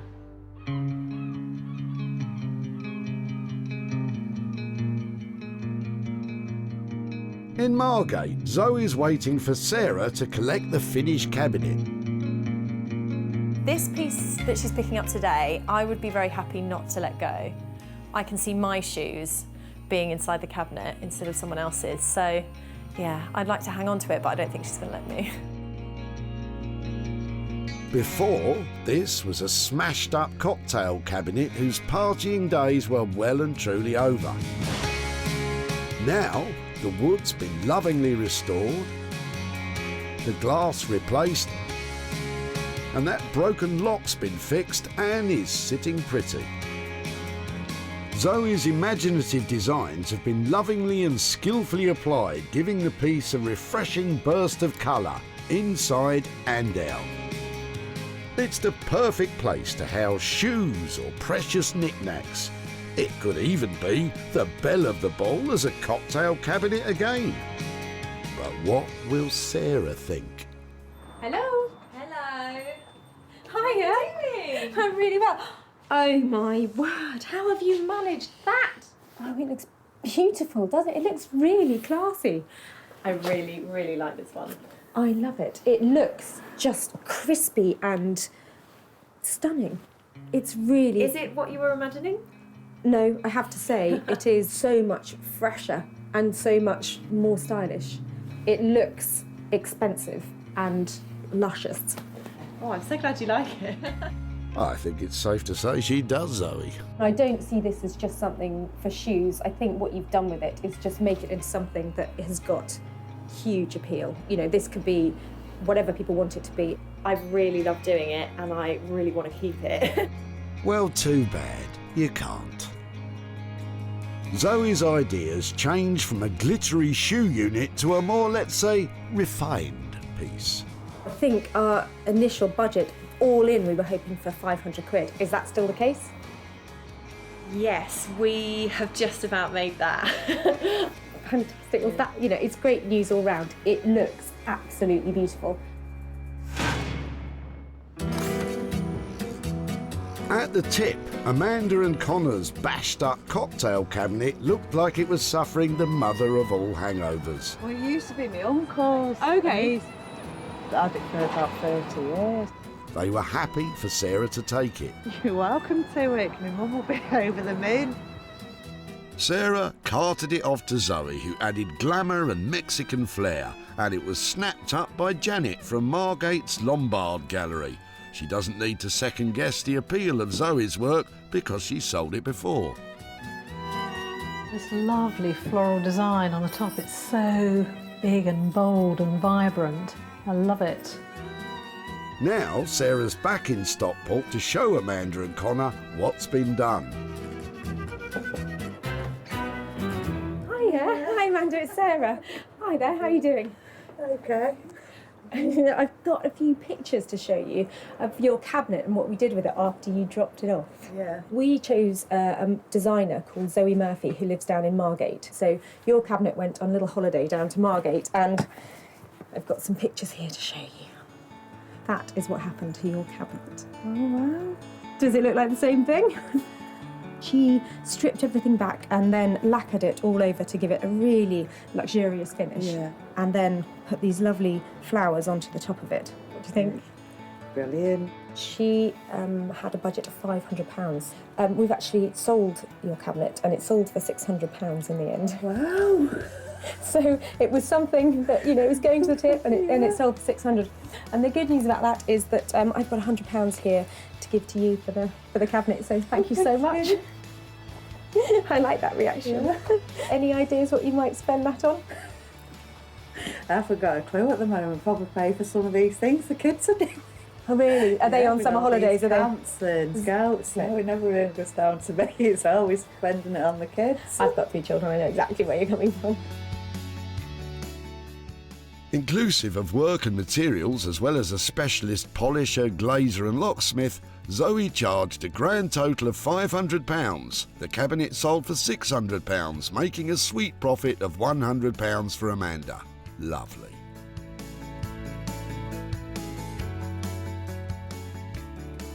It's like it's been given a new lease of life. Well, I'm not that artistic really, but it gives you a good idea of things that you can try and do, you know, with old bits of furniture. We've got a profitable pair, but Sarah wants a full house. In Walthamstow, the woodworking wonder couple have, well, worked wonders. Before, these mouldy old logs were destined to become charcoal and ashes. Now, they're luxury handcrafted utensils. Max and Abigail delved deep into the wood to tease out 3 eating spoons, 2 chopping boards and 3 pairs of coffee scoops, cooking spoons and spatulas. They used centuries-old methods to create 11 completely unique items and ladled them with love. They're perfect for any cook who values the quality of their tools as much as their ingredients. Max and Abigail were lumbered with wet old logs, and it was a hard-fought battle. There was a definite panic stage, wasn't there? Yeah, it was kind of like, you know, at one point Yeah. it was just sort of actually, are we going to be able to get anything at all? Luckily, we were able to get some stuff then. We've got quite considered, elegant designs, I think. I mean, Yeah, I'm slightly nervous of what Sarah's going to say, just Yeah. because maybe she's, I guess you know, she she dropped dropped off yeah. 6 massive logs. And I guess maybe there's an expectation that you're going to be able to get a vast amount of stuff. we're excited to see what she says. Yeah. But will Sarah be stirred by what's been made? Hiya. Hello. You're excited. I'm really excited. Wow. Was this Oh, this is the carnage, yeah. Oh my word! Wow! That's fantastic. Wow. That is made from that wood. Pretty much for every kind of spoon that we made, we probably had 5 or 6 that didn't work. You know, you got to a certain point in the process and there'd be just a kind of patch of rot, or it would just snap or split. So basically what you're saying is it was a total nightmare to work with. Once we got stuff that we could work with, it was you just kind of get back Yeah. into the sort of process which we really love. We talked about making bowls and that kind of thing, so we had a go. Oh wow. And it was, you know, the kind of the actual, you know, again, the wood itself, it was just kind of, you got to a stage where you just kind of had to stop working. So you can kind of see here how pitted it is. I think that is beautiful. But I can understand why your integrity is admirable. I think your soup would end up on your lap with that bowl. A real shame, but despite setbacks, Max and Abigail have worked a mini miracle with those utensils. It's really difficult to imagine that this came out of the wood, and also to just how light it is. It's quite a kind of lightweight wood and it's quite a delicate design, but they're more than kind of capable of standing up to being used. Yeah, absolutely.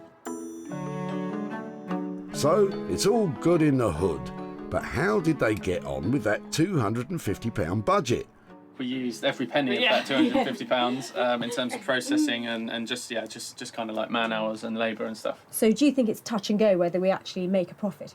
I think it's probably going to be a little bit tight. It is not always going to be that there is a huge profit in these things. That wood, I know, is really difficult to work with, and to have made anything out of that is actually usable and have this kind of finesse, I think is a real achievement. So thank you so much for taking on the challenge.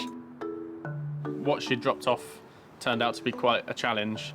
And More so than we expected as well. I'm pleased, and I'm glad that Sarah's pleased as well. Yeah, I think she really likes them. And Secretly wants them. Yeah.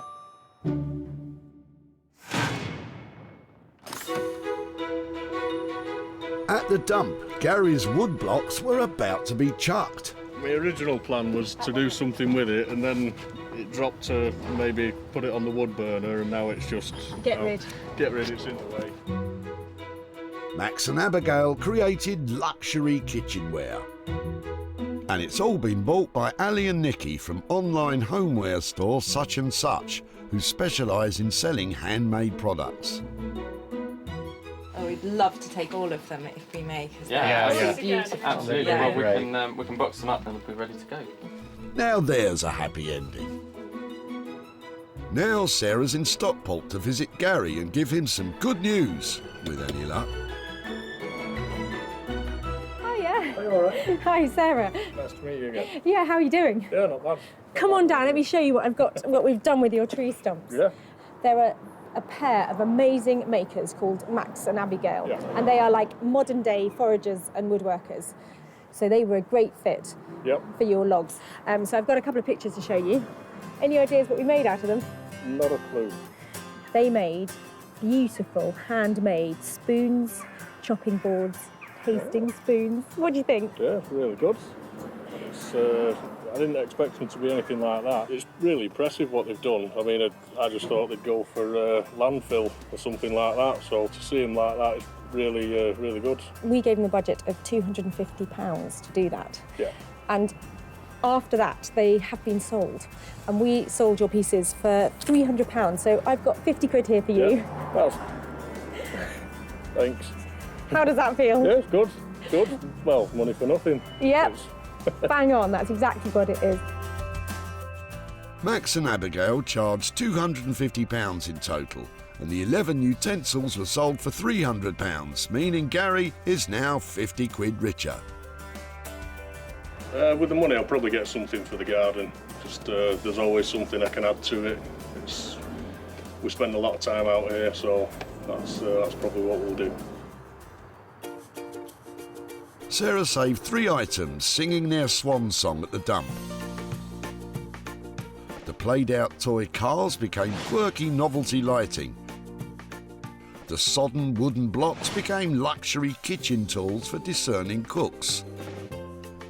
And the lacklustre cocktail cabinet got more than just its glamour back. It became a hot little Mexican number.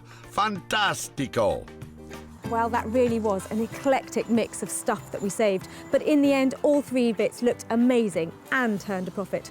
And it just goes to show, with a little bit of imagination, you really can make money from all sorts of rubbish.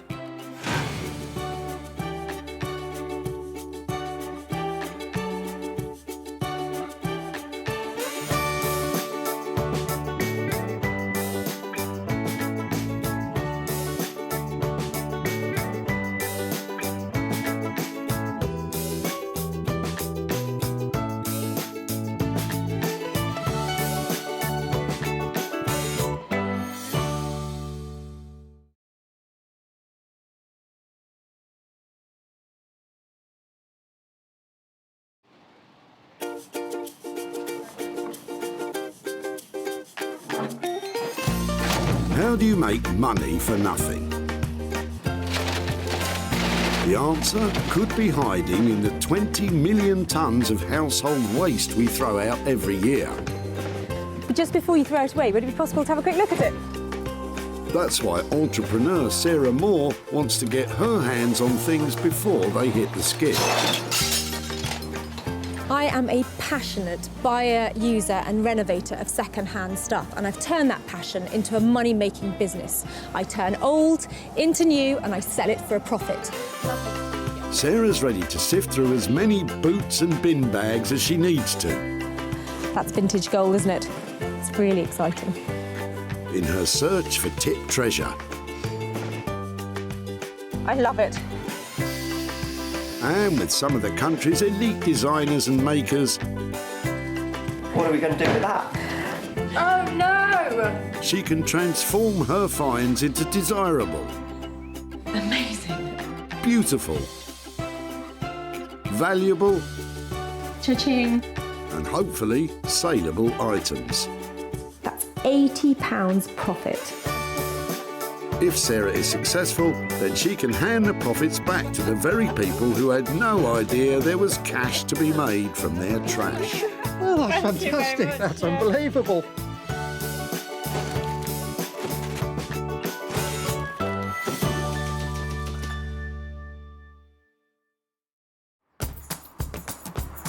The bustling Merchants Way recycling centre near Walsall can process up to 2,000 carloads of rubbish a day, and they take all sorts. I just love the fact that you never know what you're going to find. Check these out. Aren't they cool? Sarah wants to be able to prove to the dumpers that they could be making some serious reddies from their refuse. To do that, she's been given special permission from the council to search for 3 unwanted items before they get binned. I like your Christmas trees. She may have just missed out on some festive treats, but with more vehicles arriving every minute, it doesn't take Sarah long to spot her first item, nestling in the back of Judith's car. Hiya, are these yours? Yes, yeah. Well, they're my mum's, but Okay, I'm sorry to bother you. Is it right just to have a quick chat about them? yeah, sure. What, are they a pair of bedside cabinets? Yeah. Lovely. Would it be possible to bring them out and have a look? Yeah. Wow, they've got some age, haven't they? Yeah. I think about 1950s, I think. Okay, and have they been in your family? Yeah. They're in good condition, aren't they? Uh-huh. Lovely. So do you remember these growing up? Were these? Oh, yeah, they were Mum and Dad's wedding present. Fantastic. So they'd have had them since new, wouldn't they? Oh, yeah. His and hers? Yeah, that's right. Yeah. I'm looking for stuff like this that I can maybe do something else with. If it would be okay to take those away, I'd love to see if I could do something with them. Yes, certainly, yeah. Brilliant, thank you so much for that. They're lovely. It's a shame to be throwing them away, but if something's going to, be done that's nice with them, it's nice to see that. I love this little pair of cabinets. They're really sweet and they're really useful. I'm not quite sure, though, if I should decorate them, add some details to them, or just leave them the way they are. But I'm sure I can make money out of them. And Sarah knows just the man to help her turn old cabinets into new money. Jay Blades is a builder turned philosophy graduate turned furniture restorer. Jay has his finger on the pulse of modern design interiors, reworking the very best of British craftsmanship and bringing it into the 21st century. I've always had a passion for the kind of heritage that the British designers have produced over the years. Traditionalists would love to keep it as it is, but to be reintroduced into the market, I like to just add a bit of colour and add something a bit quirky. I really enjoy adding my bit and not necessarily worried about other people's reactions. It's more about, do I like it? If I like it, then it's good. Well, here's hoping Jay has a soft spot for this 1950s wedding present.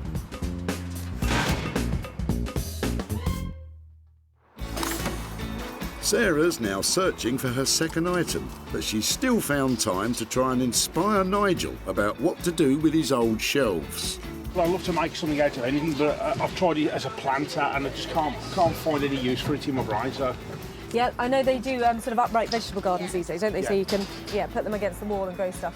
In fact, I'm going to take that back on the little strawberries. That's a really good idea. I'm taking that home with me. I'm glad you just pricked my conscience then. Nice work, Sarah, but be careful or there'll be nothing left for you. And don't even think about it. You know you can't just grab something out of the skip, so behave yourself. Instead, why don't you sneak a peek at what treasures Richard might be about to tip? I've spied something exciting in the back of your car. Sorry to bother you. Okay. Is that yours? Have you had it for a long time? I've had it, nearly 40 years, but it wasn't mine originally. It was given to me, and I've been just using it to keep tools in. Really? And what, you just had enough of it now? We're moving house and trying to clear out a lot of stuff that we don't need anymore. It's got a great shape to it, hasn't it? And it looks so battered and worn and really cool. It's got character. Yeah, I really like that. I'm looking for things that I can repurpose or upcycle or turn into other things. And there's something about that is just so beautifully worn. You can't recreate that, and it's really quite appealing for me. Okay, well, it's all yours. You want it? I'd really like it. I really would. I don't know what I'm going to do with it, but I absolutely love that. Thank you very much for letting me have it. You're welcome. Well done, Sarah. I had a feeling Richard was going to come up trumps. But what does he think you'll do with his old toolbox? Yeah, I haven't got a clue. I can't imagine, but it'd be interesting to see. I can't wait to see what she does with it. I absolutely love this, and there's something about its chunkiness that is shouting laptop or some sort of place where you put some technology. It'd be amazing if you opened it up and you had a screen on the top and a keyboard in the bottom. I think this could be a portable office. Lots of space for other things. Just really cute, and it's got just about the right amount of patina and wear on it that makes it really appealing to have on your desk. A chunky little piece of loveliness. Are you sure, Sarah? A 21st century office in an antique box? It all sounds a bit far-fetched. But if it's something electrical you want, then there's one man that might just be able to help. Meet Horse, electronics superbrain. Horse was chief engineer for a world-renowned audio recording company for over a decade. He's now taken his love for restoring vintage sound equipment and made it into a business. My name's Mark, everyone calls me Horse. I'm electronics engineer by trade. I enjoy refurbishing vintage equipment. I'm also interested in kind of antique radio equipment. It's always a shame to see stuff like that go to waste. I think it's great that that you're giving a second life to something that would have essentially just been smashed up, thrown in the rubbish. So yeah, it's definitely a job and a passion. Horse might know his way around a circuit board, but let's just hope he doesn't get his wires in a twist when Sarah presents him with this empty old toolbox. Sarah's now got 2 items crossed off her list, but she can't relax just yet. She still needs to find her third and final piece. And it looks like she's not the only one who's hard at it. Emptying garden waste. We cut my friend's garden and get rid of the stuff. It's hard work though. We gotta get on with this. And then, like I said, we still want to work.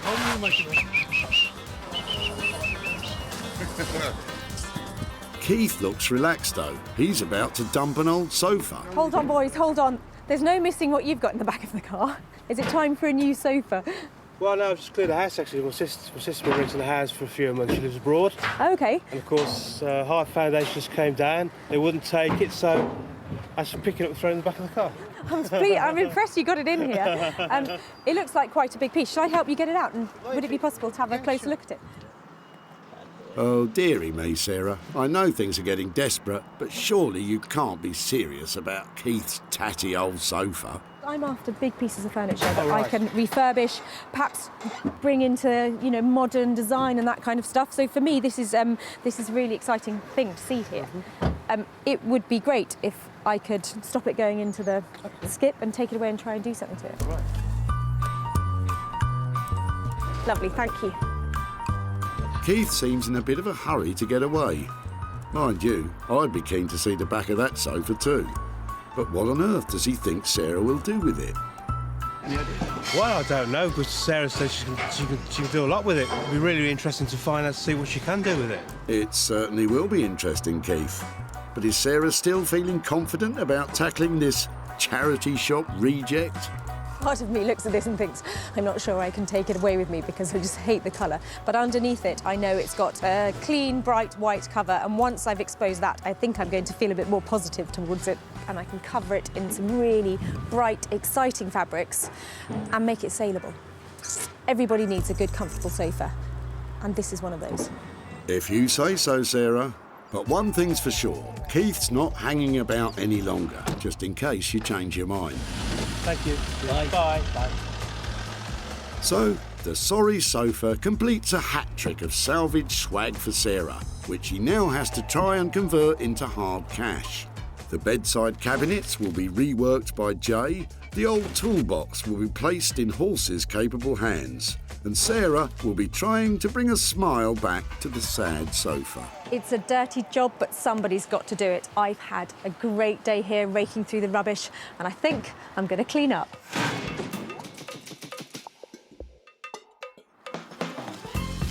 Sarah's first stop is deep in the heart of the Black Country, Wolverhampton, where a thriving arts and crafts scene is emerging. And leading the charge is woodworking genius Jay Blades. As ever, Jay has absolutely no idea what Sarah has in store for him today. So exactly how confident is he feeling? Depending on what she brings, I will be able to see if I can work my magic on there. But also Sarah will have some ideas that might not be commercially viable. Also, she might have some ideas that are commercially viable, but might cost more for us to actually make. Hello, hello. Hello. Jay, How you doing? I've got a little something for you, but I might need a hand. Okay. These are quite cool.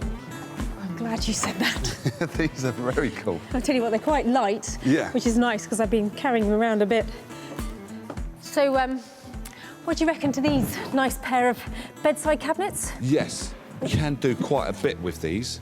The thing that I would kind of do with these would be try to restore the outside and then inside just go a fusion of colour and hopefully put some holes in here so it becomes kind of like a more modern thing so people can charge their phones in there and stuff like that. And I might, depending on how the cover comes out, I might introduce a colour there, but I won't introduce a colour that's going to make this look a bit too out there. It's going to blend in. Actually, I like that. I think a little pop of colour at the bottom, I think that's a good idea. Yeah. It makes them fresh and maybe change the handles on them maybe as well if you find something appropriate. Yeah. But obviously, you know what I'm like, I've got budget in mind. How much do you reckon it would cost? I'd say this would be about £75 for the two, because I'll have to remove the backs, work on the inside, and take off the doors, restore the actual... That might be a problem there.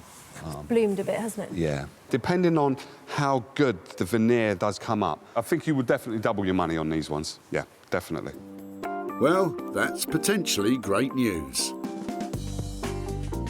With labour and materials estimated at £75, Sarah could be in for a tidy profit. But only if Jay can bring those 65-year-old bedside cabinets into the 21st century. Next up, Sarah's off to Manchester. Famed as being one of the founding cities of the Industrial Revolution, it is perhaps best known today for its football teams and thriving music scene. But it is also home to a man called Horse, one of the country's leading audio engineers. And he has no idea what Sarah's bringing. I'm expecting anything at all, really. I'm hoping it's something that will possibly lend itself in some way towards being some kind of audio device, as that's kind of my main kind of thing. But I've no idea what it's going to actually be. Well, let's just hope for Horse's sake that Sarah's changed her mind about that futuristic office-in-a-box idea. Hiya. Hiya. How are you? Yeah, good, thanks. Should we go into the workshop? Yeah. Go on. Thank you. Right then, what have we got? Well, it's quite sweet. Actually, looking at it here, it seems like there's bits on it that really need some work, but I think it does still open. And inside, it's good, sturdy wooden construction. Yeah. So I thought... Yeah. I thought maybe It makes a noise. That's as far as I got. I got some sort of amazing speaker. Yeah. I don't know if it's something that you put in here and you open up like an old record player, or you know, I have no real plans for it other than the fact that it would be so nice if you could make that. Something to make a noise. What do you think? Because it's got a handle, I'd want to make it portable, but you could still make a decent sounding kind of like a ghetto blaster sort of thing, and make it rechargeable possibly. I'll look into that as well. I was thinking maybe have it so that it doesn't open, so that you can actually just house the system inside.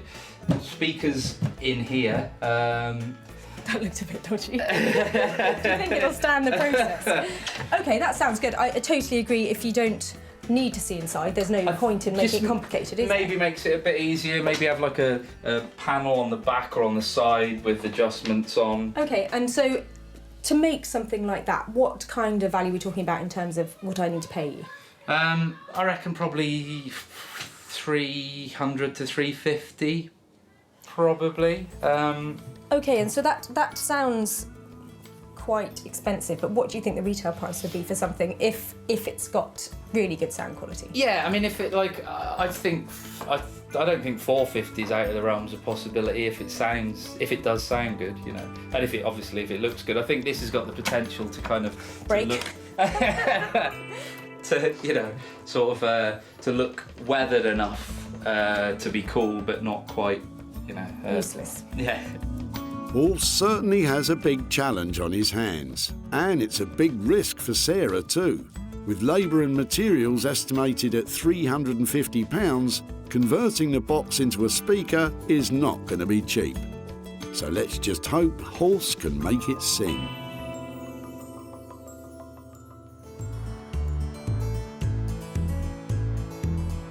It's time for Sarah to head home to the idyllic countryside of West Sussex. It's a far cry from the tip, and Sarah's dog Bramble is happy to see her home. But lurking in the barn, there's something that isn't quite so welcome in this beautiful landscape. The salvage sofa is so unappealing, even Bramble's turning her nose up at it. But don't worry, Bramble, Sarah's sure to have a plan.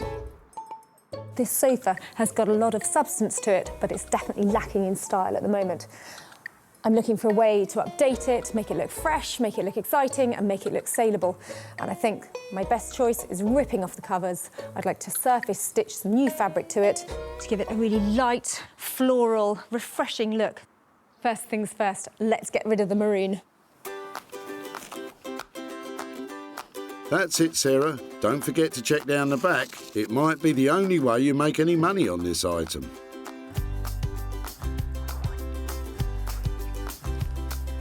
That's quite promising, really, isn't it?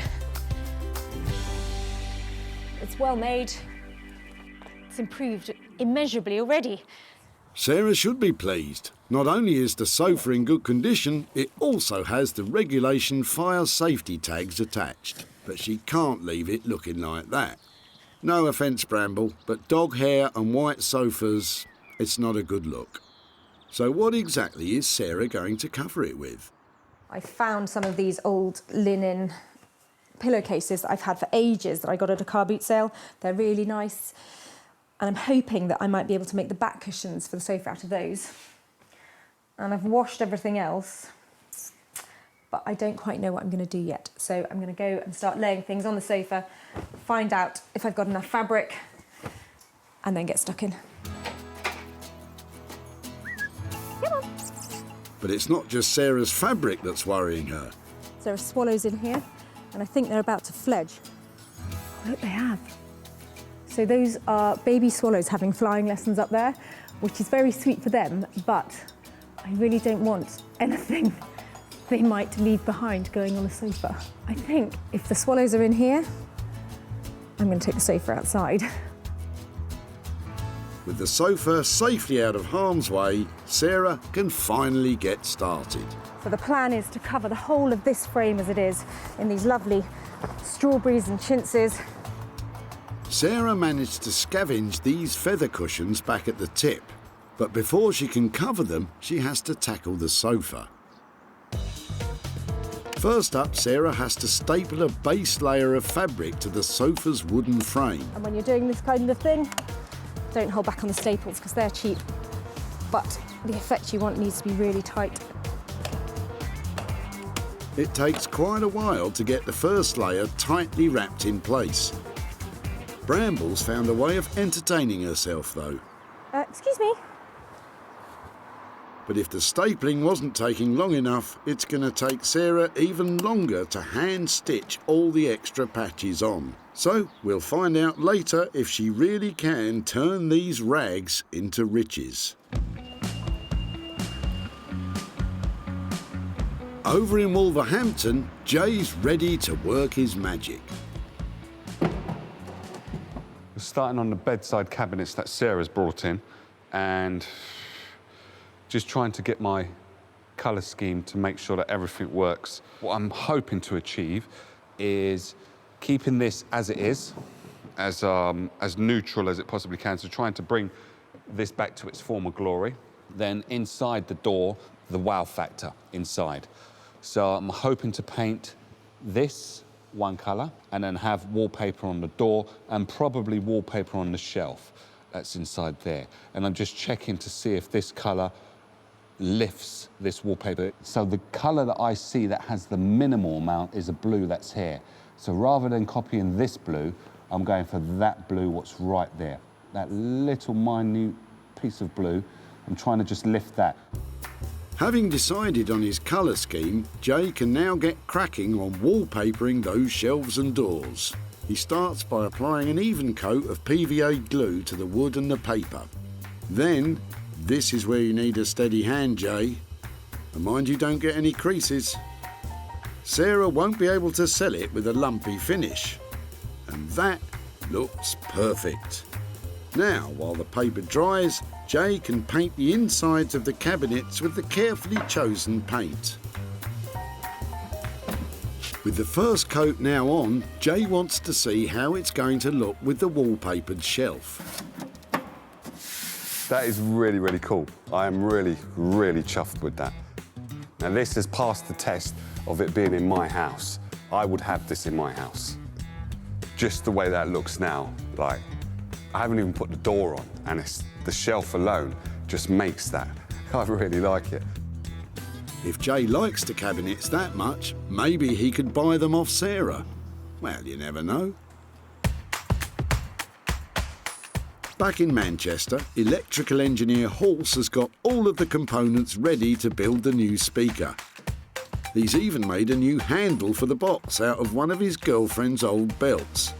But today, he's really stepping into the unknown. The next bit is going to be the point of no return, really, which is drilling a hole and then jigsawing out the holes for the speakers. It's a bit out of my comfort zone because I'm not really that used to doing it, but yeah. More at home with his circuit boards, just how confident is Halse feeling about a spot of carpentry? I could have measured it completely wrong and then I've ruined the box and any chance of doing anything good with it, but I don't know, fingers crossed. Oh dear, this doesn't look too promising. Let's just hope Halse kept his receipts for the speakers, otherwise one slip with that jigsaw could prove costly.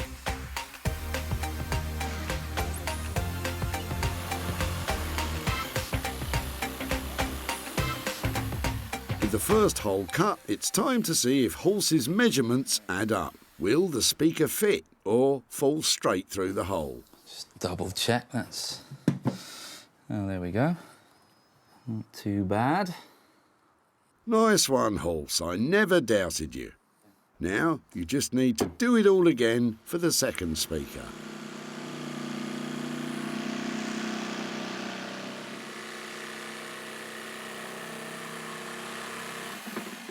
With both speaker holes successfully cut, there's just one more piece of carpentry required. There's going to be a control panel for the volume on-off. I've pre-made that out of a piece of checker plate that they'd normally use for kind of fire escapes and things. I thought it looked quite cool on this, but I just need to make the actual hole on the side of the box now.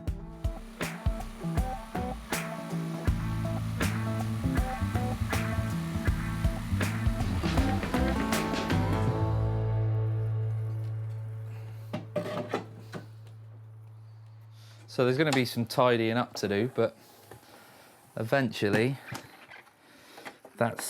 this is to make, this piece of wood is so that it's further recessed to protect the control knobs.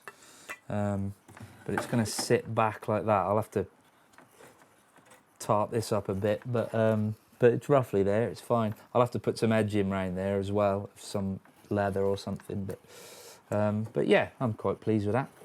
With the box now virtually ready, Horse just needs to wire up the electronic components and the new mobile speaker is good to go.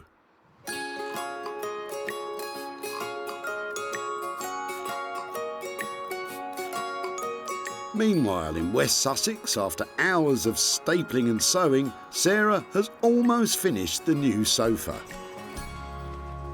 So the more I sew onto this sofa, the more I like the look of it. I have patched all the way around really tightly, and I know you can see the stitches, but it's all part of its handmade charm. I can't make it look much neater than that, so I thought I might as well really go for the rustic look. So I've just sewn these panels of vintage offcuts all the way around here using a curved upholstery needle. With the patchwork complete, now all Sarah needs to do is to add the cushions. She made some basic covers for them earlier by using more of the vintage fabric. I can hardly remember what it looked like when it was maroon. Thank goodness. Thank goodness indeed, because the old sofa was so tired and worn, it was even rejected by a charity shop. But now, Sarah has utterly transformed it. With just a bundle of vintage remnants, she's made the sofa bright and welcoming and just bursting with old-world charm. And after all her hard work, I think it's time Sarah put her feet up. So, I hardly want to sit on it because I just know I'm going to have to plump up the cushions again, but now that is a really good selling point because this is so comfortable. It really is. It's lovely.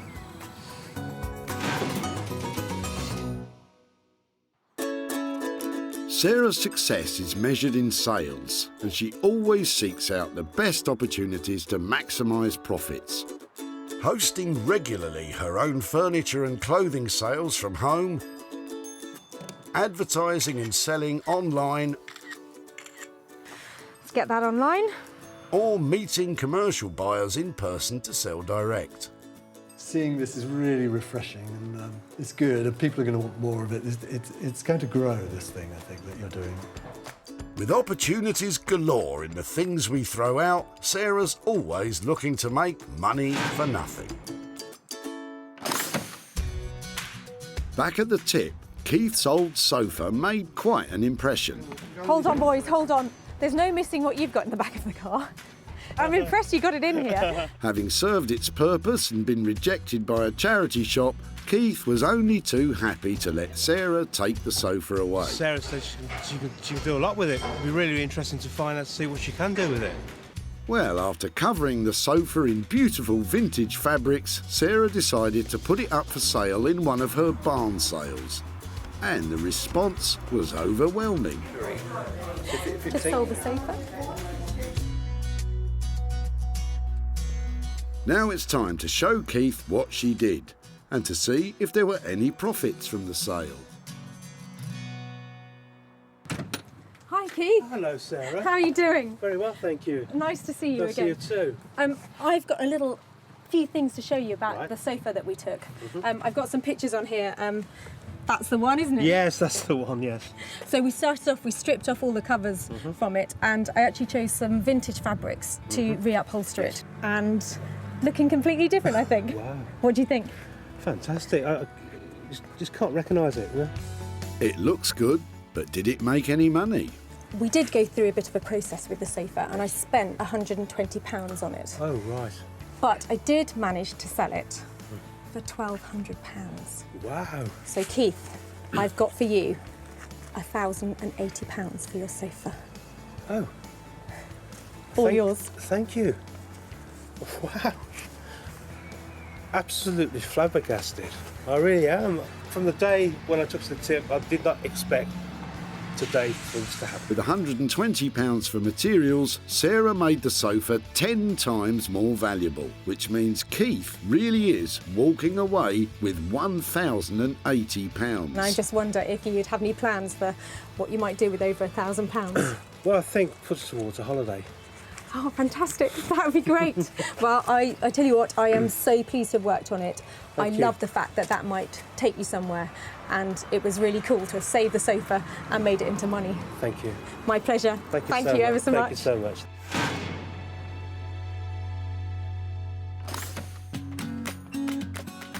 Over in Wolverhampton, Jay is applying the finishing touches to the bedside cabinets. Well, Sarah's due any minute to come and pick these up, and I'm in a bit of a rush to try and get these finished. So excuse me while I crack on.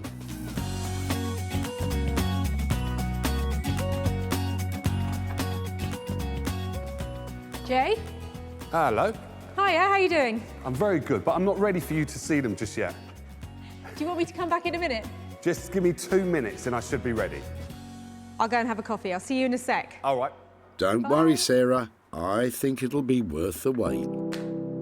When she last saw them, the 65-year-old bedside cabinets were looking tired and worn. But now, with a delicate restoration of the veneer, a splash of colour and designer wallpaper on the doors and shelves, Jay has reinvented these relics for modern living. Looks gorgeous. Jay's pleased with them, but it's now finally time to find out what Sarah thinks. Oh, there they are. What do you think? They look fab. They're really shiny, aren't they? They are really shiny. And I'm loving the blue. It's a good colour combination. May I look inside? Of course you can. What Go have you for it. done? Well, basically, we've painted blue inside and on the lip at the bottom, and then put some wallpaper on the shelf and also some wallpaper on the back of the door, and drilled some holes in the back so you can load up or charge up your phone or your laptop, whatever you've got on the side of your bed. Well, I think what you've done is given them that really fresh update that means that people who have a funky house will love these, and they didn't look like that before. So I think what you've achieved on that budget is really quite impressive. Thank you. I think Jay has really managed, just with a light touch, to make those cabinets look contemporary. He's put that lovely designer wallpaper in there and that popping blue colour on the base. And now I have a chance of selling them for some real money. I think Sarah's reaction was really, really cool. She really liked them, and hopefully she should be able to sell them. As I said, they will pass my house test, so let's see if she can do it.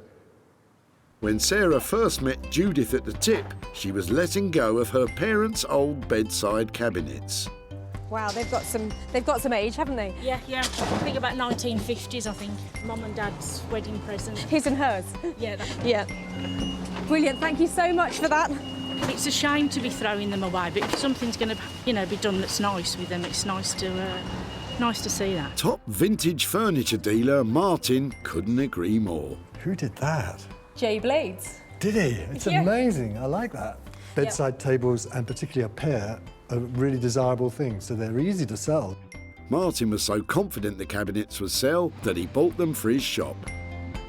Now, Sarah is off to tell Judith what happened to her parents' old wedding present, and hopefully to give Judith a gift of her own. Hi there, hello again. Hi, it's Sarah. Hi there. How are you? How are you doing? Thank you. Yeah. I've just got a couple of pictures and things to show you about your cabinets that you dropped off. We had a look at them and we were wondering about turning them into a cocktail cabinet or doing something with them like that. Yeah. But actually, I took them to a designer called Jay Blades, who loves colour and gets really passionate about furniture and updating it, and mainly keeping it just the way it is. He had some good ideas about turning them into sort of slightly more modern bedside cabinets so they could keep their original use. Yeah. So I've got a couple of pictures I can show you of them. He had an idea. Oh, they look lovely. Do you like them? Yeah, yeah. So what and you- the picture inside, that's lovely. Mum would like that, she would.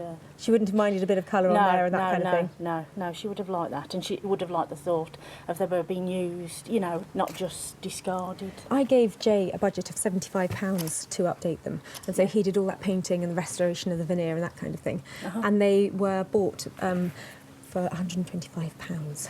So that means that's awful. I have got a little £50 present for you. Thank you very much.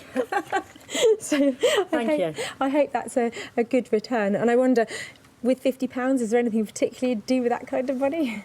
I think I'd like to buy some flowers with the money for you know, Mum and Dad. That would be nice. Mum loved flowers as well. So. Oh, that's really lovely. It's nice to think that it goes back full circle. Yeah. Breathing new life into the cabinets cost £75. It didn't take long for Martin to snap them up for £125, meaning Judith can enjoy shopping for flowers with her 50 quid. Well, I am delighted that Judith approved of what we did with her cabinets and the fact that she thought her mum would like it too. And spending that money on a big bunch of flowers in memory of her mother, well, that's a very sweet idea.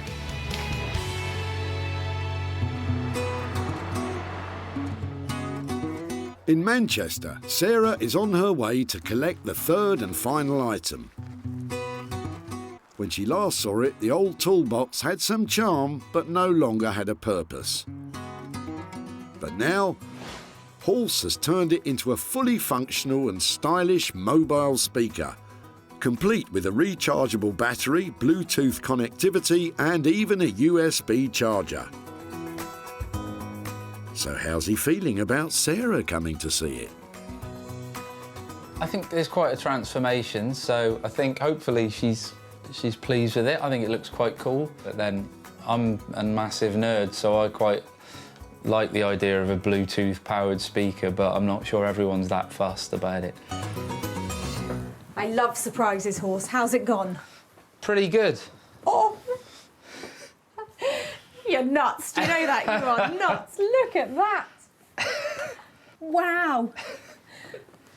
So, you've been really busy, haven't you? What on earth have you put inside there to make it like that? There is a very hefty battery, so you've always got this kind of compromise between battery life and weight. So that's the battery. I mean, Okay. it's, you know, it's not short of a car battery really, but it's going to last. OK, so normally this won't be on show, will it? No. Right. Normally, okay, normally these are shut, and then there's also screws to put in the side just to properly seal it, because you wouldn't really want it open. So, yeah. Horse, you're really clever, do you know that? It's got an instantly attractive look about it. And what, this bit here, so this is, Yeah. talk me through what gadgets you've got in here and how it works. So that's sort of, so on and off switch is the big switch there. Main volume control.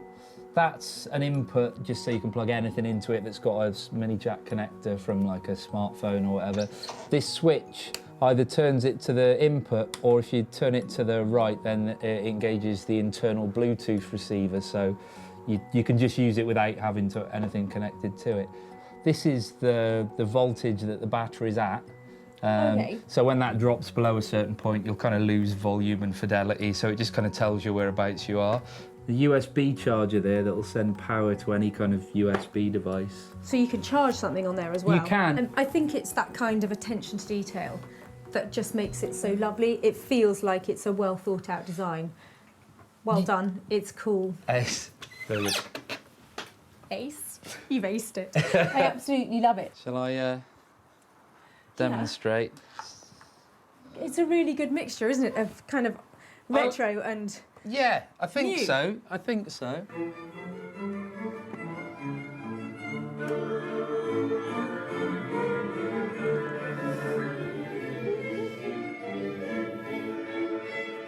I want to go on a big picnic right now and have something really coming out of that somewhere. You know, it needs to be taken out, doesn't it? It needs to go on a journey because of what it is. Yeah, exactly. It's completely made for that purpose, so yeah. I think it's absolutely amazing, so thank you so much. I'm going to take that right now. Well, I think this really speaks for itself, don't you? Well, the speaker's a definite hit with Sarah. Now, if she can bear to let it go, she needs to try and sell it. When Sarah first spotted Richard's old toolbox at the tip, it was coming to the end of its useful life. I've had it, nearly 40 years. Really? And what, you just had enough of it now? We're moving house and trying to clear out a lot of stuff that we don't need anymore. It's got a great shape to it, hasn't it? And it looks so battered and worn and really cool. It's got character. Yeah. The characterful box just needed a new purpose, and with Horse's help, that's exactly what it got. Now it's time for Sarah to show Richard what happened to his old box, and hopefully she's got some profits to share with him too. Hi there, Richard. How are you? Sarah. Yeah. Hi there. How are you? Yeah, very well. Nice to see you again. I've just got a bit of an update about the box or case or whatever you called it. What did you call it? I think it's a case, but... And I know that when we caught up at the tip, it was something you said you just used for storage and you'd had for, That's right. for ages. When we took it away, did you have any ideas about what we might do with it? None whatsoever. So I'm quite excited to see what you've done. We decided we'd make it into the most amazing boombox. Oh, excellent. A music machine, the like of which you've never seen before. I've got some pictures to show you. It went to a chap called Horse, and he turned it into this fantastic machine, and he has plumbed in the most amazing sound system in there. Oh, that looks amazing. It's a work of art. It's beautiful. Now, normally at this point, I'd say I've spent £300 on it and I've sold it for X, but at the moment, I haven't sold it. Right. But I've got high hopes for it. It's such a great looking machine. I personally would absolutely love it. So, but what I'd like to do is, when it sells, just come back to you and give you the money for it. Wow. Well, thank you. So, despite this amazing transformation by Horse, the search continues to find this unique speaker a new home. But the costs of £350 and no profit generated, this could be a potential loss for Sarah of 350 quid. So I'm really disappointed that I wasn't handing over money to Richard, but I've got high hopes that his boombox will sell and I'll be back here with some cash soon. So, Sarah's managed to make a profit on 2 of the 3 salvaged items. The bedside cabinets, beautifully brought back to life by Jay. I'm sure it won't be long before Richard's utterly unique speaker will be blasting some sweet sounds. And of course we have the unwanted sofa transformed into a showstopper by Sarah. We have transformed, restored and repurposed 3 things that were destined for the dump and handed over some money for nothing. Maybe the next time you take a trip to the tip, I could do the same for you.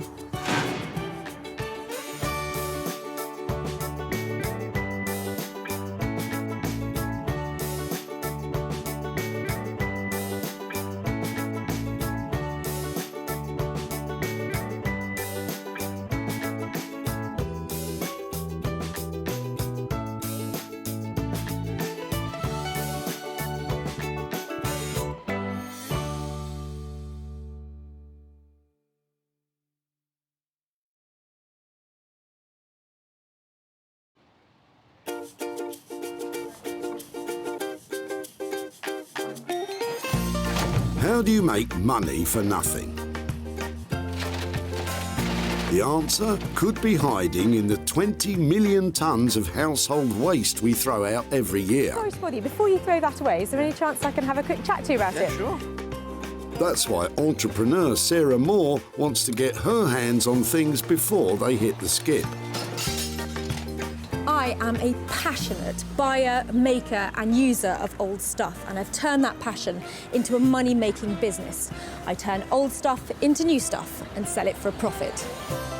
Sarah's ready to sift through as many boots and bin bags as she needs to. Look at that absolute box of joy. These are just fantastic. In her search for tip treasure. We've got to be able to make something out of that, haven't we?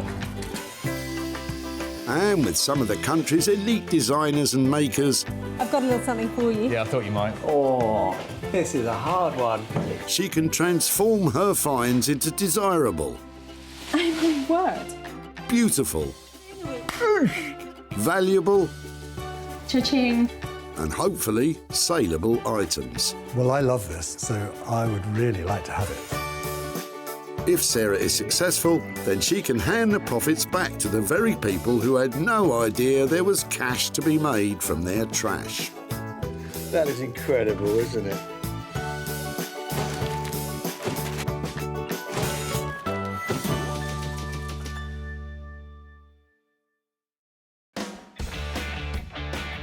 The Bredbury Recycling Centre in Stockport near Manchester. Every year we throw away 10 million pieces of furniture at centres like this. Most ends up in landfill, but some could be reused. There is tons and tons of rubbish coming through this place every day, and I'm a woman on a mission. I'm out there to find those little pieces that are worth their weight in gold. Sarah has special permission to scout these skips, so please don't go raiding your local recycling centre. That's seen some fun then. It has. She's searching for 3 pieces which, once reworked and sold, will produce a payout for their original owner. Copper's very on trend, you know that? What would you make out of it? Some skis. Skis? Yeah. Not sure about the skis, but I don't want to snow on anyone's parade. Looks like Sarah may be off to a flying start. Is this going? It is. She spotted John, who is offloading a big old item of furniture. Oh, it's really heavy. Let me see. Was it yours or? It was actually a great aunt of my wife's. Wow, that's brilliant. Lovely. So it looks like it's got some Bakelite handles on it, so it's obviously got some age to it, hasn't it? I would say it's sort of turn of the century kind of thing. Brilliant. And so what was your wife's aunt's name? Oh gosh, I forgot. It was like Maud or Audrey, isn't it? Something. You put me on the spot now, I've forgotten. Come on, John. Mary. It was Mary. Yeah. Mary. Fantastic. Well, if you don't mind us taking Mary's Of course you can. Chest of drawers I would way. much rather it was put to some good use and thrown away on the tip. I absolutely love it, and I think it's got real substance to it. Should we just pop up beyond that way? That'd be fab. Thank you. Great Aunt Mary's chest of drawers could have major profit potential. Good work, Sarah. If we just pop it, I'll just go in here with it. That would be great. Thank you. Getting a hand with the heavy lifting. Genius. What a great old piece of furniture. It's obviously got some history to it. It's not in perfect condition. There's a massive split all down the side here, and there's a few chips off the corners of it.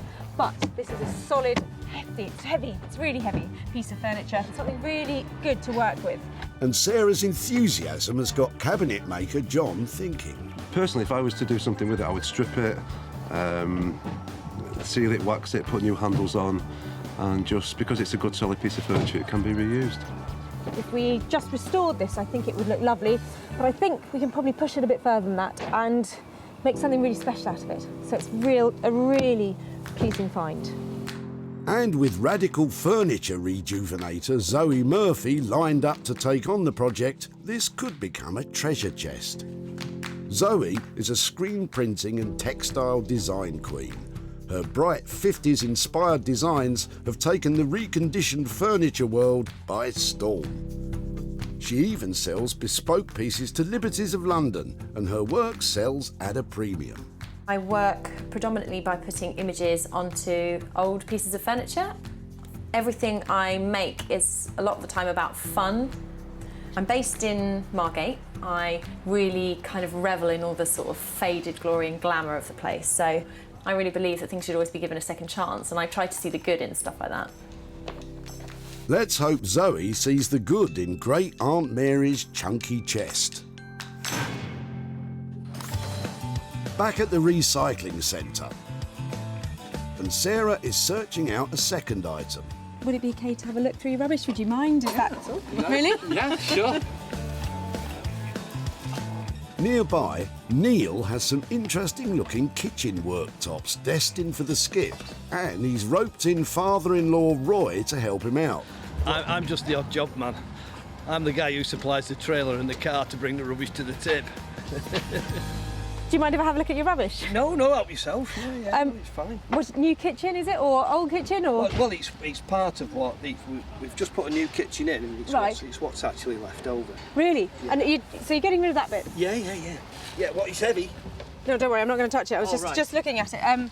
Would it be something that I might be able to work with, or? Well, yeah, when we put it in, I thought, crack, it's a shame to throw it away, but it's very... Oh, you've got more of it? Yeah. Fantastic, this is my lucky day. Just here would be lovely, thank you. That's amazing. It's got a lovely luxury feel to it. I bet your kitchen looks great, doesn't it? Does your kitchen look good, Neil? Yeah. Yeah? These worktops are sometimes known as engineered stone, which is essentially ground up stone. In this case, marble, bound together by resin. Is there any care that they've told you about using with it? It's man-made, so it's a resin. Okay. So you polish it all up. Okay. Polish all the joints out of it. It's a bit like corian. Yeah, that's what I was thinking. Yeah, oh, fantastic. I don't know what I'm going to do with it now. Just big chunks of it, make it really useful. Yeah. That's brilliant. Thanks ever so much. And straight away you can see that these could be made into, Neil, Roy? I have no idea. Make a desk out of it. No, I don't know. Make some chopping boards out of it. Yeah, chopping boards, yeah, but the big piece, that might do for a worktop somewhere. Yeah. You know, in a small kitchen, maybe, I don't know. And Sarah's got her thinking cap on too. It's really heavy, it's really chunky. It feels, it's got a cold stone-like feeling to it, so that makes it quite appealing. There are a couple of little side tables there. Is that something that goes in somebody's garden on a really cool pair of legs? Perhaps reworking this man-made marble is a job for a woman. And if anyone can repurpose this surface, it's artist blacksmith Beck Simon. Beck's mastery of some of the toughest materials around allows her to create original, organically inspired design pieces. And although it can be hot, heavy work, it can also be truly rewarding. This sort of thing is quite new to us because we normally work on a commission basis. So to be presented something and turn it into something else is quite exciting for us. So I like the challenge and I'm really interested to see what she's found and what we can do to it. So yeah, it'll be good. Let's hope the man-made marble sparks Beck's imagination, providing a searing profit for Neil and Roy.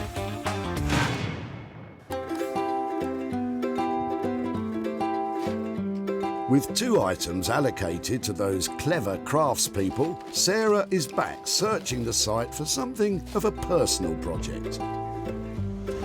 Yeah, I don't know whether I'll be able to make something or not. It's really, I think I might struggle to do something with it. Thank you ever so much for your time. No problem.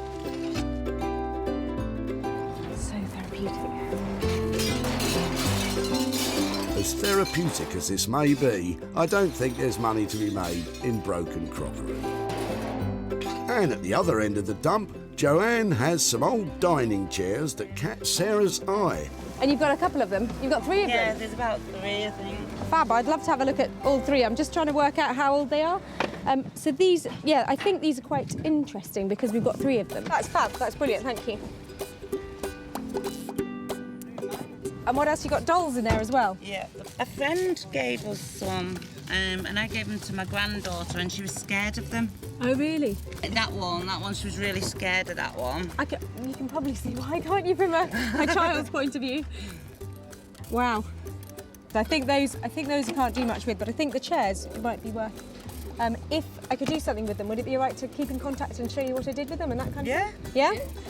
Fab. Right, yeah, so you're going to restore things like that, is it? Yeah, and these have got a recognisable retro style to them. So if somebody's doing up their house and they want it to have a sort of 1950s, 1960s look, then people are trying to buy up things like this to complete their look. So they might... It would be really interesting to see what you could make out of something like that. Yeah, well, I think it will only ever be a chair, but it just might be, just modernised a bit. If these chairs scrub up well, Joanne could be sitting pretty with a profit. I don't think there'd be any value in them as they are, no. But if she does them up, then sells them, good on her. Well done for working hard on them. I wish I had that talent to be able to do it. And the time. I'd love to give them a new lease of life. I'm thinking strip off this tired old Draylon and put something really bright and beautiful on their seats. It would be really great if after a little makeover we might be able to get over £50 each for these beauties. And after we've taken out some expenses, I reckon £100 to hand over. That'd be great, wouldn't it? Now Sarah's designers each have their restoration projects.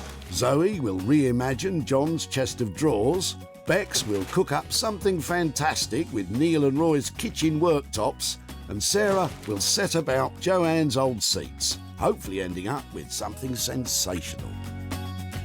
I've saved 3 fabulous pieces here today, and I'm going to make lots of money from them. I hope.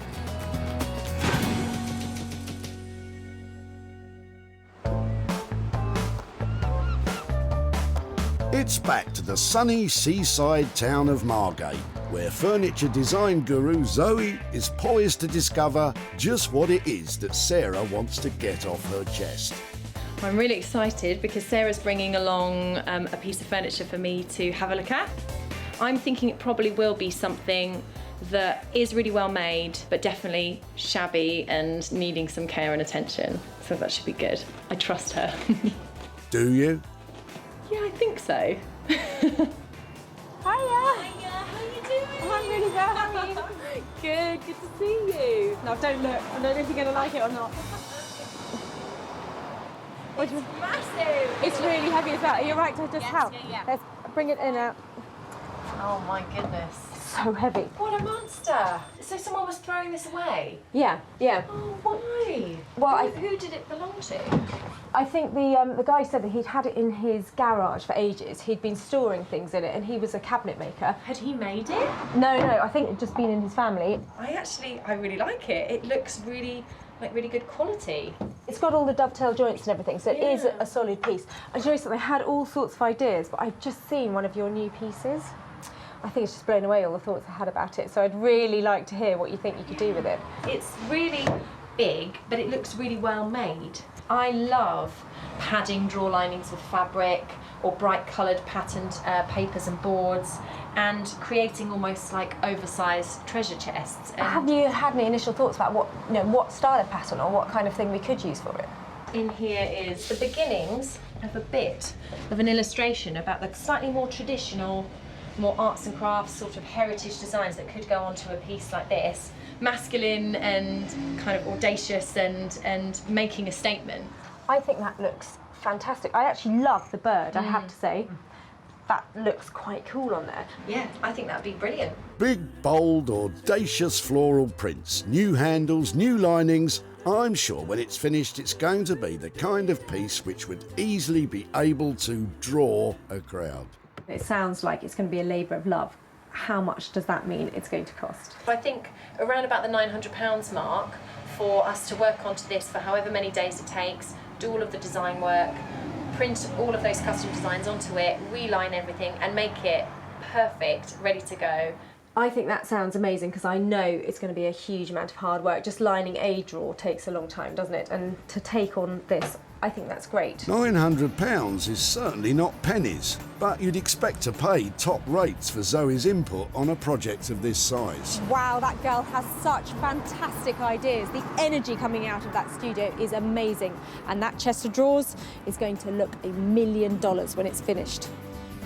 I'm actually quite fond of this. I'm looking forward to lining all these different drawers, plus a nice big surface area to get a gorgeous print onto as well. So yeah, I'm really looking forward to doing it. Great Aunt Mary's sizable chest of drawers will take a sizable budget to turn them from shabby to chic. And with such a big spend, Sarah will need to sell for more than £900 to make a profit.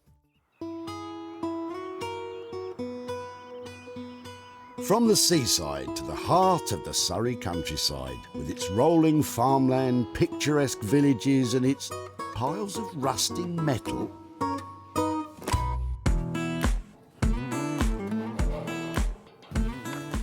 Sarah reckons her newly acquired worktops are best in the hands of Bex Simon. Bex and husband Dave create all manner of metal fixtures and fittings in their blacksmith's workshop, and they simply love a challenge. I'm really looking forward to seeing what Sarah's going to bring today. What do you reckon we're making? A coffee table? A chair? A boat. We think we're building a boat today. Well, whatever you end up making, she's hoping her man-made marble will float your boat. Hiya. Oh, both of you, how are you? Got a little something for you. Well, let's have a look. I've got quite a bit of it. Yeah. I've got 3 nice bits. Oh, brilliant, thank you. It's quite heavy. And you might be thinking, it's not very metal. Yeah. It's very posh. Yes, it is posh. That's exactly what I thought. So I was wondering about making some tables out of it with metal legs. Oh, yeah, sure. I mean, how many pieces have you got? I have got 3. I think this is... I bought this one because it's the smallest and the lightest. Shall I go and get the other bits? Let's have a look. This material is a bit of a departure for metal worker Bex, but at least Sarah's looking for metal legs. Tell me about the bottom sort of frame that you had in mind then. I know you've got your really long pieces of metal. It was a bit crazy to have the top and then it's like screw up a piece of metal so it does really weird things and make legs out of it. I think doing 3 of those, that's going to take us a long time because then to make it level and looking nice. I mean, that could be quite good fun. I'm up for that. So that's 3 tables with geometric metal frame legs.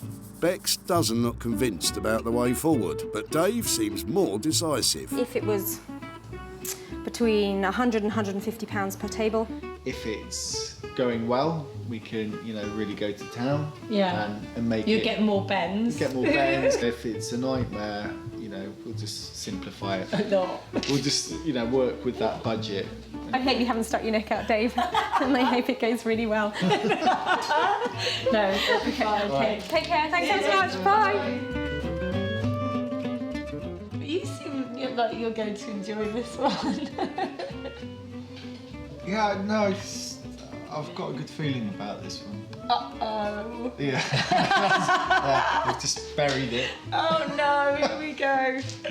I'll get my coat. I hope I haven't caused too much marital disharmony there. Didn't seem like they were both thinking along the same lines, so fingers crossed that's all right. I'm hoping with the marble and those really funky geometric shapes, they should look really cool.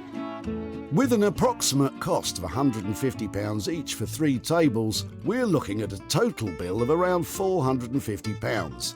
Selling them as a matching set could mean that Sarah might make a decent profit. From the rural idyll that is Surrey, we're shifting the action over to Sussex, where it's time for Sarah to get busy with her very own project.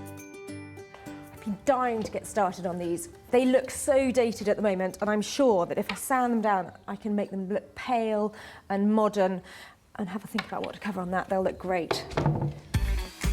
Sarah sets out by unscrewing those sad seats. So this is not the first time that this chair has been recovered. You can see there's a nasty brown draylon I'm thinking must be about 1980. And underneath it, the original vinyl that would have been on the chairs when they were bought. OK, so that's how they would have been originally. So that would be pretty easy to recover. And these chair frames are really solid, so we've got a great base to start with.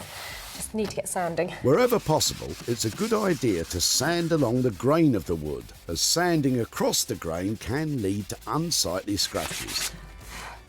I've literally been sanding this down for 5 minutes, and I think that the transformation is amazing.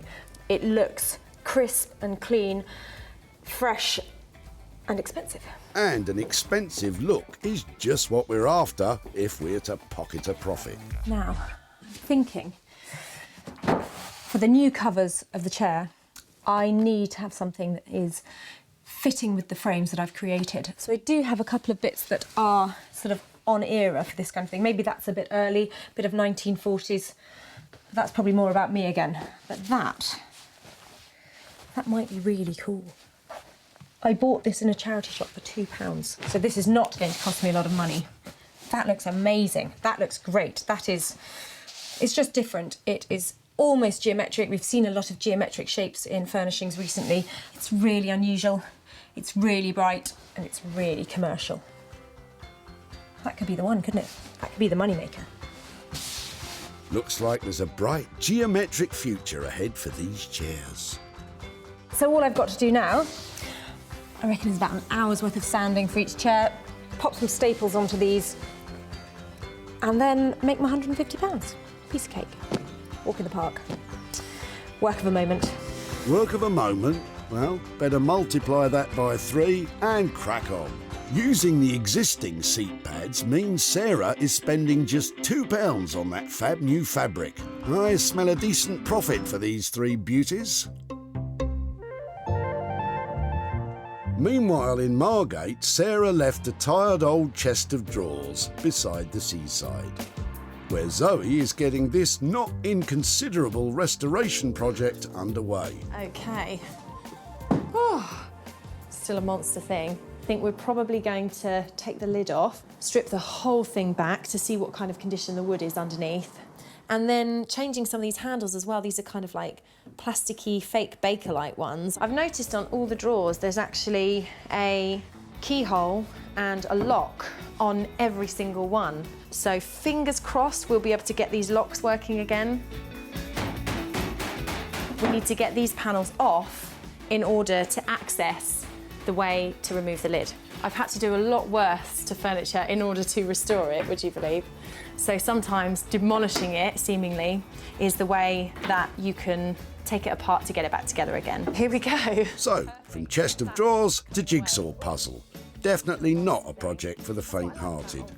Zoe's next job is to strip the wood, and for this, she uses a professional paint and varnish remover. Leave this for about a minute maybe, nice and thick, and when it bubbles up, it'll have loosened all of the varnish. Always wear heavy-duty protective gauntlets and a face mask when applying a chemical paint stripper. Stripper is working perfectly. It's lifting the varnish, which is really good, although the wood underneath isn't amazing. A lot of the damage and watermarks are still there. So we're going to have to look at getting them out a bit as well.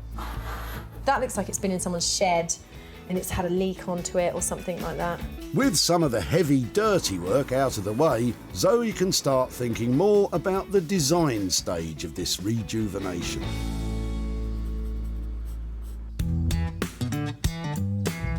Back in the blistering heat of the Surrey countryside, Bex and Dave are getting even hotter under their respective collars with Sarah's triple table challenge. We're starting work on these slabs. We're going to make a couple of coffee tables and a console table. So we're just making a temporary desk outside because obviously we'll probably be working with some long rods and stuff. So we're going to see if we can make all 3 right now. Lengths of steel rod will form the table legs. Once Bex cuts the rods down to manageable lengths, each one will be bent into shape. Bex starts work on the legs for the smallest table by welding rods to a piece of steel plate. That will just hold it in place. What we'll do now is we'll sort of heat it and start bending. The steel will start to become malleable as its temperature increases. And if you want to know just how hot red hot is, well, it's upwards of 500 degrees centigrade. So this is the perfect job for this sort of weather. Basically, I haven't drawn it out. Again, it's going to grow organically. And while Bex bends, Dave drills. With the table designs developing organically, this really is a case of trial and error. It's all back to front. I'm all confused. It's making it so you look at it and you enjoy looking at it rather than you feel uncomfortable looking at it. At the moment, I'm uncomfortable. But we'll sort it out. It's part of the fun. And now, Dave has spotted a flaw in the smallest surface. So how does that affect their plans? But what do you want to do about that? You know, high-end table, chipping it. It's not really. If that one's chipped, find a bigger one. We've got other ones over there. Yeah, I know, but we've made that for this one. With the smallest surface now chipped, the guys decide to go for plan B and try the biggest table on the existing legs. It's running out of time not having anything, all like slightly built and very botched, which I would be really mortified at, or trying to make something work and look nice, you know, that a customer will, you know, like and still put in the house. So plan B. So we're down from 3 tables to 1. Time to marry the largest tabletop to those spaghetti legs. I think that's our best bet option now. She looks better being a more contained block within the table. Well. Yeah, like I don't feel as annoyed with it, you know. So that looks nice.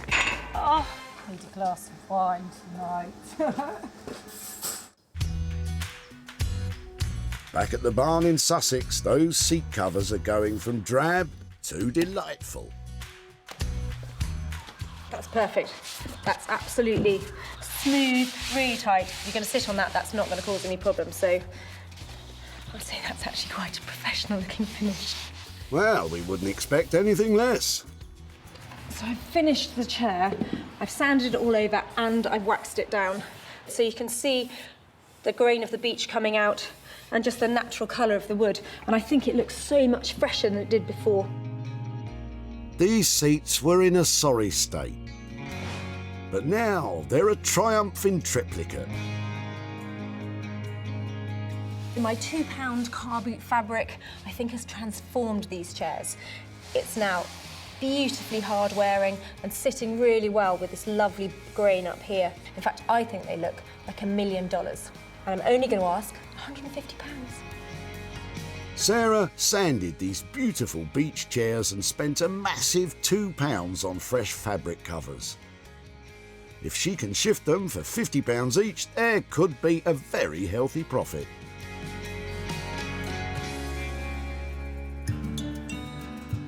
Back at the dump, Joanne's chairs had seen better days, possibly in the swinging 60s, but Sarah spotted their potential. These have got a recognisable retro style to them, so love to give them a new lease of life. I don't think there'd be any value in them as they are, no. But if she does them up, then sells them, good on her.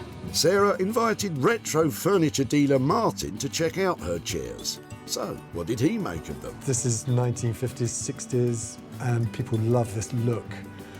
For Martin, these were a must-have for his shop in London. Sarah has come back to Stockport to update Joanne on her 3 forlorn chairs. The refurb was inexpensive, so just how much profit has been made? Got friends. Hello. Hiya. Hello again. How are you? I'm fine, thank you. I've got some pictures to show you of your chairs that we found at the tip, but I was trying to remember where you said they came from and their history.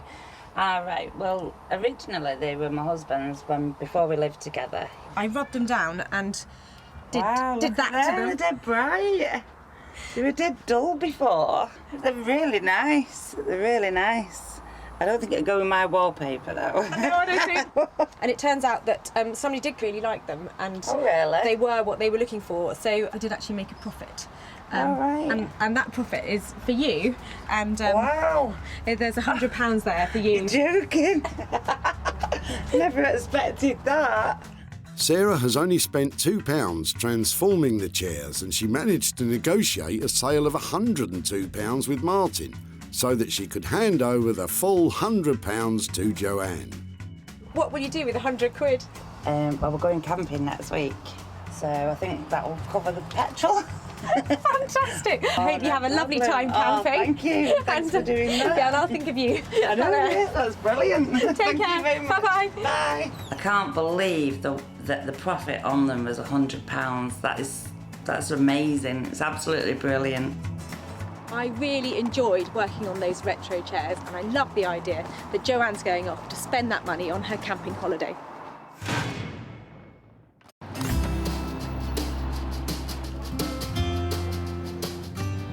Sarah's back in magnificent Margate, where she left furniture and fabric designer doyenne Zoe with a sizable task.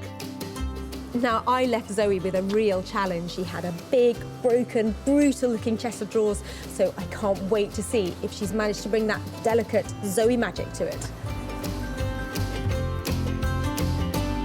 Zoe took a tired, tatty old chest of drawers and has created a stunning piece of bespoke furniture. With hand-printed surfaces, lovingly restored woodwork and new fixtures and fittings. I'm keen to know what she thinks about the all-over print on the front, because that's something a little different. I don't normally do that, but I loved making the pattern for them, so hopefully she'll love them. Hiya! Hello, how are you? Really well. How are you? Very good. It's amazing out there today. It is very nice. Thank you for bringing the good weather to Margate. I have something to show you here. Is that it? Yes, I can see it. Are you ready? Yeah. What do you think? I think it's fantastic. What have you done? Is it paper? Is it, have you... This is all hand printed onto the surfaces, and this design has actually been made especially for this chest as well. It's bespoke. Me pulling on all my textile design background. It is transformed, isn't it? It was never going to look like this, you know. I can't believe you've done it. This interior is just inspired, and I think that when people open it, it'll be such a surprise. Does it work? Yes, I hated the idea of passing on something that had a function but that was redundant, so I jimmied out all of the locks and took them up to my local locksmith, who kind of winced a bit when I said, oh, can you fit some keys for this and stuff, but he did an amazing job, and actually we've got 2 keys that fit every single one, and they've even got little tassels on as well, so. I know that we had quite a big budget on this. I think we left you with £900 to play with. How has that come out? Are we still on budget for that? Yes, we're on budget. I'm always seeming to go a little bit over on things that I'm really fond of, but yeah, we're definitely on the 900. I think it looks lovely, and your finish is always surprisingly good for what you can do with an old piece of furniture. So I don't know how you do it, but I'm so pleased that you do. This restoration wasn't cheap, but then creating a unique design classic was never going to be. Zoe's design and labour costs came in at a whopping £900, so Sarah needs to beat that to make a profit.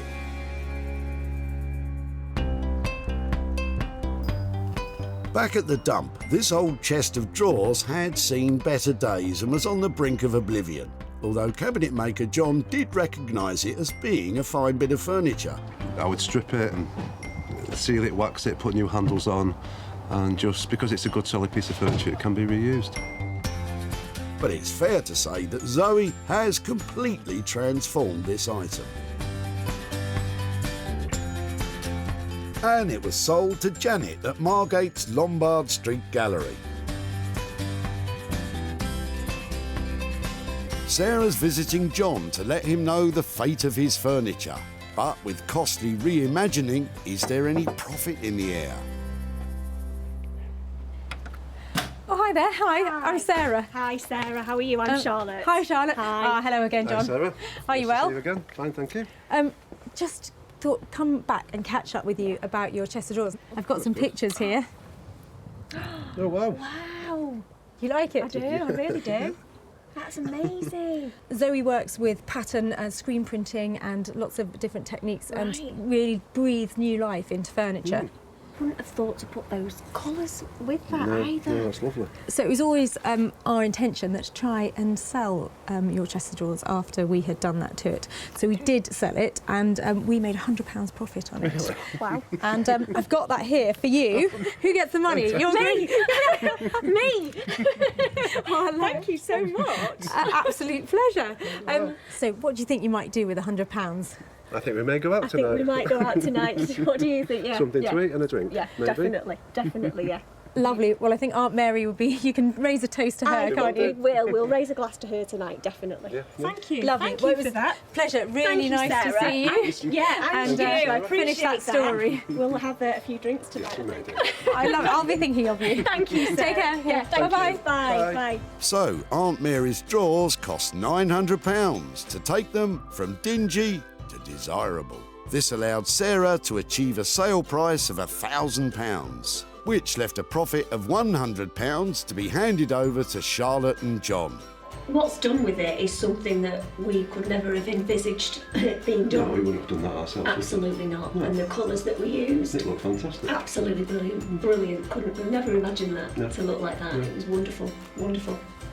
Well, that was a great reaction and hardly surprising, really, given that fantastic transformation of that old chest of drawers.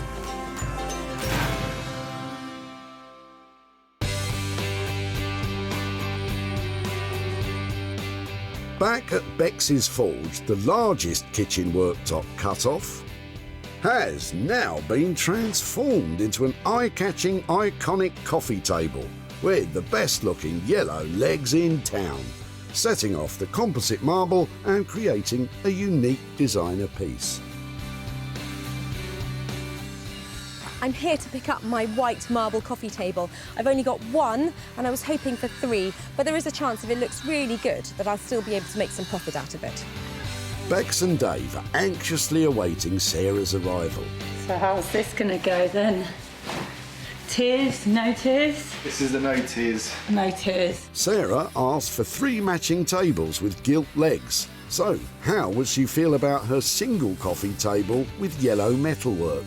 That's what she asked for, basically. Yeah, but we have gone down to 1 and 3, but it's a very good 1 rather than 3 slapdash ones. But no, it is good. It's worked out really nice.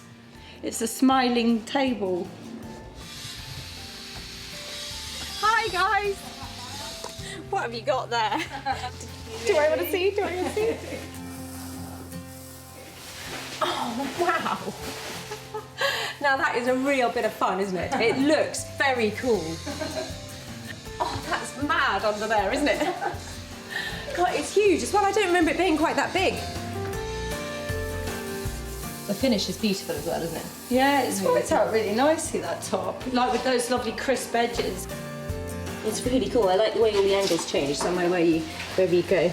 Yeah, it's organised chaos.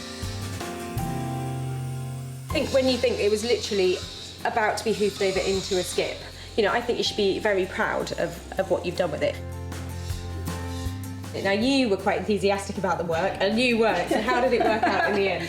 Well, it was harder than we thought, getting it so it's level and it works and everything like that. So, you know, we wanted it to look right. So, no, I think it's worked out really nicely. So I know in our initial chat we thought we might really go for it for 3 tables, and that was at £150 a table. How much are we looking? Well, I think we were saying that 250 to cover this one. I think that it looks great, and that money, I think I'm really pleased with it. Yeah, oh, brilliant. That's good. Another result. Another result, yeah. I think it's so cool to see the transformation of leftover kitchen scrap into fantastic designer coffee table. And I think there's some money to be made out of it as well, even though there's only 1. That did go well. So, phew. Yeah, another one down. Yeah, another one bites the dust. Oh, I'm starting to get all singy again. OK, we're down from 3 tables to 1, but the single coffee table has cost £250. So, can Sarah sell it for more than that and turn a profit?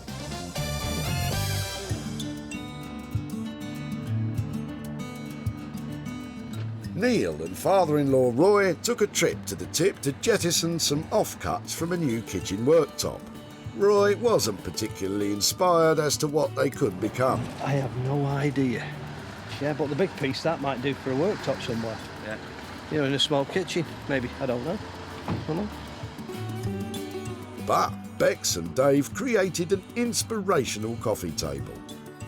With a brand new custom-made coffee table to sell, Sarah decided that this piece should be sold to someone with an eye for the unusual. And London's department store for antiques, vintage and retro, the Old Cinema, was just the place. Sarah has travelled to Stockport to catch up with Neil, from whose kitchen the spare worktop came. She is here to show him what became of his kitchen cast-offs and to hand over any profit. Hi Neil, how are you doing? Thank you. Yeah, very well, very well. Nice to see you again. And you? I've got a couple of bits to show you about what we did with that old worktop. Yeah.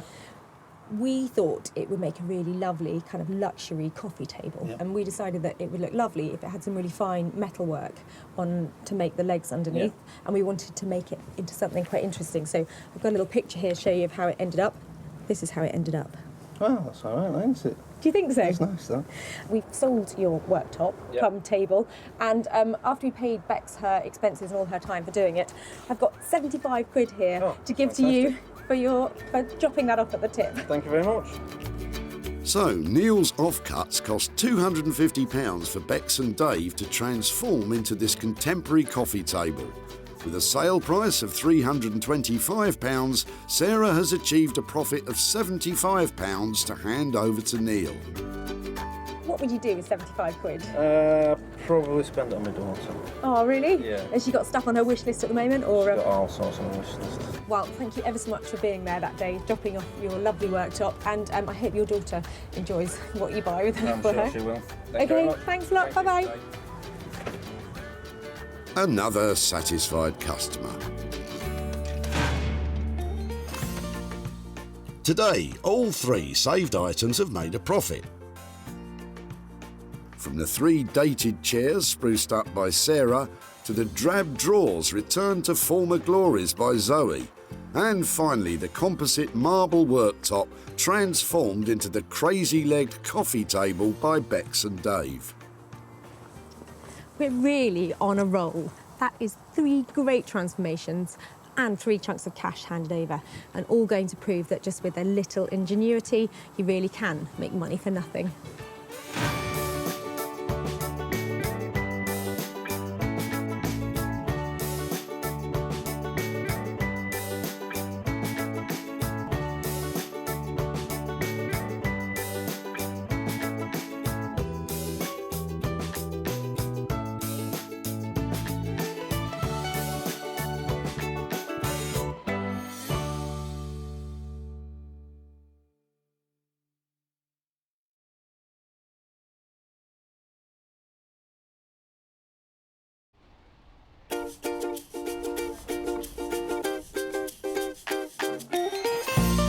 How do you make money for nothing?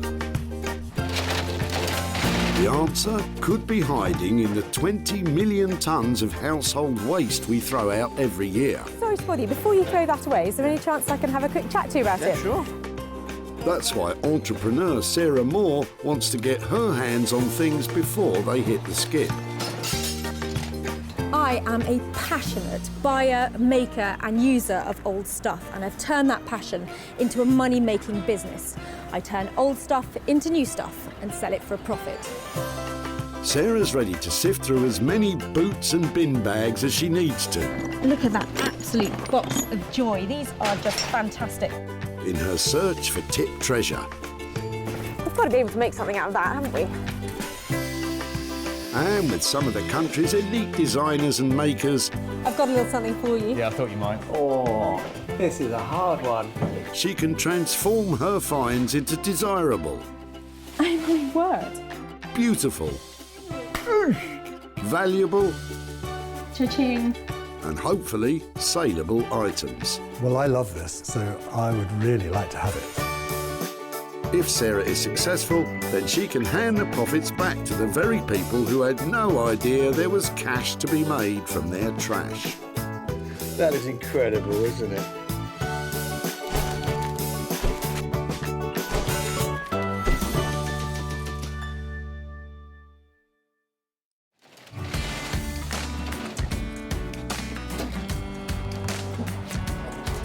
Today, Sarah's at the Bredbury Recycling Centre in Stockport, where up to 500 people a day turn up to chuck out their unwanted items. That is, if Sarah doesn't intercept them first. It's really embarrassing being caught looking in people's cars all the time. I've got to do it because they might have something good in it. Remember, Sarah's got special permission to rummage about today, so don't go pestering people at your local dump or you could be the one getting thrown out. All right? Would it be okay to have a look through your rubbish? Would you mind? Is that... Really? Yeah, sure. Sarah's searching for 3 pieces, which once reworked and sold, will hopefully produce a payout for the people dumping them. You look like you're having a good clear out. Oh, wow. Sarah always has high hopes. I get really excited every time somebody pulls up. I think it might be a Rembrandt. Don't think there's going to be a Rembrandt in there, I've checked. But you never know. And it's clear people have cottoned on to what she's up to. She's a rubbish burglar. Yes. But the contents of John's boot could mean all that prowling is about to pay off. I was just looking in the back and seeing some of the older pieces in here. Yeah, some of it is the mother passed away recently, so we're clearing the house out. Okay. With some of the... It's got that sort of time warp look to it, hasn't it? Got some old 78s in here. If you Oh, want really? them. Yeah. I was just looking at the case actually, and the. So were these weren't yours then? No, these were my father-in-law's. Oh wow, they're fantastic. Yeah. Yeah, I would definitely like to have a look at them, and I really like the case as well. Yeah, look at that. And you've got a sewing machine as well. They're normally really heavy, aren't they? So get them out there. Do you know how to? Oh wow, look, that's almost like brand new, isn't it? Wow, look at, I absolutely love that. Look at that badge and stuff on there. There's something about that that's just so appealing. I think the little badges and all the bits on it. Don't make it like that now, do they? I haven't got anything else hidden in the trunk? No other old stuff? I don't think so. All right, Sarah, don't get greedy. We're just clearing, mainly from my house, out of my shed, which I'm clearing out for a new shed. But the sewing machine looks as though it's never been used. And as Sarah pays homage to the humble sewing machine, Oh look, it's even got its own instruction manual. John keeps unpacking his trunk and brings her something with even more potential. My word! Forgot I brought this. That's amazing. So original Bakelite? Yes. Whose was that? I used to be on the removals. Okay. Somebody gave it me about 30 years ago. That is the most fabulous thing I've Yeah. seen here. I absolutely love it. Apparently, if they're working, they're worth about £150, but it's got a bit messy, so I couldn't be bothered. I'm going to turn this into something fabulous. I tell you, this is so exciting. Bakelite is an early type of plastic, and radios like John's are collectible pieces of social history from a time when the radio was the focal point of the home. I love it. You've made my day. That is tip gold. Thank you so much. It's brilliant. See, bye. So, John's radio trumps the sewing machine and the old 78 to become Sarah's first item. She's got someone in mind who's sure to take it from the pits to the Ritz and make some money for John. Trot on Mark Phillips, also known as Horse. Electronics superbrain Horse was chief engineer for a world-renowned audio recording company for over a decade. He's now taken his love for restoring vintage sound equipment and made it into a business. I enjoy refurbishing vintage equipment. It's always a shame to see stuff like that go to waste. I think it's great giving a second life to something that would have essentially just been smashed up, thrown in the rubbish. So yeah, it's definitely a job and a passion. Something tells me Horse is in for a treat with John's Bakelite radio. So it's one item saved from the skip and 2 more to find. Yes, loads of people here. I just can't, I don't know which end to go first. So I'm going up this way, see if there's anything coming in. Oh man, I can't tell if Sarah's coming or going anymore. But as long as she doesn't go, that's the main thing. Come on you, get back to work. There's still loads of tired old stuff coming in. So that's a nasty bicycle tyre habit you've got going on. the middle-aged men in Lycra brigade? Oh no, God, I'm not one of them. You're not? No, Lycra, I'm not. You'll be shaving your legs soon. Not a chance. Really? Not a chance. It's a slippery slope, you know, Lycra. Less Lycra banter, lass, and more searching for item 2, please. Hang on, what's this? Sarah's swooping in on Peter.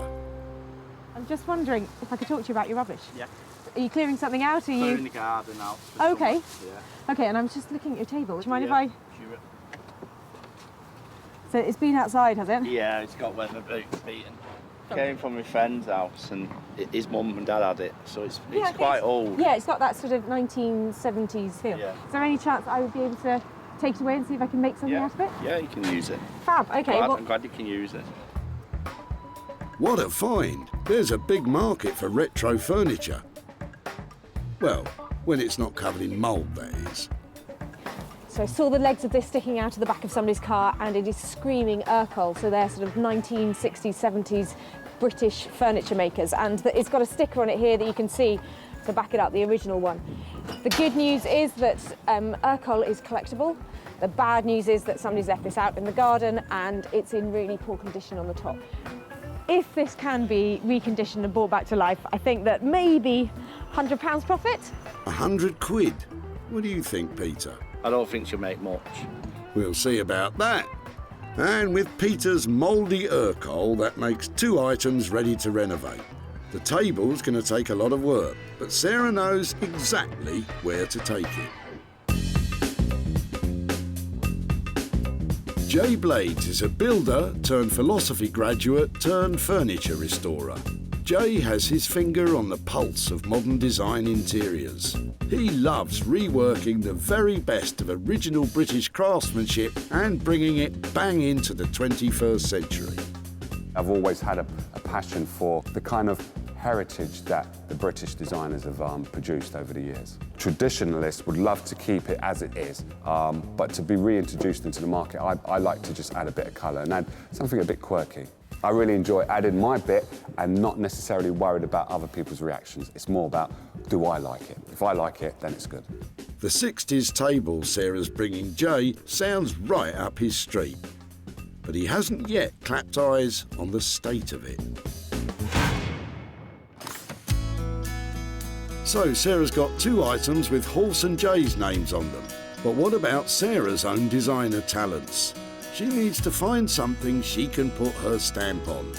Here you go. Why don't you ask Ian what he's chucking? Excuse me.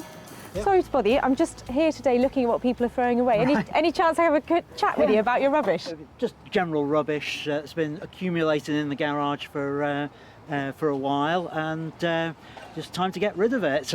I was just looking at your suitcase, and I was just wondering if I might be able to have a closer look at it. Absolutely. Did you know where it came from? Or yeah, any... it's my case from when I was a kid. It's been sitting around at home for ages. I would love to have the chance to take it away and give it another life or use it again. I would love to see something like that happen to it. I'm sorry I stamped on it beforehand because I broke the hinge to be able to get it in. I'll be able to sort that out, but that won't be a problem. Yeah. But no, I think it's just got a lovely shape, and these details and the fact they've been worn and had a previous life, I think would be great to incorporate into a new something. So that's fantastic. Thank you ever so much. Okay, you're welcome. Thank you. You're welcome. Don't think that's ever been out of the country. I think it was when I was a kid or a teenager. It's been on family holidays in the UK, and I think when I was a student as well. It was one of the cases I took to Polytechnic with me. So it's not really had that special a life. I just really like the look of this case. It's just so 1960s. It's got some lovely lining on the inside. I really don't know what I'm going to be able to do with it, but it'd be nice to be able to think that I can send it on another journey. Sarah's 3-piece treasure hunt is complete. The radio will be switched on by Horse, the retro coffee table's going to furniture maker Jay, and the tatty old suitcase may have lost its sentimental value, but Sarah's confident she can restore its cash value. I've saved 3 fabulous pieces here today, and I'm going to make lots of money from them. I hope.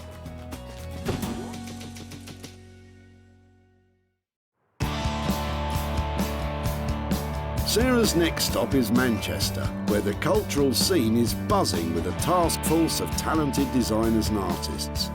Riding high on the city's wave of creativity is electronics restorer Horse. He'll be working on the knackered old radio, but he doesn't know what's coming. Sarah's going to bring me a piece of essentially rubbish, so I'm going to have fun seeing if I can make it beautiful again, make it functional again, depending on what it is and what kind of condition it is, I suppose. Hiya. Oh yeah, good, yeah, very good. I've got a little something to show you. Brilliant, let's have a look. So I'm hoping this is your kind of thing. Brilliant. What do you reckon? Yeah, pretty much exactly, yeah. The only thing I'm worried about is my radio is actually in a bit of a state. It's not as bad as it looks. It's quite reassuring that still works, and I think this one. Yeah. Well, I think I've broken it. Oops, Butterfingers. Remember, you're supposed to be adding value, Sarah. It would be really nice to think that sound could come out of it again, and I was wondering whether that means it's an accessory for somebody's phone or whether it's just a radio, but possibly something a bit cool. Yeah, the ideal application would probably be a universal kind of small powered speaker. That sounds fab. So basically, it's going to be something that somebody can listen to their music through with their phone or their laptop or something like that. Yeah, you can plug essentially anything into it. You can probably use some of the existing components. I'm going to use valves in it as well. They still make them for certain applications, mainly guitar amplifiers and high-end audio, hi-fi equipment. But they've just a specific warm sound to them. That looks really cool. I mean, I just love that just as it is, you know, Yeah. That's stunning. Shame those valves are going to be hidden away inside, really. Now, Horse really knows his onions when it comes to modifying vintage technology to accept modern gadgetry. He'll make sure that smartphones and laptops with mini jack sockets can be plugged into this old valve-powered speaker. Who'd have thought it? Hopefully will be a beautiful object that is functional and will sound really nice, and it's completely unique. Horse will target a higher-end clientele with his finish on the radio, but how much will he charge? You might be looking at sort of like £300 or so. On that basis, I reckon full steam ahead, let's go for it. Brilliant. I think that radio is in really safe hands. It's going to sound amazing, and I think I might make as much as £100 from it. Sarah's confident, but is Horse on the same wavelength? I think it's definitely doable. I think it's in good enough condition. I'm looking forward to the challenge. Yeah, it's gonna be great. With a bit of horse power, the old radio could pump up the volume and the profit. Horse's expertise and materials will cost around £300. So Sarah will depend on that high-spec finish to make any money.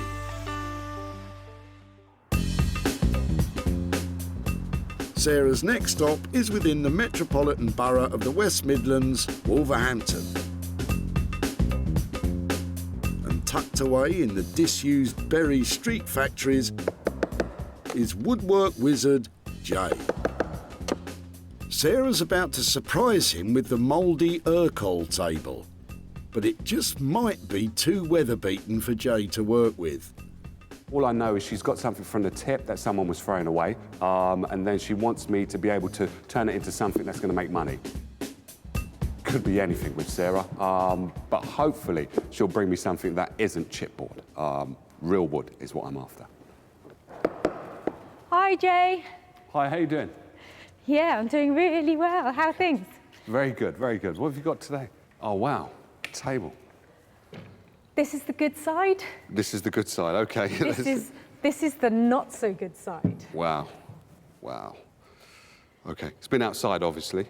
Yeah, I think the guys who dropped it off said that they had been storing their plants on it in the garden. Oh, that'll do it. That'll put it in that state. Okay. It's beautiful. Even though it's in the state that it's in, I really like it. I really do like it. I've seen many Urkel tables, but I've never seen one with this kind of round, oblong kind of shape to it. Urkel was a prominent British furniture manufacturer dating back to the 1920s. Its mass-produced furnishings found a ready market in post-war Britain. But now, vintage enthusiasts will pay through the nose for well-preserved pieces. Alas, this one's on its last legs. The only bit I'm concerned about is here, where the plant pot has been down there for quite a while. But if you bear with me 2 minutes, I'll just get this machine on. I love the machine. Everybody has better toys than I do. Everywhere I go, everybody has got these really cool things. I end up doing everything by hand, takes me ages.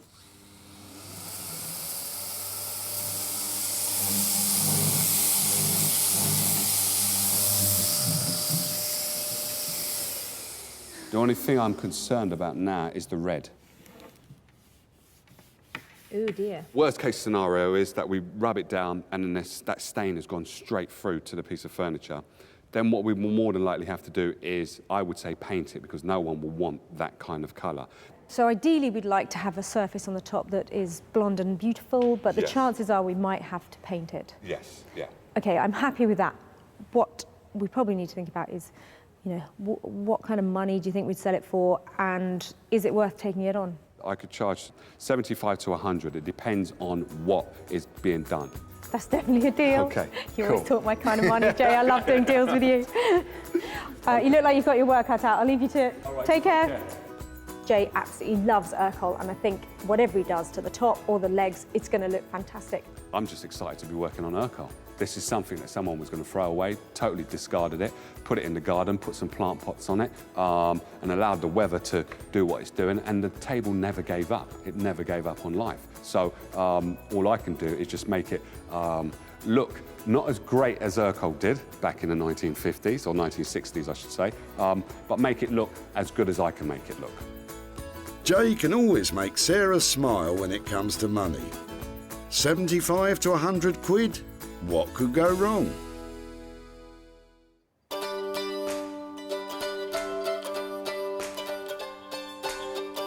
So, 2 items with the potential to make some cash. Sarah's on a roll, but now it's time for her to put her money where her mouth is. Back at her barn, she's hoping to transform Ian's battered baggage into something profitable. Well, this poor old suitcase has definitely seen better days. It's in a right state. It's been taped up. It's never going to have been a valuable object, and it is certainly not worth much at the moment. But I'm hoping that I can make it look just beautiful. They work just. Oh, it's quite tough to get it open. My plan is to paste some pretty fabric all the way over it. Probably not very big pieces, so I can use scraps of it and just patchwork the surface of it so it just looks bright and pretty and you don't see any of this black. Maybe I can get a price tag of 50, 60 pounds on it.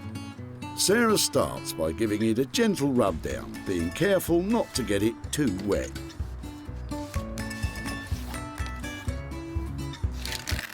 Oh dear, that didn't sound good. I'm loath to take the paper out. Once I take the paper out, I've got a world more work. But I think I might just have to take out the loose bits.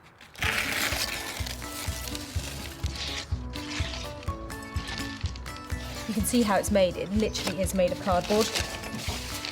Cardboard suitcases were a lighter and cheaper alternative to heavy leather or robust wool luggage, becoming popular in the 1920s with the rapid expansion in automobile travel. I really like the fact that it says an American Home Magazine selection on it. I might try and put that as part of the design. Cardboard may have been a more convenient material for the day, but it wasn't built to last. I've just got to get this roughly in position here. So it's just the main thing is to keep the fabric really taut. When you're getting the wrinkles out, you can feel them really clearly when you've got them. So you just need to work the fabric, stretching it. Sarah's glued the fabric with a simple PVA glue, and once she's smoothed out the wrinkles, she can work out the details round the locks. You can see where, just around the edge of where the fastenings are in the case, I've stretched the material around, and if you just push it in really neatly around it, you can give yourself a template to cut round. I always trim slightly inside the line, and then you can just run the fabric right up to the edge. I'm going to stick that in as close as I can, and then when it's all dry, I shall just get a craft knife and trim off those little extra bits there. I think that is a great start. Just a little bit more covering to do before it looks absolutely perfect, but I'm really pleased with that. I think that's well on its way to making some money. Sarah's scraps and glue should only set her back about £5. So if she can sell it for more than that, she's onto a winner.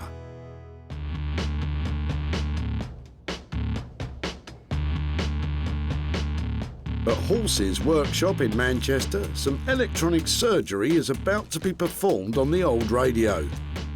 Look away if you're squeamish. So to start with, I'm going to dismantle it, and then I'll just put in a very simple circuit with some new valves. I've got to put in a new mains transformer because it was potentially lethal. You definitely need to be careful. You certainly shouldn't just plug it in until somebody qualified's had a look at it. One memorable time, I got a shock and then punched myself in the face, pulling my hand back. So yeah, I'm quite careful these days. Ouch and double ouch. Definitely don't try this one at home, folks. This was a valve radio. I'm going to make it a valve-powered speaker. I'm sure there'd be purists going insane at this. It's not like they're rare, so it's fine.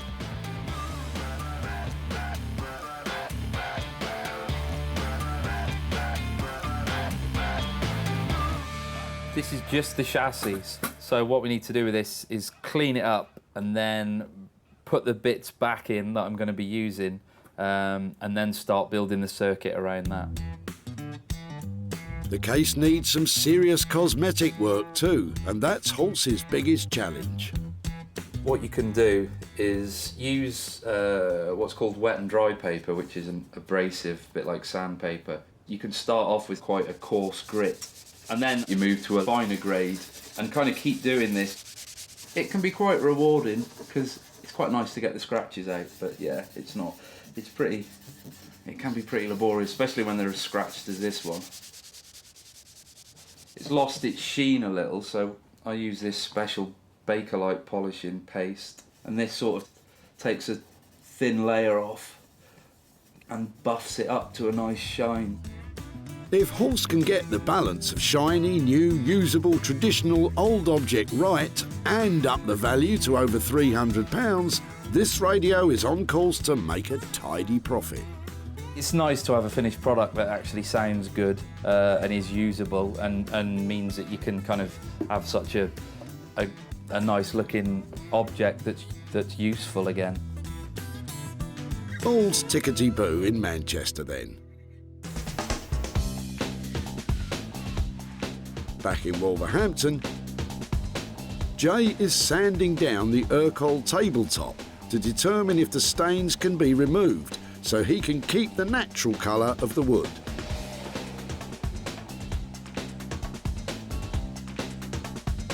And it's bad news. It's stained all the way through. So it's sad that we have to paint an Urkel, and I really don't like doing that. Kind of disappointed.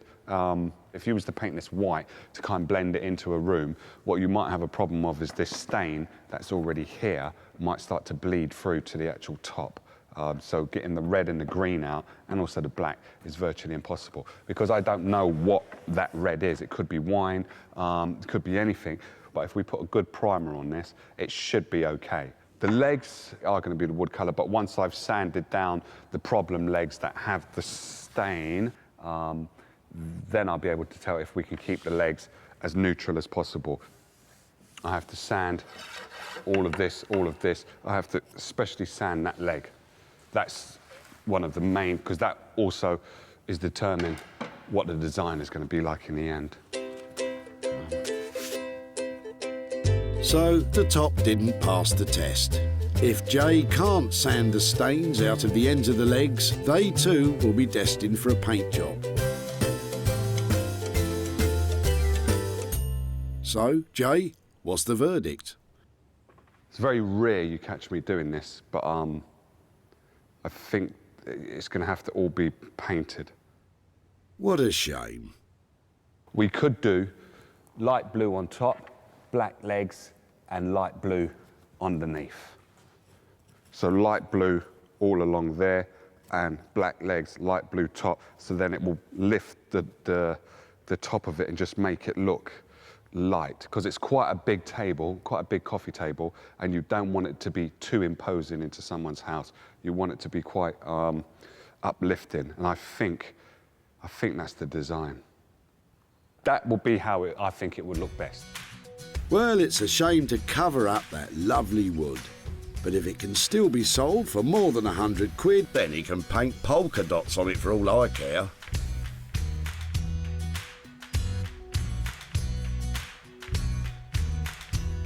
Back in Sussex, Sarah's nearing the end of her own restoration project. Basically, I've covered the whole of this case in a new layer of fabric on the outside. I've carefully cut round the things that are on here already. It's tricky to get it done perfectly, but the overall effect of it, I think, is really pretty. And that should make it saleable.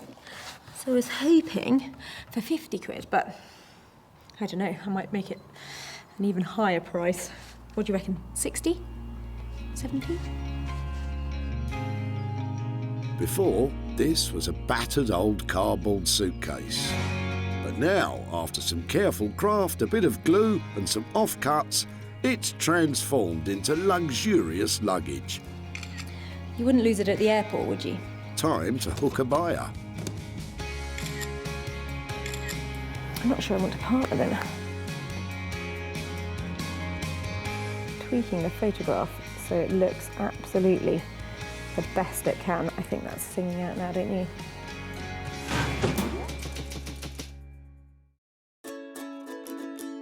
Sarah's success is measured in sales, and she always seeks out the best ways to maximise profits, hosting her own clothing and furniture sales in her barn. Just sold the sofa. Advertising and selling online, or selling directly to specialist shops. With opportunities galore in the things we throw out, Sarah's always looking to make money for nothing. So, Ian's old suitcase has been on one heck of a journey. I was just looking at your suitcase. Picked up by Sarah just as it was sailing over the edge of the tip. I shall cherish it and make something amazing out of it. I'm sorry I stamped on it beforehand because I broke the hinge to be able to get it in. And transformed into something saleable.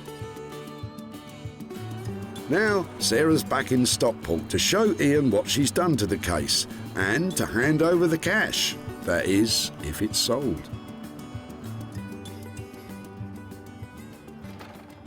Hi there. Hi, Ian. Hi. How are you? Nice to meet you again. Yeah, nice to see you. It's much nicer than where we last met, isn't it? Yes, indeed, indeed.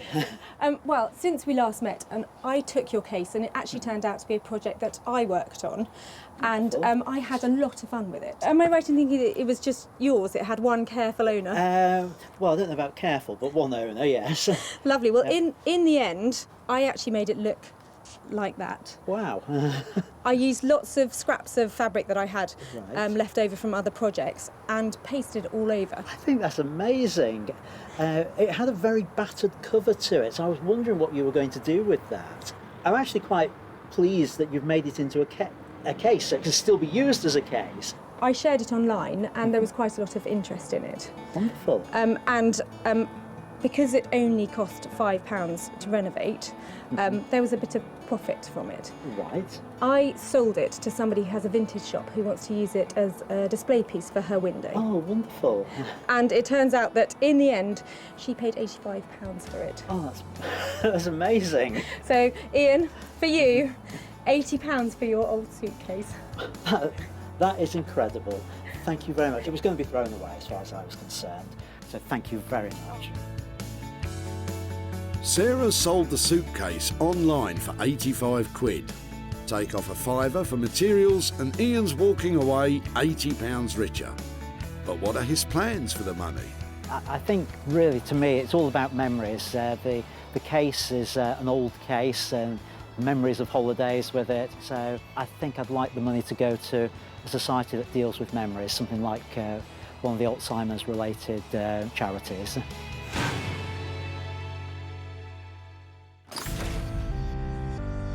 So, the money's in the bag for the suitcase, so to speak. And in Manchester, how's Hulse getting on with the radio refurb?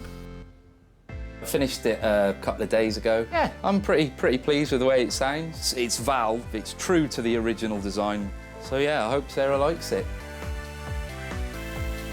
Before, this vintage radio had sat in dusty silence for over 30 years. Now, Hulse has sympathetically repurposed it as a universal speaker for today's music-playing devices. It's perfect for someone with an eye for funky functionality and an ear for the rich tones of yesterday, as Sarah's about to find out.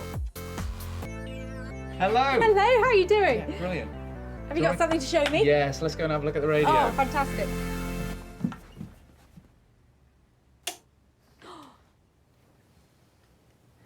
Does it work? It does, you just have to wait for it to warm up. Ah, Brahms. Piano Concerto No. 2 in B-flat.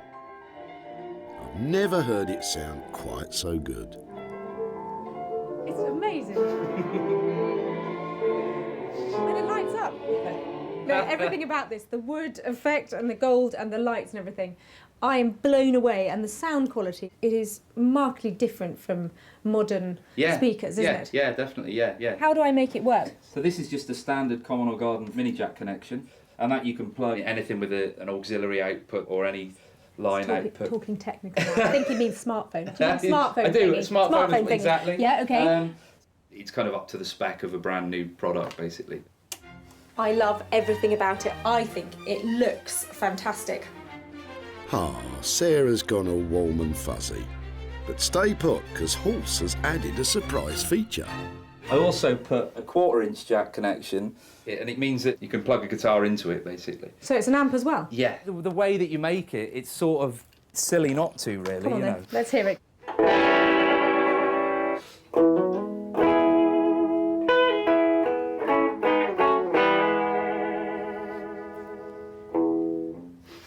Horse, you're a genius on so many levels. I think that just is the icing on the cake. That was lovely, wasn't it? All right, Sarah, enough of the mellow jamming sesh. Let's get down to business. Hulse came in on budget at £300. Now, Sarah needs to get selling. Right, so all I need is some of your excellent music connections and a nice buyer, and then everything will be perfect. I am seriously impressed with what Hulse has managed to do with this radio. I mean, it was in a really bad state, and now you can play your music through it, you can play your guitar through it, and I think I'm going to make some money out of it. I think she was generally quite chuffed with it. I think the addition of the guitar amp was a last-minute bonus. So yeah, no, I'm pleased. I'm glad she really likes it. This vintage radio was nearly dumped at the tip. If they're working, they're worth about £150, but I couldn't be bothered. John was happy for Sarah to take it away for nothing. And with the expert attention of electronics engineer Hulse, hopefully will be a beautiful object that is functional and will sound really nice. It was turned into a glorious custom-made speaker with a contemporary twist. And when Nick from online retro furniture store Smithers of Stamford took a look and a listen, he bought it. I hope to do some more business with you soon. Thank you. Take care. Bye. And now Sarah's back in Stockport to show John the radio's transformation and hopefully hand over some cash.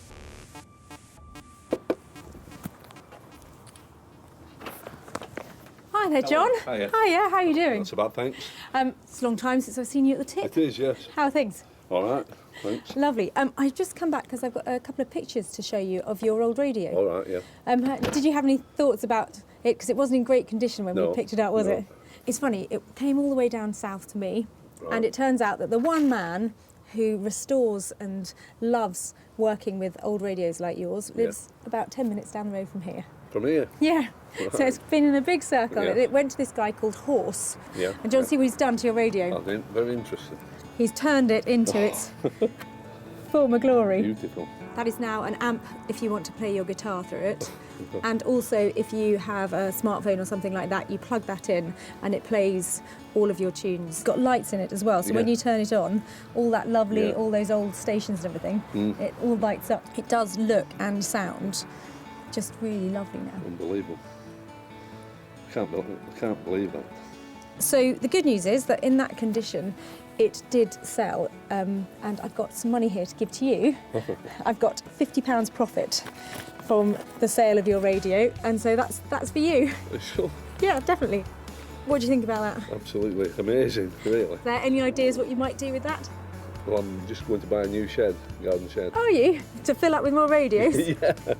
That's the reason why that came out, ready to buy a new one. Well, fantastic. I think that's a great idea. That something that came out of your old shed is going towards a little bit towards buying a new one. So brilliant. Sarah paid Horse £300 for his specialist work on the radio, and it sold for £350, making £50 for John to put towards his new garden shed. Bloomin' marvellous. I was a bit astounded, really, to how good it was. I thought about having it renovated myself, but I don't think it would have come up as it has done. I think it's quite amazing what he's done with it. It's so satisfying to see an old piece like that radio restored to its former glory and sounding amazing. And I think that £50 might have been music to John's ears too. With 2 out of our 3 items sold for a profit, it's so far so good. But Sarah has got one more pickup to complete the set. Maybe Jay's painted Urkel will leave her feeling blue. I think it looks really cool. I hope Sarah would like it. I hope she will. Evidently, she's got to sell it. She has to sell this on. So if she likes it, then she will be able to sell it more. I like it, but I'm not going to be selling it. I'm not sure how this is going to go. Well, there's only one way to find out. Get her in. I love pickup time. I've got an Urkel table in here, but I know it had a few problems and I'm hoping Jay has managed to turn it around. When Sarah picked it up, the table was on the brink of being lost forever. But now it's a fresh, modern gem with a new lease of life.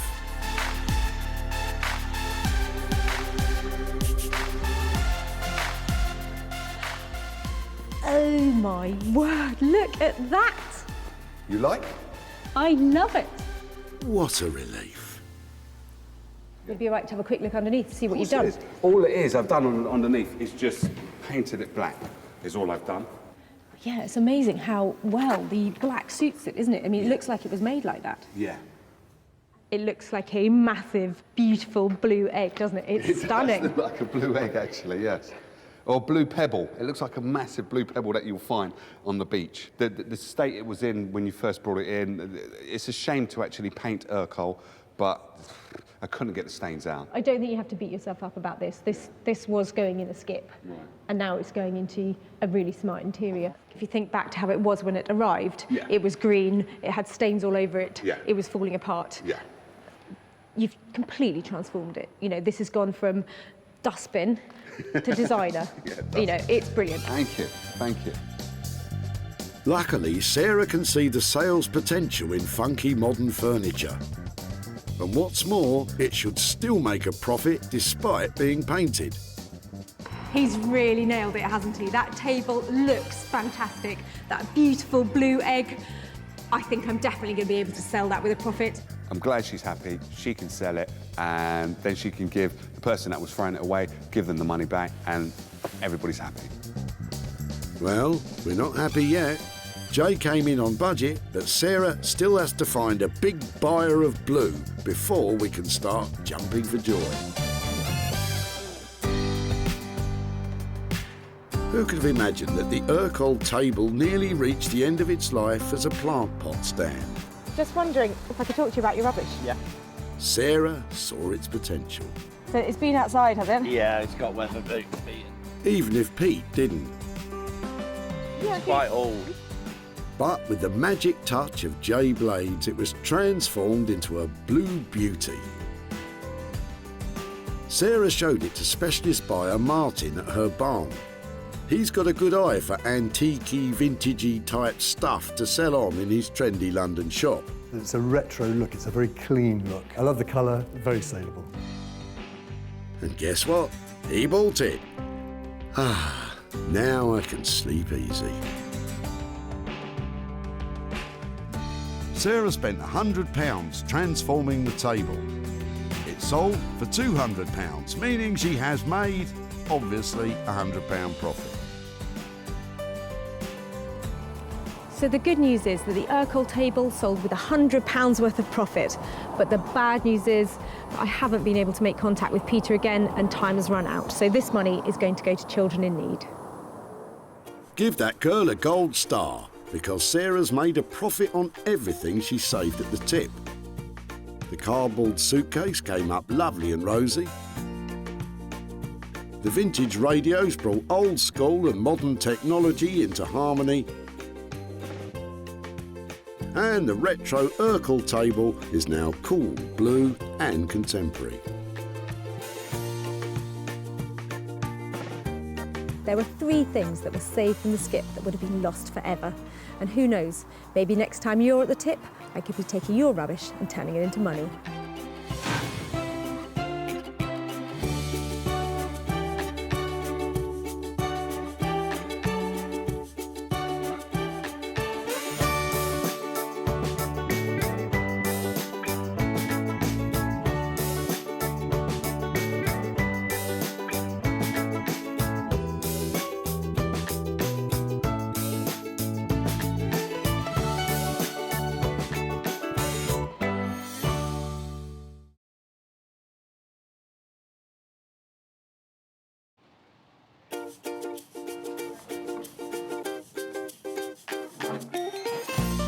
How do you make money for nothing? The answer could be hiding in the 20 million tonnes of household waste we throw out every year. But just before you throw it away, would it be possible to have a quick look at it? That's why entrepreneur Sarah Moore wants to get her hands on things before they hit the skip.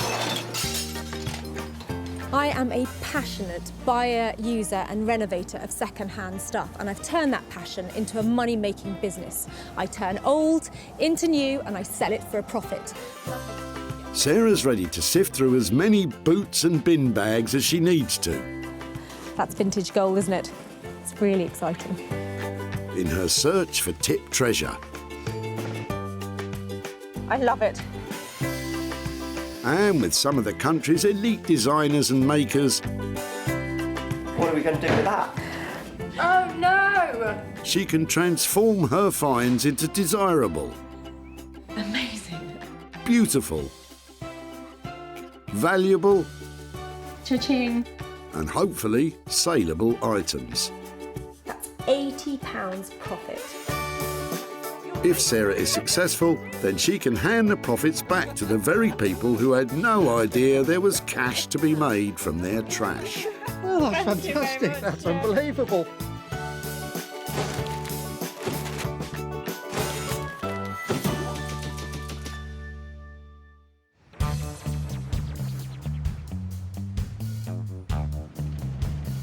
Today we're at the Whitley Recycling Centre near Guildford, where 800 tonnes of waste is dumped by Surrey locals every month. It's so exciting. People are flooding in here all day long, and I'm going to turn their old into gold, their trash into cash, and make some money for nothing. Remember that Sarah has special permission to rummage about today, so don't go pestering people at your local recycle centre or you'll be the one getting thrown out. What are you clearing out? What's going on today? Sarah's combing through cars looking for 3 unwanted items to turn into cash for whoever's dumping them. I'm loving the look. Well, thank you. Thank you. It's my smart look. Flattery will get you everywhere, Sarah. At the far side of the centre, Philip may be about to dump just what Sarah's been looking for. That's vintage gold, isn't it? Any chance I could have a word with you about your sewing machine? Of course. Are you throwing everything? Everything must go. Wow, so how long have you had this? I don't know. I think it's been probably around for about 40, 50 years. Right, yeah, it that I looks recall. about that age, doesn't it? Right. That's right. Heavy's great. It hasn't got the sewing machine in it as well. Probably. It has. It has. Do you actually want it? I really want it, yes. There's such a lot of things to dispose of today. The sewing machine is more than enough for now, Philip. But what do you think Sarah will do with it? Hopefully, if she's a good girl, she'll learn to sew on it. Careful, Phil, that attitude's about as out of date as the sewing machine. It is absolutely beyond use, but it's these legs and this lovely flywheel and all the bits down here that I think are where the money is. But everybody has made tables out of these things, so I've got to find something to make out of it that is really original and inspired. And at the moment, I'm lacking the inspiration. I'm hoping, with a little thought, this could be something fantastic and actually quite valuable. So that's the first item all sewn up.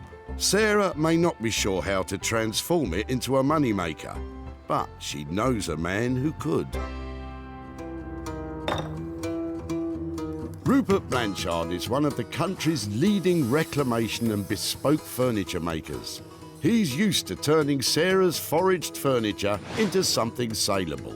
I'm really looking forward to Sarah coming and see what she's managed to discover. I hope it's something that I'm familiar with and I can identify its history, but I want to add something to it, so I want to completely destroy it and turn it into something brand new, but retain somewhat of its past story, its past history, its past relationship with someone, and really build a new relationship with it now, make something brand new, and start making new stories. Rupert does love working with unloved items, but Sarah could be stitching him up with this one.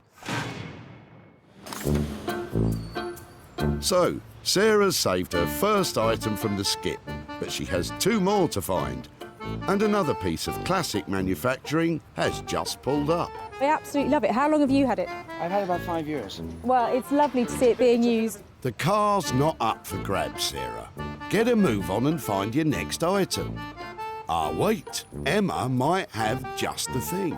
Go on, have a sneaky peek while she's away. Wow, I wonder if I'm going to be able to have that. Look at that. I think it's made of metal, and that makes it really easy to use, so I'll just see if I can get hold of that. Hold on. Hi there. I'm looking for things that I might be able to recycle or make into something else. Okay. And I was wondering if it might be, you might share this or let me have it. You can have it. No, you're welcome to Really? take it. Oh, it's quite heavy, isn't it? It's not that bad. I know, actually, in the scale of baths. No, I thought it was going to be heavier. Well spotted, Sarah. Spending most days at the dump, you're due a bath. That's brilliant. I love the shape of it. Exciting. Well, thank you ever so much for letting us take it away. No worries, That's have great. fun. Thank you. Sarah clearly sees potential with Emma's bath, but what on earth could she make from it? I'm thinking she's going to make some kind of weird 60s seats or something. I love this bath. It's made of tin. I'm going to be able to cut it up and make something fabulous out of it. And I reckon if I made 2 armchairs, I could make 500 quid out of this. Emma's guess wasn't too far off. So, with Sarah's second item in line for a radical redesign, she'll have to call in the services of a designer who loves heavy metal. Beck Simon is one of the country's best artist blacksmiths, creating high-end interior furniture and bespoke metalwork commissions. Beck's is normally specially commissioned for unique pieces of artwork and has no idea what's coming her way. Working with found objects is quite different from what we normally do because we work with our clients and we produce designs and we work with them. So this is kind of like really freeing up the mind and seeing, you know, what object we've got and how we can make it work into something really cool, modern and yeah, desirable. So it's going to be fun. It would seem bath chairs are the obvious choice. So how will Beck's make them stand out?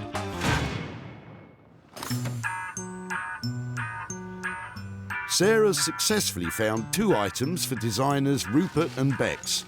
Now she needs to find a third she can apply her own skills to. And with the day getting on, she may not get to be so choosy. Oh, hang on a minute. There's that. A plastic plant pot. I think we'll keep on looking. But as luck would have it, Elizabeth may have just saved the day with her box of old taps.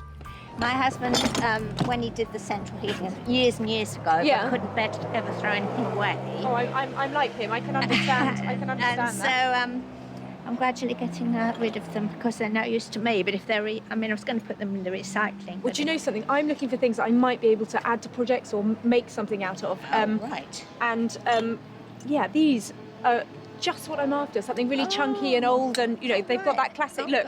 That would be really nice. Yes, I'm just only too pleased for them to be reused. Thank you so much.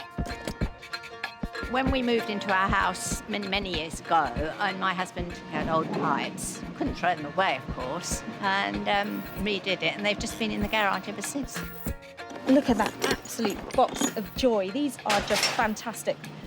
They're not perfect. They're in a bit of a state, but I have to be able to make something brilliant out of these, don't you think?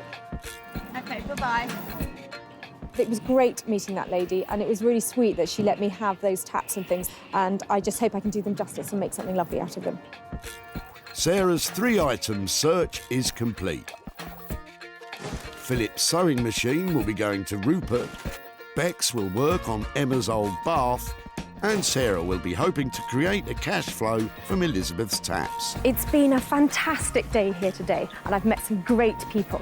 But I've also been making some really big promises about what I'm going to do with their rubbish. And I think I might have my work cut out.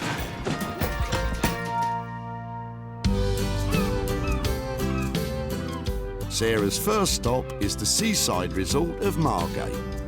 For over 200 years, the town has been a popular holiday destination for Londoners. But with the recent opening of the Turner Contemporary, a cultural renaissance has been happening here.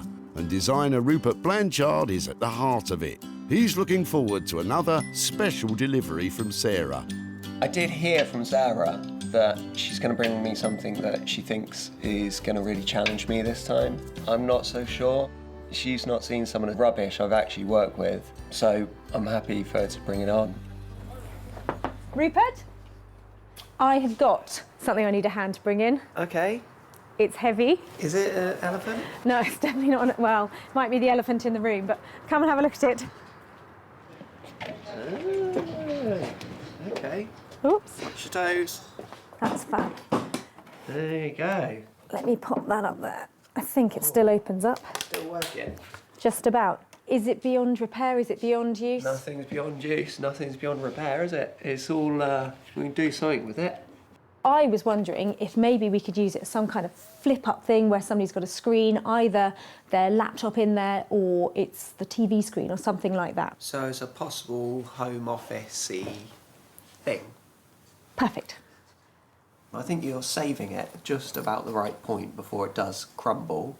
The sewing machine itself and the mechanism still works, so maybe you'll turn a handle and your screen comes up. Maybe you do something and it actually appears.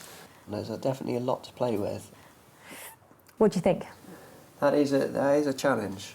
I think this one might take a couple more cups of tea. Or perhaps something stronger. Well, you can't hurry creativity, can you? But I've got every faith in Rupert's designs, and I'm really looking forward to seeing what he comes up with. I really want to do something new with this.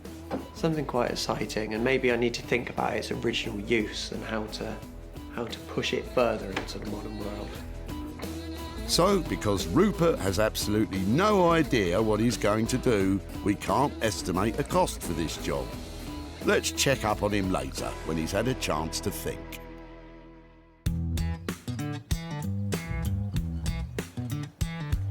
So, while we leave Rupert to put the kettle on, we travel further inland to the Surrey countryside.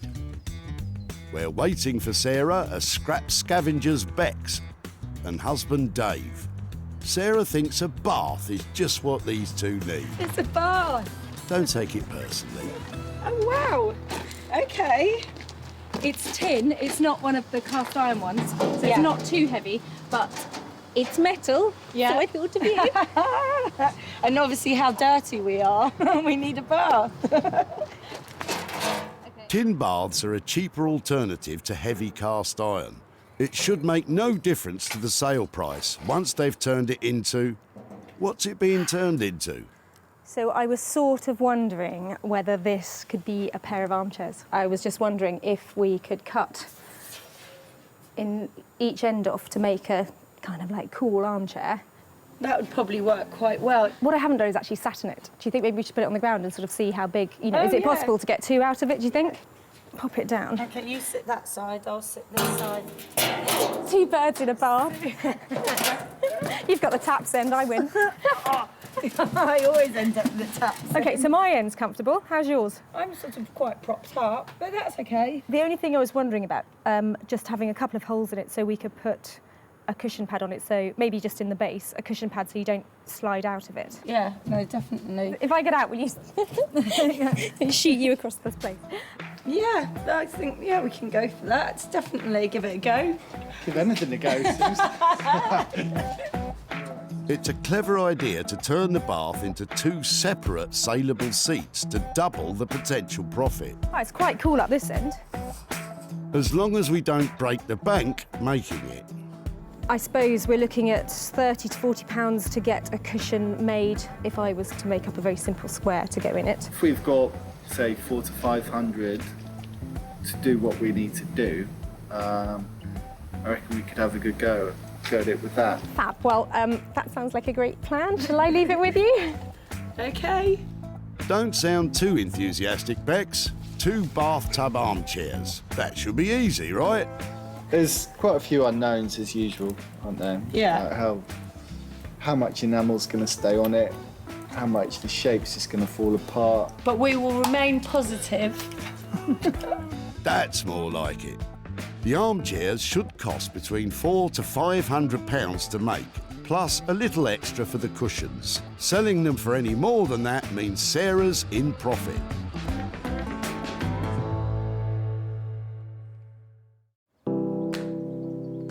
So, with Bex about to crack on with the bath, and Rupert, well, hopefully he has some idea now of what he's going to make. It's back to the barn and time for Sarah to make some money from a pile of plumbing. So I picked up this whole box of taps at a tip and thought, brilliant! That would be so easy to use. There's so many of them. They're really old-fashioned and charming looking. But now I've got more back home, I just don't know what to do with them. Why don't you get them all out and maybe something will come to you? That one's quite cool, but...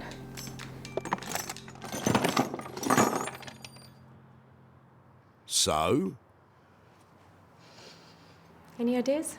What's with you and Rupert today? Get those creative juices flowing. I thought maybe I could use them to make some really smart lighting, you know, have some blue bulbs coming out of them, but really it's very complicated what's inside them. But then I'm wondering, maybe with these sort of angular bits, if I can make a towel rail, something useful for the bathroom. I think I should put them back somewhere where there is water involved, otherwise they'll just look inappropriate.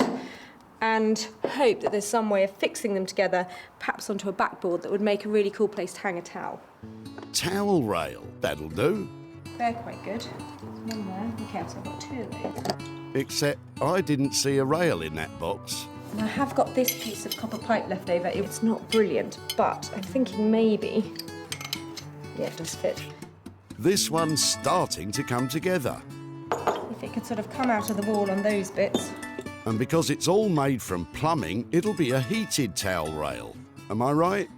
Yeah, it's never going to be one of those heated... I mean, it could be if I got it plumbed in, but I think it should be decorative only because I've got no budget to spend on this and I just want it to look pretty cool and a pretty quick fix. Cheapskate. So, while Sarah puts together her pipes, back in Margate, Rupert's had a bit of time to think about what he'll do with the old sewing machine. And we're no further forward. This one is my biggest challenge to date. There's a lot of very easy things you could do with it, but I want to come up with something new This is approximately 100 years old now. It's broken, the wood's delaminated, metal has rusted, corroded and snapped. Depending on what you want to do with this, you could spend hundreds, you could spend nothing. My preference is always spending nothing. With no idea how this is going to turn out, Rupert plunges right in. I'm going to start by taking it apart, lay out very neatly what I've got to work with, and hopefully that will help me in the design process. First, Rupert carefully removes the original sewing machine, pulls out the drawers. These are quite genius things, how they're put together. There's so many different components. And finally, Rupert unscrews the wooden top from the cast iron base.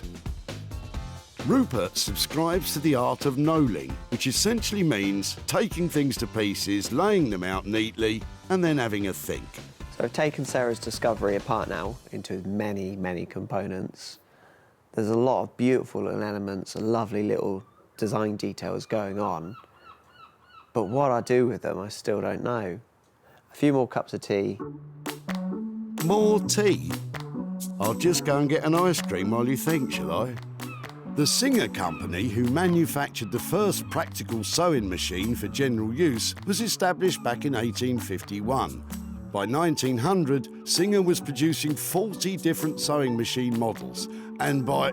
Oh, I've had enough of this. I can't stand it. Rupert, tell me you've got something for us.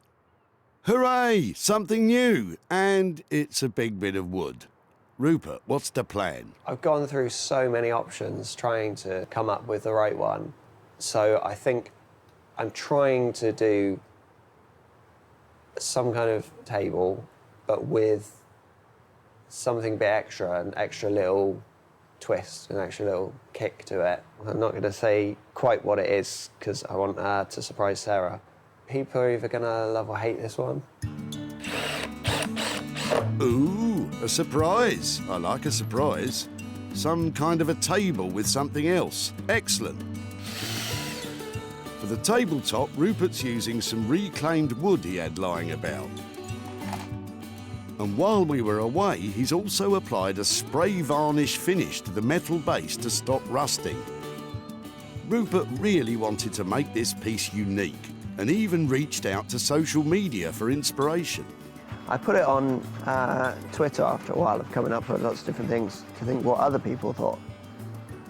And one of the things that was read, I did think of this before. I wanted to do like a rotisserie chicken, turn it into a barbecue, but you have a chicken on it and push the pedal to slowly turn.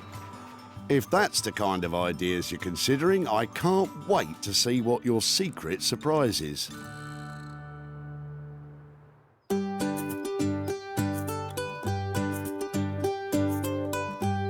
Back in Sussex, Sarah's one step closer to making a towel rail from the box of old taps.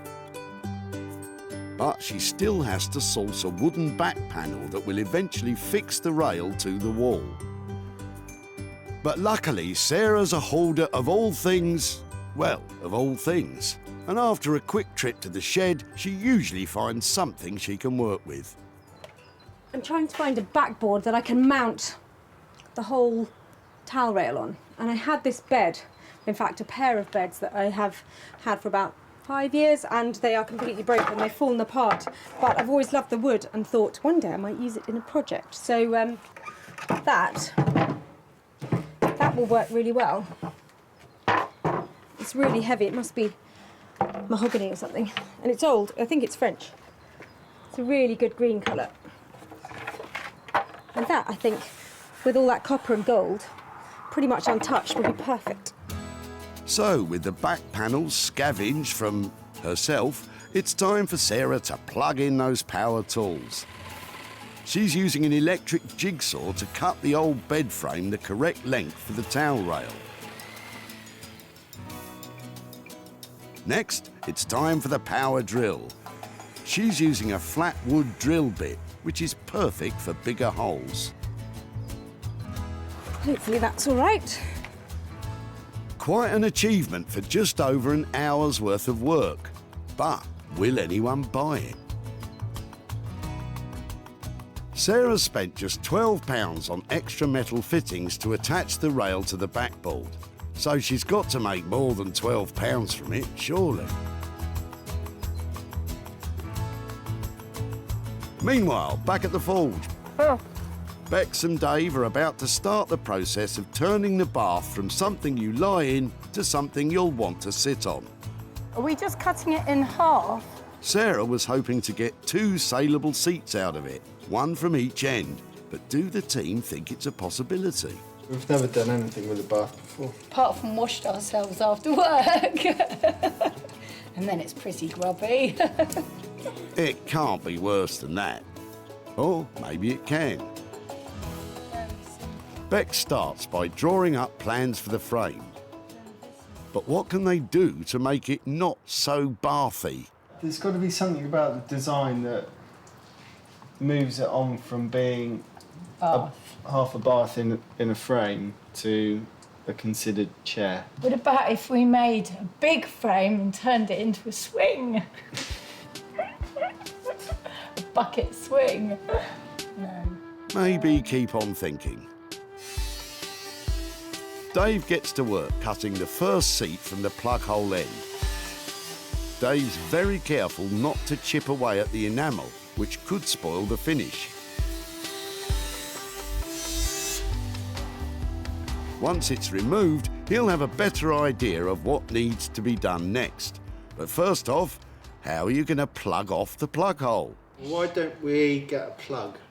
Genius. Put a plug in there. Yeah, a bit quirky. Yeah. And get some taps. That'd be uncomfortable. That would be like how I have a bath. Somebody else gets the comfy end. Too much information. You said it. But you know the old saying, the couple that bathes together stays together. Okay.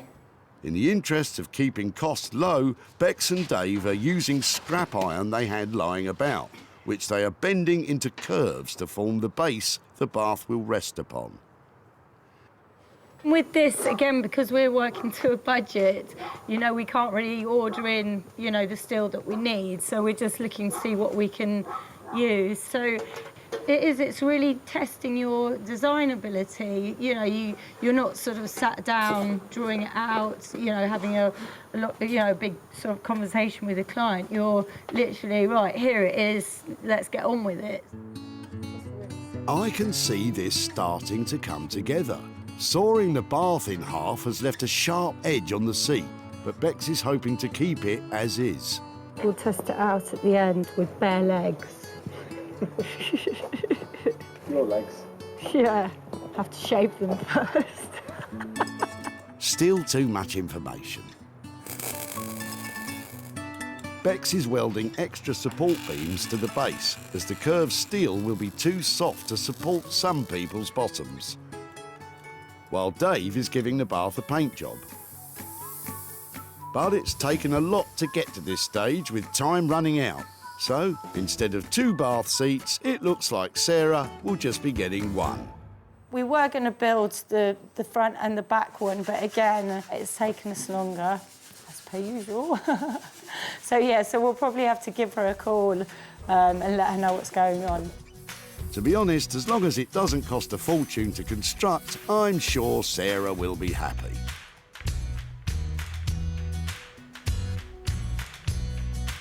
Back at the barn, Sarah has downed power tools and is nearing the end of her own restoration project. She's attached the rail and bits of old taps to the wooden back panel, and now is nailing more bits of broken bed to the sides for a classy finish. When Sarah found the old taps, they were headed for the skip. But now, it's a modern, funky towel rail. Sarah used matching black steam valve handles that make the piece more industrial than domestic. The extra materials Sarah used were compression joints, which form an L shape attaching the rail to the backboard.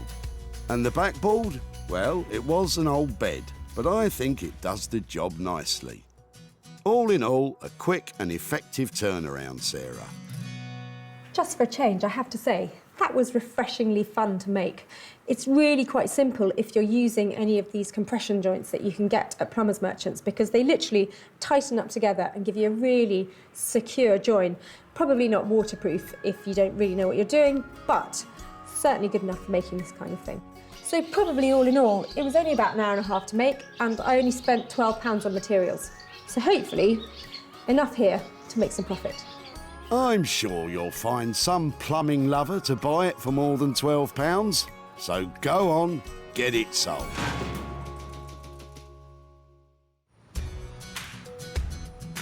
Back at the dump, Sarah loved the look of Elizabeth's old box and asked if she could tinker with her taps. That would be really nice, yes. I'm just only too pleased for them to be reused. Sarah was smitten, Look at that absolute box of joy. These are just fantastic. and Elizabeth was happy to say goodbye to the old relics.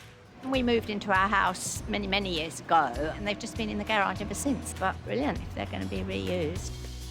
Sarah's sold the towel rail to a trendy London shop, and now she's back in Guildford to show Elizabeth what she's done to her husband's taps, and to hand over any profit.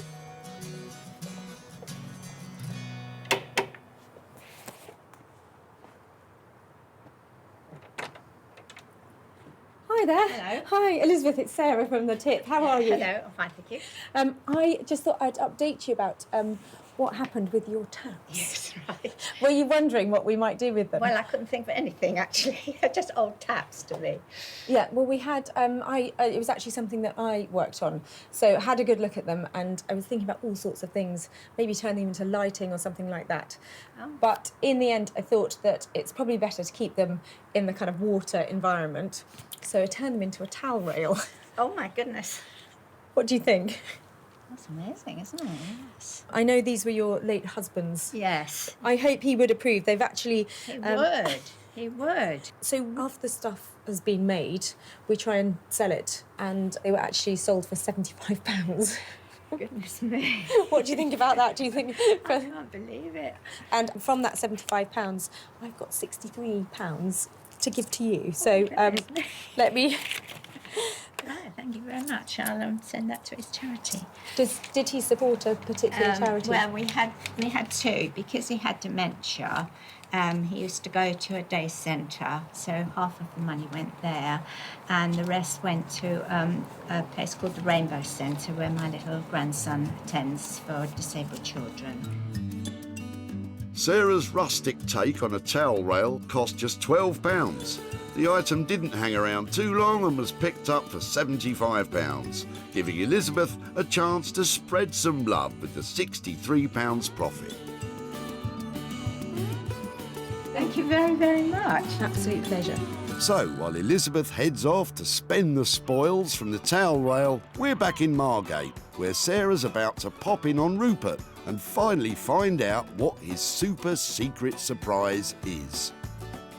When we left him, there were talks of rotisserie chicken barbecues and all sorts. Now Rupert's putting on the finishing touches. So hurry up, Sarah, and get in there. The wait is killing me. I love it here at Rupert's place because I think, like me, he might be a bit of a hoarder. I can't wait, though, to see what he's done with our sewing machine table, because when I last left him, he was scratching his head and he hadn't got a single idea about what he's going to do with it. So, who knows? Before, the old crumbling sewing machine was no use to anyone. Now it's a very cool, functional work table with a desk fan that is operated by the original foot pedal. Rupert, you're bonkers. Rupert used a very simple finish to the metal to maintain some of its history. A clear wax on the tabletop brings out the natural grain of the scavenged wood. But the secret surprise of the day is that fan. Rupert has rigged the original Victorian engineering to turn the blades with a push of your foot. It's a one of a kind. Hiya. Welcome back. How are you? I'm very good. How are you? Yeah, really. Hey, is that my sewing machine surprise? So do you want to see it? Yeah, go on then. Come on. A sewing machine surprise because it doesn't actually have a sewing machine anymore. Oh, wow. Okay, so I thought maybe a rotisserie chicken, maybe a giant pencil sharpener, lots of things that I spent a lot of this week failing at, and then I decided, on a hot day in the workshop, what better than a fan? I absolutely love it. Let's see it in action. Yeah, so there's a little hidden hole under here. Okay. And so now for the pedal, I'll get it going. It's genius. Well, it's, I just really wanted to use the action somehow. The sewing machine itself had completely seized up. There are some bits missing internally, like someone had already taken parts off of it. So I started looking at it and realised it's all about the base. The base is a real classic. Yep, Rupert's bringing booty back with his big, beautiful base. Go on, Sarah, give it a whirl.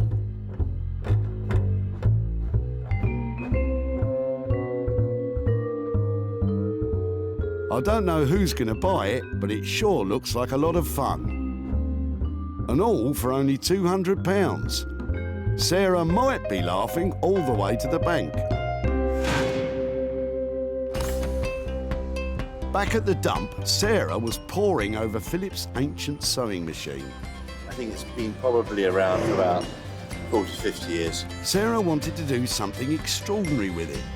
The challenge will be to make something that's really amazing and quite different. Even if Philip didn't. Hopefully, if she's a good girl, she'll learn to sew on it. And after I don't know how many cups of tea, Rupert lived up to the challenge and he certainly made something different. Sarah invited one of London's top retro furniture dealers in to see if it would be something that would sell in his shop, the old cinema. It's good, it's interesting, it's really fun, isn't it? I love this. Does it work? Yes, it does. He was blown away by its originality, but questioned who would buy such a thing.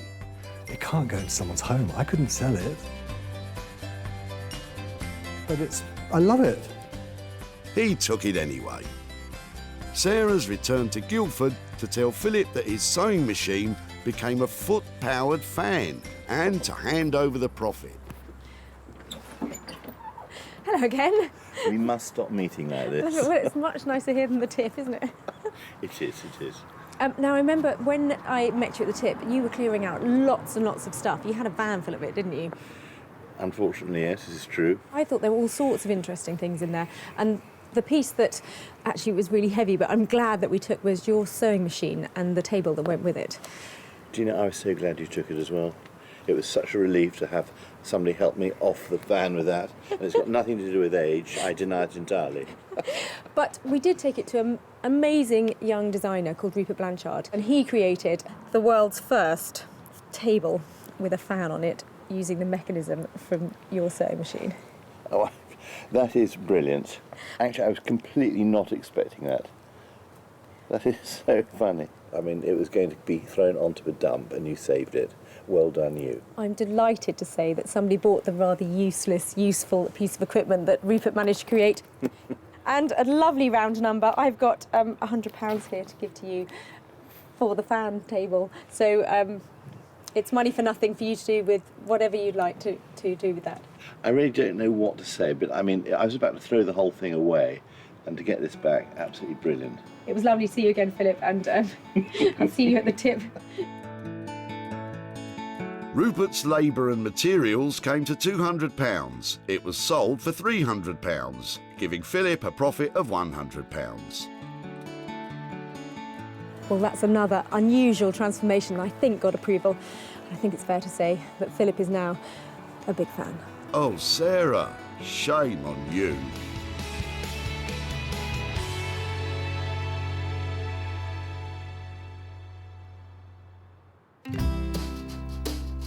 Sarah's had success with Rupert's fan table, but it's time for our bathing blacksmiths to reveal what they've been up to. Bex and Dave are putting the finishing touches to their bright blue bath chair.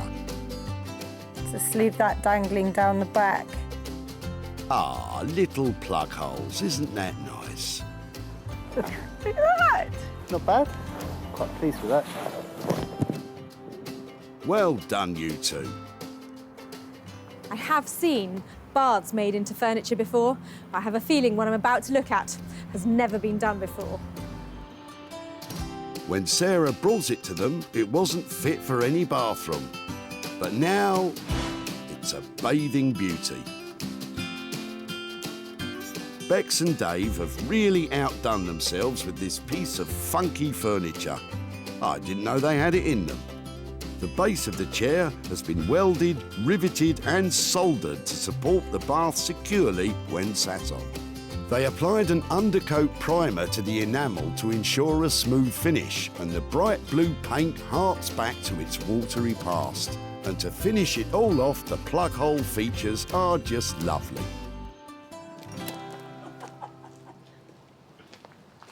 It is amazing. It's really modern and really funky, isn't it? We didn't want to keep the bath just the white bath colour. And, you know, I wanted to have that feeling of water. And, oh, look, I love the chain. Sarah's even brought her own little cushion to give it her own test drive. It's comfortable as well, isn't it? Yeah. It makes you smile because it's got humour attached to it, but also in a very cool sort of way. So, because I keep feeling really chuffed with it. How much to spend, I don't care.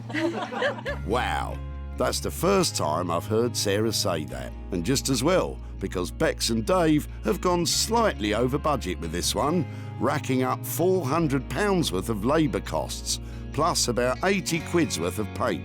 Sarah will be looking to slap a high price tag on this when it comes to be sold. So just in case that wasn't clear, I absolutely love that chair. It might be over budget, but as far as I'm concerned, it's got bags of style and it should sell really well. It is an inspired piece of design.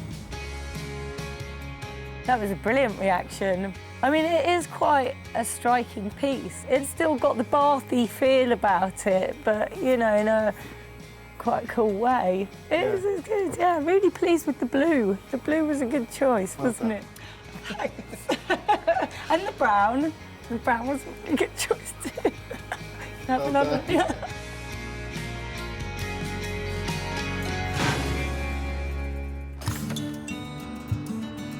Back at the dump, I wonder if I'm going to be able to have that. Look at that. Emma wanted shot of her old bath, trading it in for a new model. It's actually cheaper to buy. And a whole new one. Sarah had grand plans for it, I reckon if I made 2 armchairs. and Emma agreed. I'm thinking she's going to make some kind of weird 60s seats or something. And that's kind of exactly what they became, kind of.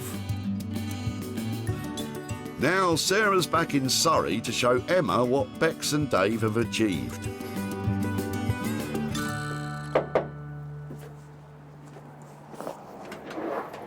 Hi Emma, hi there, Sarah from The Tip. Nice to see you. And you, how are you? I'm very good, thank you. How are you? Yeah, very well. I've just got some pictures to show you of what we did with your bath. Oh, lovely. We took it to Guildford to this fantastic artist blacksmith who's called Bex Simon. Oh, wow. And she and her husband have been doing some lovely things with this. And your bath has been turned into a somewhat glamorous, I would say, oh my gosh, seat. Oh my. It has been completely sprayed blue, Yeah. all the stuff that was, all Oh, the white that's bits of it, lovely. and they have made a lovely frame for it, and they've kept some of the little quirky bits on it, like the chain and the plug and that kind of thing. What do you think? I'm amazed, utterly amazed. Normally at this point I'd like to say, I've sold your bath and I'm here to give you some money for nothing, but as of yet your bath hasn't sold. If it does, or when it does I should say, it would be great to be back in touch and I'll be handing over some money for nothing for you. So, despite this wonderful transformation by Bex and Dave, the search continues to find this unique chair a new home. But with costs of $480 spent and no income generated, this could be a potential loss for Sarah of £480. If they do make any money out of it, which would be absolutely lovely, I would like to give any profit to the RSPCA in Wormley for Donkeys and Horses Sanctuary. I think they're overrun with little ponies and donkeys that need some extra care, and a bit of cash would be lovely. Well, Emma loved what we did with her old bath, which is always a relief. And now I've got to redouble my efforts to sell it because the money would be going to such a great cause.